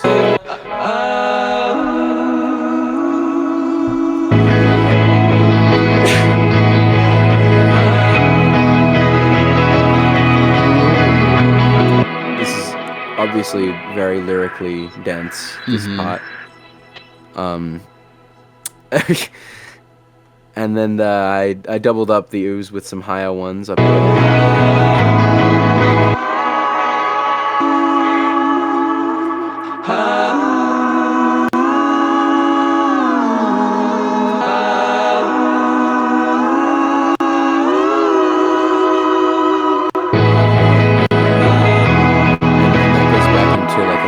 Section. I used to try escape from you and dreams. Now I don't have to close my eyes to see. It's very sparse, there's no bass like the start. But in the second half of the section I bring in some very intense harmonies and a big sub bass. And I'll play that transition right here. When you ask me why I could only see you when I'm sleeping, tell me how I left the bones to form the shape of your name.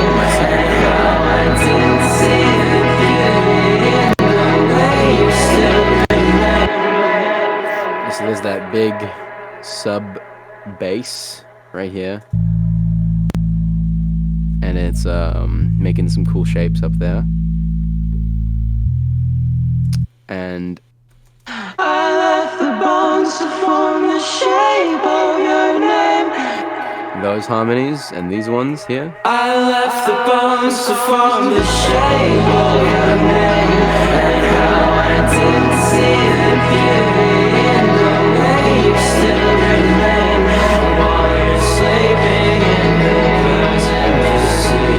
I hope I never forget how the sunrise paints itself onto your face. Yeah, those lyrics definitely firmly place it at sunrise. And this song is kind of just like the culmination of all of the themes and stuff that the album has been, like lyrically, like all the stuff the album has been talking about, especially the third act, like the whole time.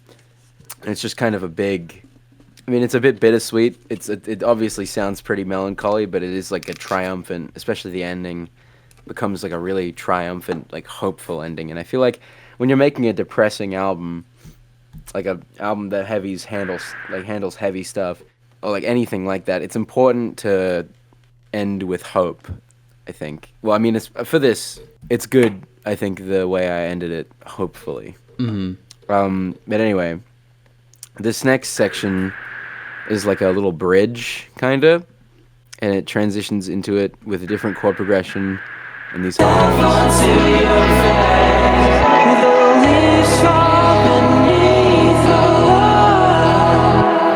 And if I can find it, yeah, down here, it's led by a guitar and a piano. And here's the piano here.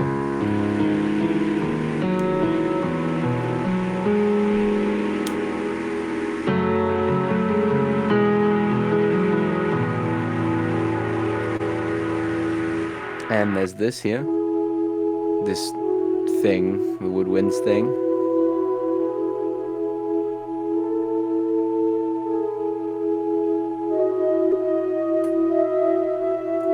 Sub bass,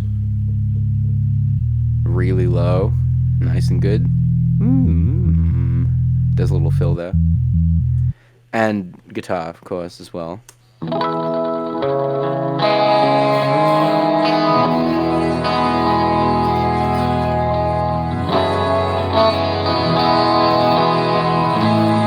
And that's got some delay and also that fragments, the granular plugin as well.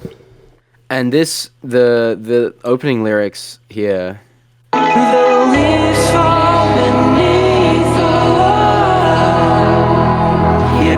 That first line and the chord progression for this section is kind of stolen from a song that I made like just when me and my current girlfriend started dating. It was a very hopeful, like little fun song that I made there, and we started dating in the autumn. So the leaves fall beneath our lives is something I wrote for that song over this chord progression, and I used that line here and continued it differently. There's a lot of vocal tracks in this song. There's a billion tracks in general, but I'm really proud of how the vocals turned out for this section specifically. I really like how they sound. The leaves fall beneath the light.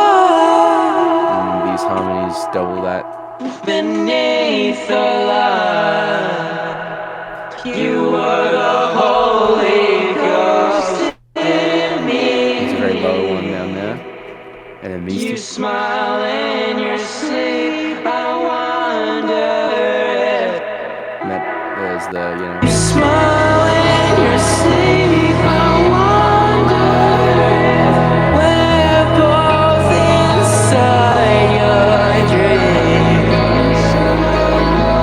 You look at and then these kind of hold the chord in the background vocals over the next section. inside your dreams.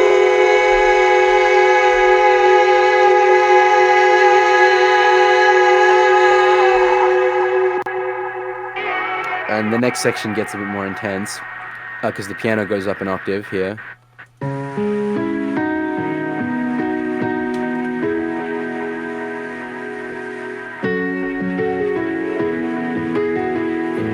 sub bass gets a bit more.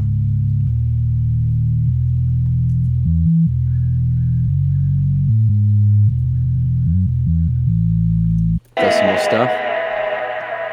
And I think the most intensity comes from the vocal thing.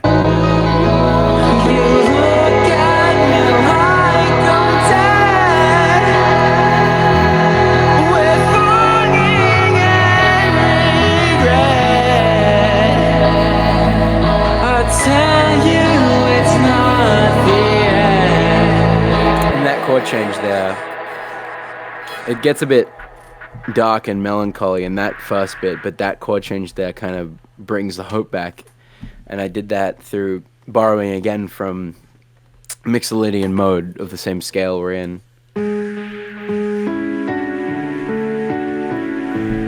Because it goes, instead from this note, hold on, because usually it's like, that's the scale.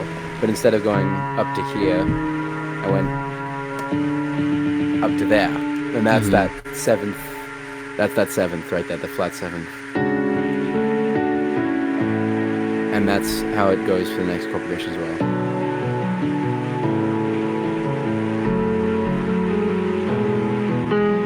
Because usually in the normal scale, this chord, which is a minor chord here, would be a major chord. But because of that flat seventh, again, it turns it from there to there. And it's a really warm sound, that chord progression, and it worked perfectly for this section. I love that turnaround. Okay. I'll tell you it's not the end. I told you crying, 'cause now I realize that that's all I'm trying.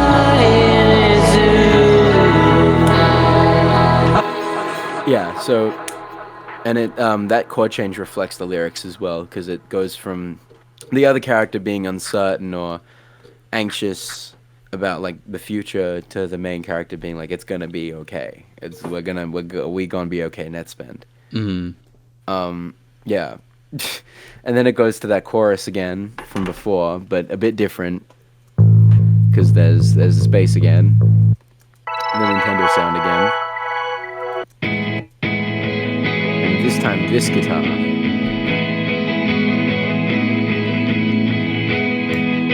Which is kind of the same guitar as before. But this guitar under it. There's this guitar under it as well. And these...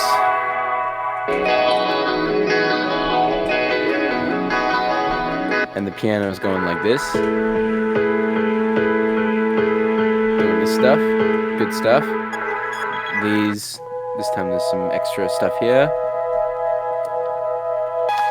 The Nintendo keys. And then after one repetition of the chords, the sub bass comes in. Yeah, really beefs it up.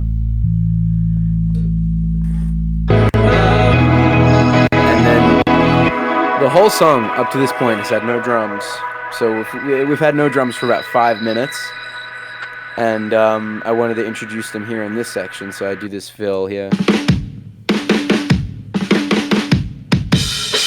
And these drums, I haven't used them for the rest of the album. This is the only time they show up. These Labs, they're just Labs drums. They're not the vintage drums, they're just the drums, and they're a lot harder hitting than the other ones.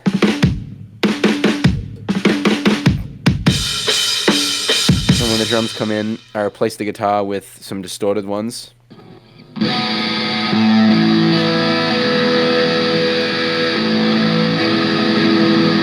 And these here.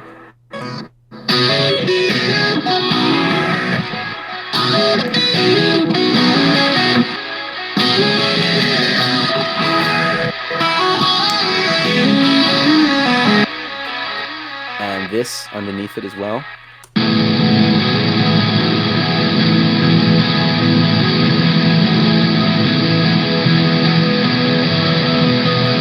And this song was probably the hardest to mix because there's so much in it happening at a time. It's probably the most wall of sound that the album gets is this song, and it was really, really difficult. But after this, I'll play it all together, because...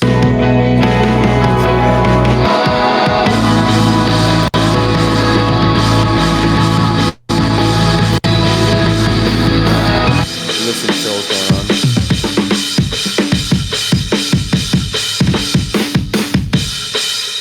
That stuff happening. After this section, everything drops out, and it's just electric guitar. Clean guitar.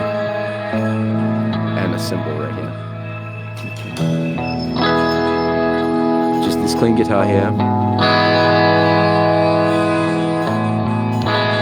And then right here, I introduce a new chord progression and some of those marching band drums and the sub bass, and the drums sound like this.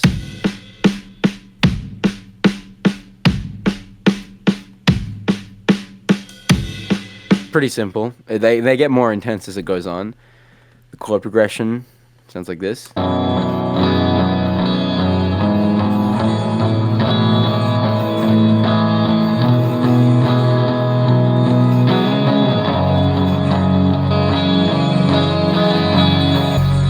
Sub bass as well, follows the chords. And over this whole section, this was very hard to do. All of these tracks here are improvised guitar, like the solo bits that play over like the rest of the song basically. And it starts pretty normal. There's that filter sweep effect on it again, but it's like clean.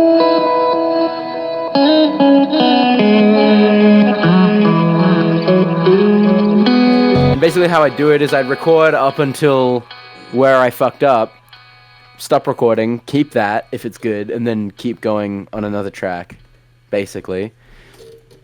And after some repeats, some guitars come in, these ones.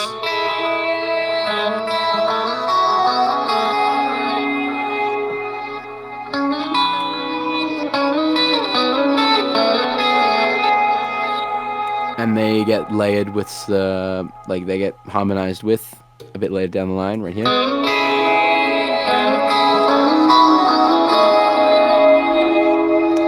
And the drums get more intense.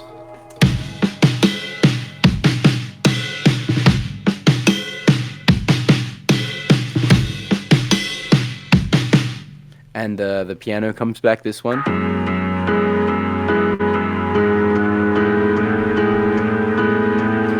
All just building up. And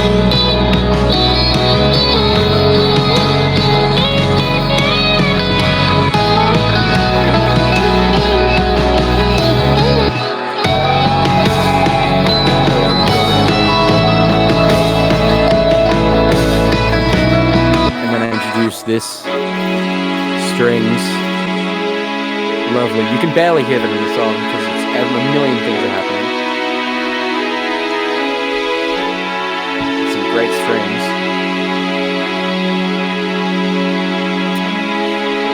And I switched the guitar from this clean one here to this. It's a distorted guitar with an auto wah effect from my amp that it's like when you play a note, the filter sweeps and goes back up, down, and creates this like very interesting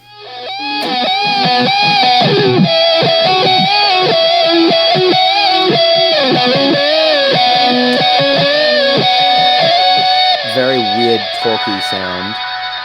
So that just adds more intensity.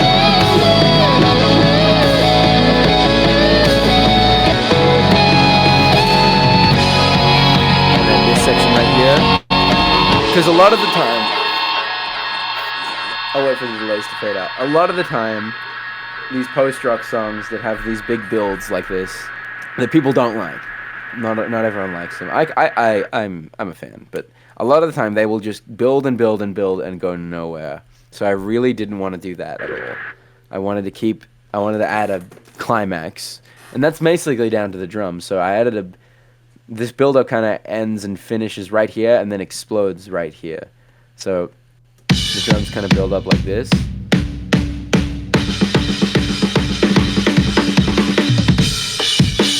And then it all kind of like releases right here, tension and release.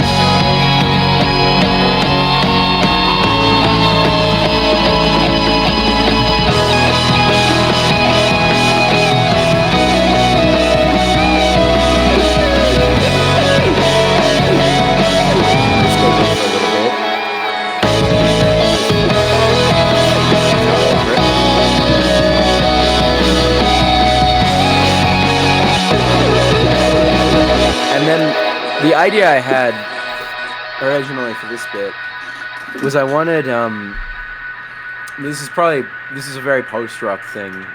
I wanted a time signature change for those last chords, so it would be in 4/4, and it would go like boom, boom, boom, dum, dum, dum, dum, dum, dum, dum, dum, dum, dum, dum, dum. And then for those last two chords, can whatever this is, can it stop? I don't know what it's doing, but it's not. I don't like it. All right, it looks like it stopped. And for those last two chords,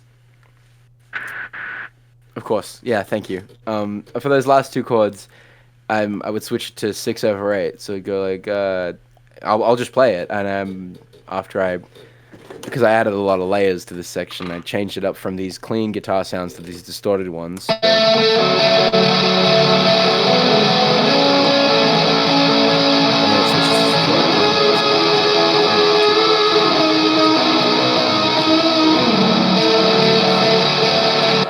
This is a quick little time signature change right there. Big guitars. It's a bit distorted. I'll play it all together here. Oh, before I forget, I did definitely want to name drop the song title and the album title. So I decided that it would be the last words on the album, would be this big gang vocal right here that repeats until the end in that 3/4 section.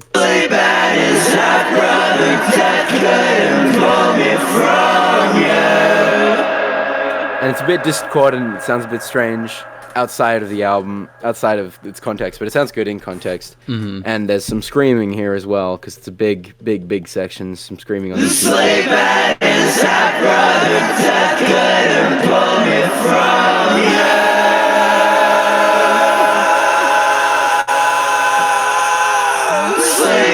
you. Yelling. But altogether, it does actually sound good.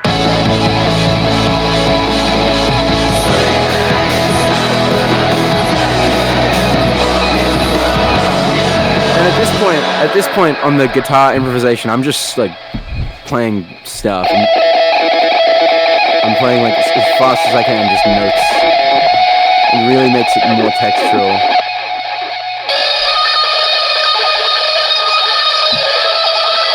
There's stuff like this happening.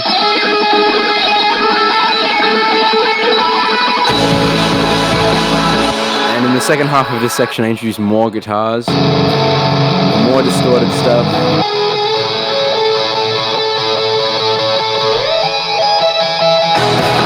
And it's just really the most climax that there could be, that I could make, pretty much. And it was incredibly difficult to mix, but I think it's worth it.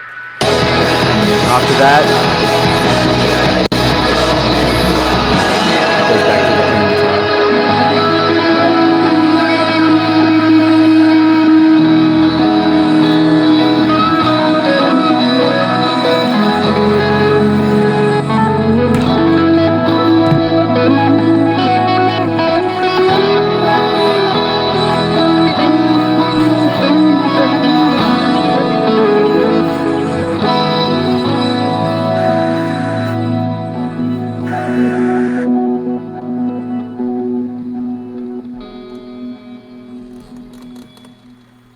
And that's how the song ends.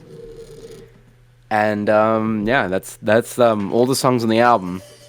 But wait, because I have to go through how I stitched them all together and how I pitched them around and how I did all that stuff. And I did all that on the master project file that I've been talking about the whole video. And that is hopefully going to show up in like 2 seconds. All right, here it is. Here's that big master project file, and it's pretty small because, again, it is just the exported versions of all the songs, except for the intro here, which is a bit more involved. So I started with this radio noise that opens the album. AM radio noise. And this noise is basically going through the whole first track at different volumes and stuff. Like this is there the whole time. So it starts with that noise and some guitars here.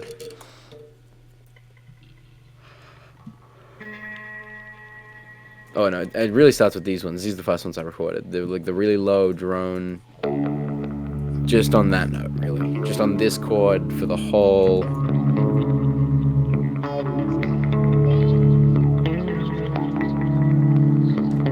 Just noodling around this chord basically for like 2 minutes. Until I give up doing that. And play this together, because that works. And there's some slide guitar shenanigans happening up here.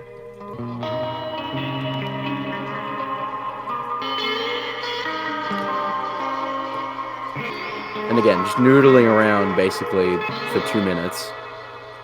This bass. This note. It's just this note for like, again, for like the whole intro section. And these distorted guitars that fade in. And while all this is happening, the track comes in. And it's high passed and low passed. It's like bypass filter, band pass filter.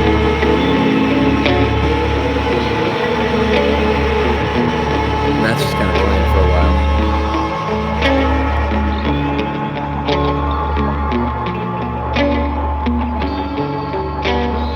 Filter comes back out. The bass is still going.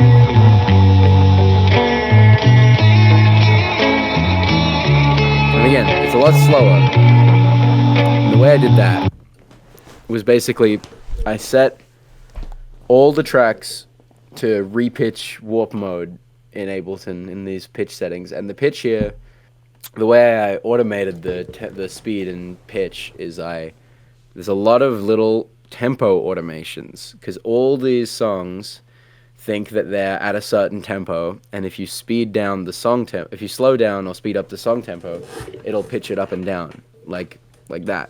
So that's how I got the pitch stuff to happen. Like for example, in this song, in this little break section,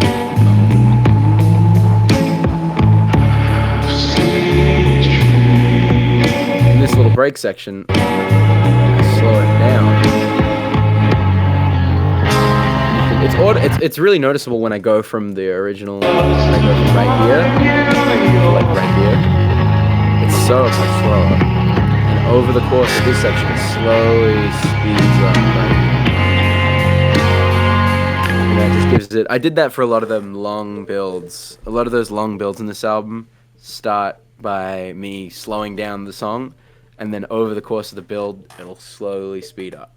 Mm-hmm. And another thing I added in this is this text-to-speech right here. It's a long way. Those days, I was too young to know any better. That and this. Do you recognize anything?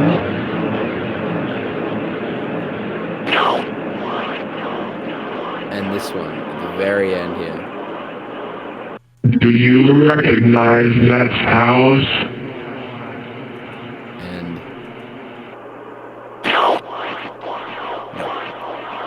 and that is dialogue from final. This is spoilers for a bit. I mean, minor spoilers for Twin Peaks for anyone who hasn't seen it. that is dialogue from the very, very last episode of the show. And it's these... I'll reveal as little as I can for people who might be wanting to watch that show. But it is these two characters in a car, and it's very quiet, and they just, like, they barely talk to each other, but when they do talk, they say really strange things like this. It's a long way. Like, those days. I was too young to know any better. And then the other character asks the other, like, if they recognize something, and they're like, no. And they ask if they recognize another thing, and they say no again.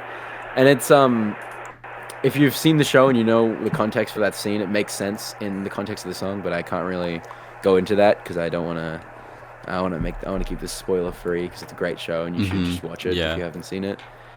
And I wouldn't want to spoil that for you. And, yeah, anyway, at the end of the song, I bring back these guitars, but they have this ring modulator thing on them, so they sound really fucked up and strange. And the radio noise transitions into the next track, which is right here.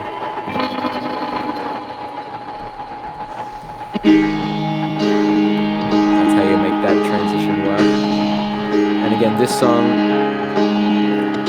is a lot slower than the original speed of the song. Something I did interesting here is in this, like, this section here.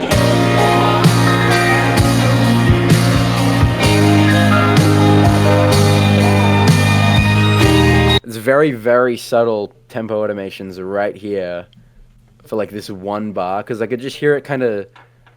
I could hear it kind of slowing down a bit and then speeding back up for that section, and I just want to emphasize that. So it slows down very subtly there and back up.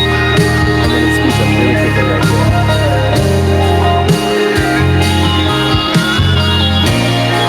So it just kind of warbles in and out, you know, for this bit. And I did want to make, again, I did like to use the pitch and tempo, like the varispeed thing, to emphasize, like, the emotions in the song. So this one section, the section after that,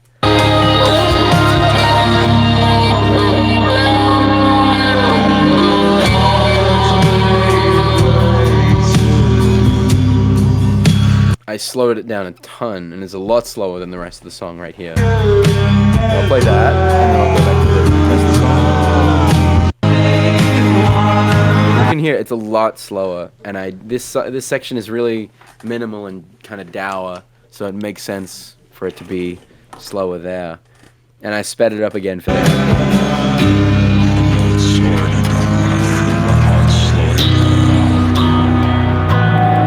And I do think slowing down a lot of these songs really emphasizes, like, how they're supposed to sound, and I knew that I wanted to do that going into making them. And the transition between this and the next song is a very abrupt transition, but it is still a transition. It's this little sound here.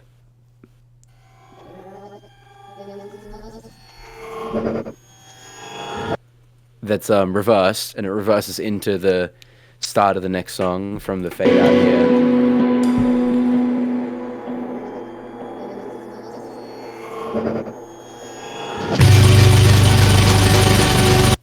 And that sounds great. I love that. There's not a lot that I did with this one. I did speed up. After the drone section, I did slowly speed up at the very end. It stays around here for a while. And at the very end of this bit, it slows all the way back down. So it hits the peak slow right there. And then over the course of the outro, it kind of speeds up again. And that's true with a lot of these. Like, a lot of the transitions are pretty easy. It was just me. Oh, yeah. And also something I did when a song, like, faded out with, like, a held guitar chord, I did just like to slow that down going into the next one. So it goes, like, pitches down.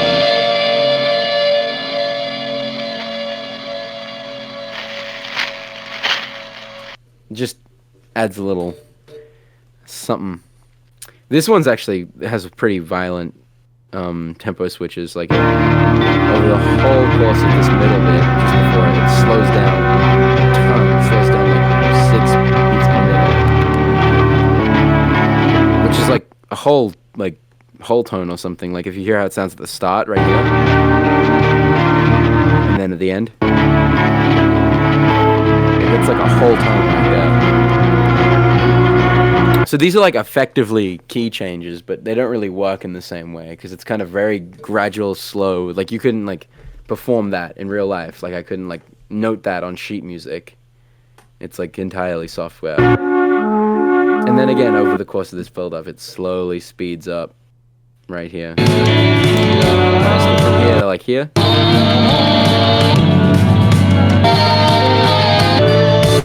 It's like, yeah, you can tell.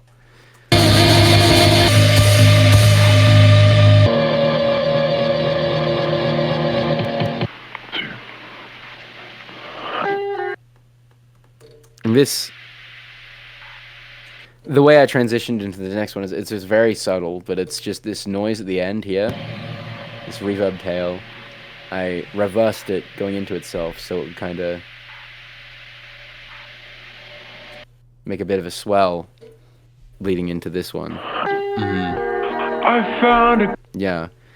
And this one also has some pretty violent tempo automations, if I remember correctly. Like this whole bit speeds up like this. It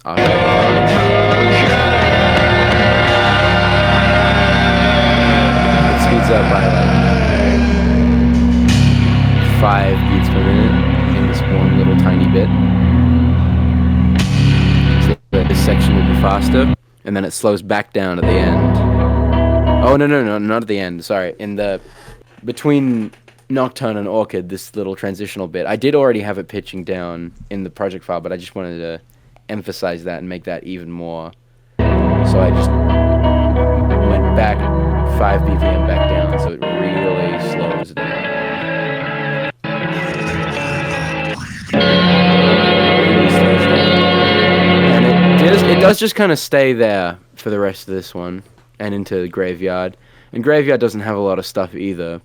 That whole song stays the same tempo, but the transition between that and Hospital is interesting. Cause it's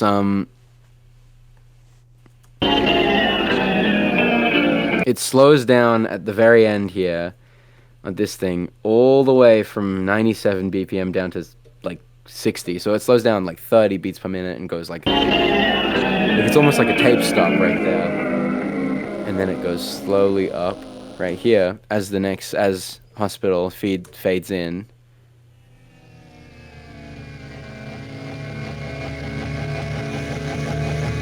And then they kind of blend together that way.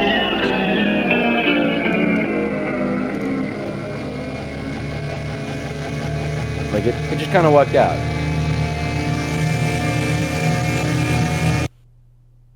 Oh, hold on. Yeah, it just kind of worked out. And I love that little reverse thing.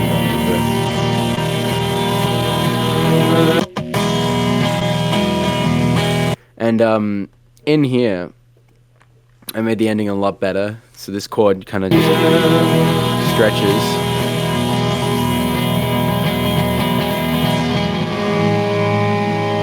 And then tape stop right there. And this noise kind of continues, and that's how it looks on the thing. And I didn't really need to make a transition between these two songs since that one just kind of ends and it's the end of the act. And I really should have made a cut between the first 3 and then Act 1 and 2, but I did a transition anyway. And it's not the end of the world because it sounds good, but I probably should have done that. But it's fine.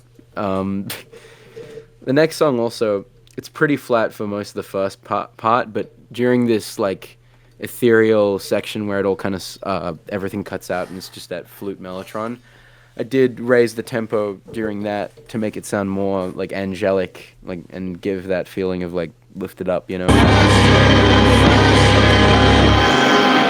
it's slowly speeded up here from that. Not that much, but it's noticeable. And then during the outro, I went from like 100 down to like 90, so that's also pretty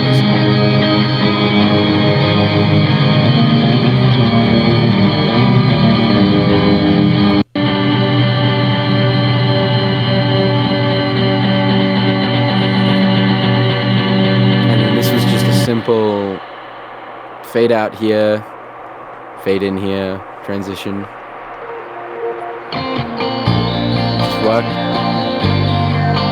And this one's pretty interesting because over like the whole song, it's basically just constantly speeding up. It goes from 90 to like 100 over like the course of the entire song. Also speeding up, like the whole thing.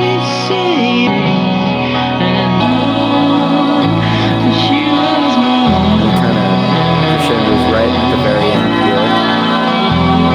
here, and then slows down to the end. And to transition into the next song, I brought back the radio sound. And this little reverb tail here.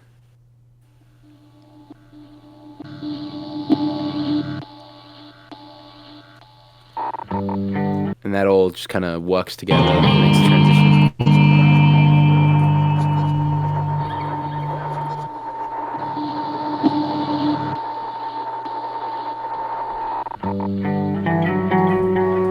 And this one is also very, very slowed down. Although it speeds up for this bit right here.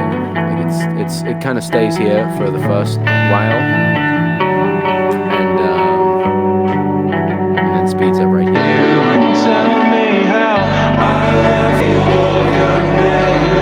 It speeds up over the second half of that second verse and then stays like almost at the regular pitch of the song.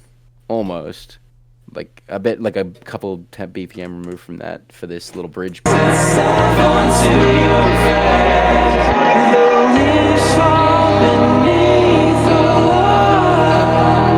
then after the big chorus, and at the start of the build-up, it slows all the way back down to like 94.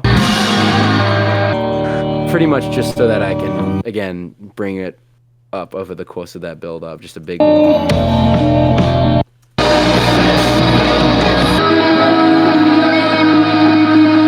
for the end of the album, very much massive downward thing here. And then if you have really good headphones or like good speakers, you'll hear this that I left at the very end of the album.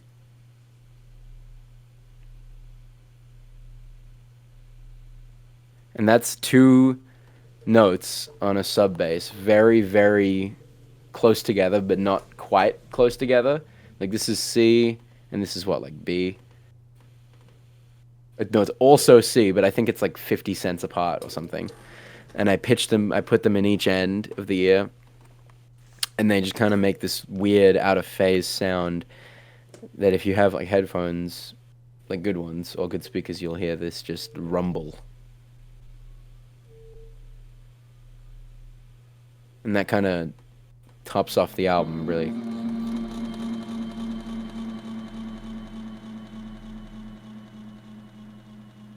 And it just kind of fades out with that delay. That I did also add a delay right to the end of the track here. That fades in right here.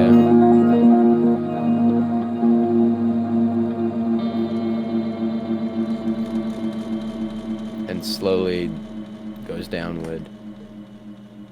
And that's like it, pretty much. Like the master project file is just for like the transitions and the tempo automations and stuff, and that bit of the first song, but nothing else really. But yeah, that's like the song. Yeah, I love detune stuff though, because like the album. I feel like it adds so much added like color and like texture to stuff. Yeah, it really does. Like even for stereocenter, like I love to like. Yeah, oh, well, that's crazy. Yeah, keep this. Even for stereocenter, like, for all of our last album, every song is pitched down by, like, 44 semitones. Because I really like, either, like, I exported it normally and pitched it down after, or I, like, each synth is, like, pitched down in the software. Because I just really like, there's not much of an actual reason, it just sounds good. It has a really warm quality to it when it's not, like, exactly in the right pitch, you know? Yeah. Like A 440 hertz, like, we've meant it to be, like, for, like, years and years and years. Yeah. So yeah, that was Sleep and His Half Brother Death by NOTKO. Yeah. I think really cool to see because, well, first of all, again, like the song structure, like I was saying in the intro, which is what, like 3-4 hours ago in the video at this point. Yeah. But also because like all the stuff that I've done breakdowns for was all done with like MIDI and like digitally. Like no one has done anything like analog on here, so I think it was really cool seeing like just like a whole different process for like how you put that together. I mean, yeah, I still definitely had some MIDI instruments in there, but it's mostly like guitars and recordings. Yeah, stuff, so. like it was based around the guitar. Sure. Yeah, definitely. I also like this album compared to SHOUTOUT stuff because again, like because it's a vocal thing, it's like a just more added emotion that I guess you just wouldn't get from something where it's pure instrumental like that. Like, it's just like a completely different you can style. definitely get. You definitely can, but different... it's like an added element. Yeah. That your StereoCenter stuff doesn't have. With StereoCenter, you kind of. I do like instrumental music like that because it kind of speaks for itself, and you can use it for whatever situation. You know, you can kind of put your own meanings onto any instrumental music that you listen to. But with songs with lyrics, like they have definite. I mean, not definite, but interpretable meanings and stuff, depending on whatever the artist was feeling at that time. And I don't think I could have done this like instrumentally. Like, I think with the themes and lyrics, they definitely add a lot to the thing. You know, it's like different use cases for instrumental and vocal music. You know. Yeah. But yeah, it's definitely different from StereoCenter stuff. It's just clear that you put like so much of like yourself and like so much passion like put into it. I mean, it shows me listening to it. Also, again, like this is probably gonna be the longest like video ever on the channel. This is like the post rock of YouTube videos. Hi key. So, if you're watching this and you're all the way at the end, shout out to you, cause wow. Shout out to anyone who's got this far. It's fitting that the post rock album gets the 4-hour long fucking breakdown video. Yeah, I mean, it makes sense though, cause like it's gonna take longer than like the song's length, like explain what you did. So. True. Yeah, I'm really glad we got to make this happen. Like half an hour per song. Yeah, it's me too. Yeah, for real. Yeah, so if you're at like, the I'm end super grateful for you having me and stuff. And thank you for doing this too, cause like I love StereoCenter. I love this album. I'm really glad that I got to give it a little like showcase, I guess. Speaking of which, I'll have the album's like Bandcamp link in the description. So if you want to go like support NOTKO, like please go do that. They're the go. Yeah, definitely go do that. And if you're at the end of the video, like now that you know how the entire album, start to finish, was like created, maybe you should go listen again and have that added context to it. Cause I'm definitely gonna go do that. Bro, so valid. Hell yeah, man. Like for sure.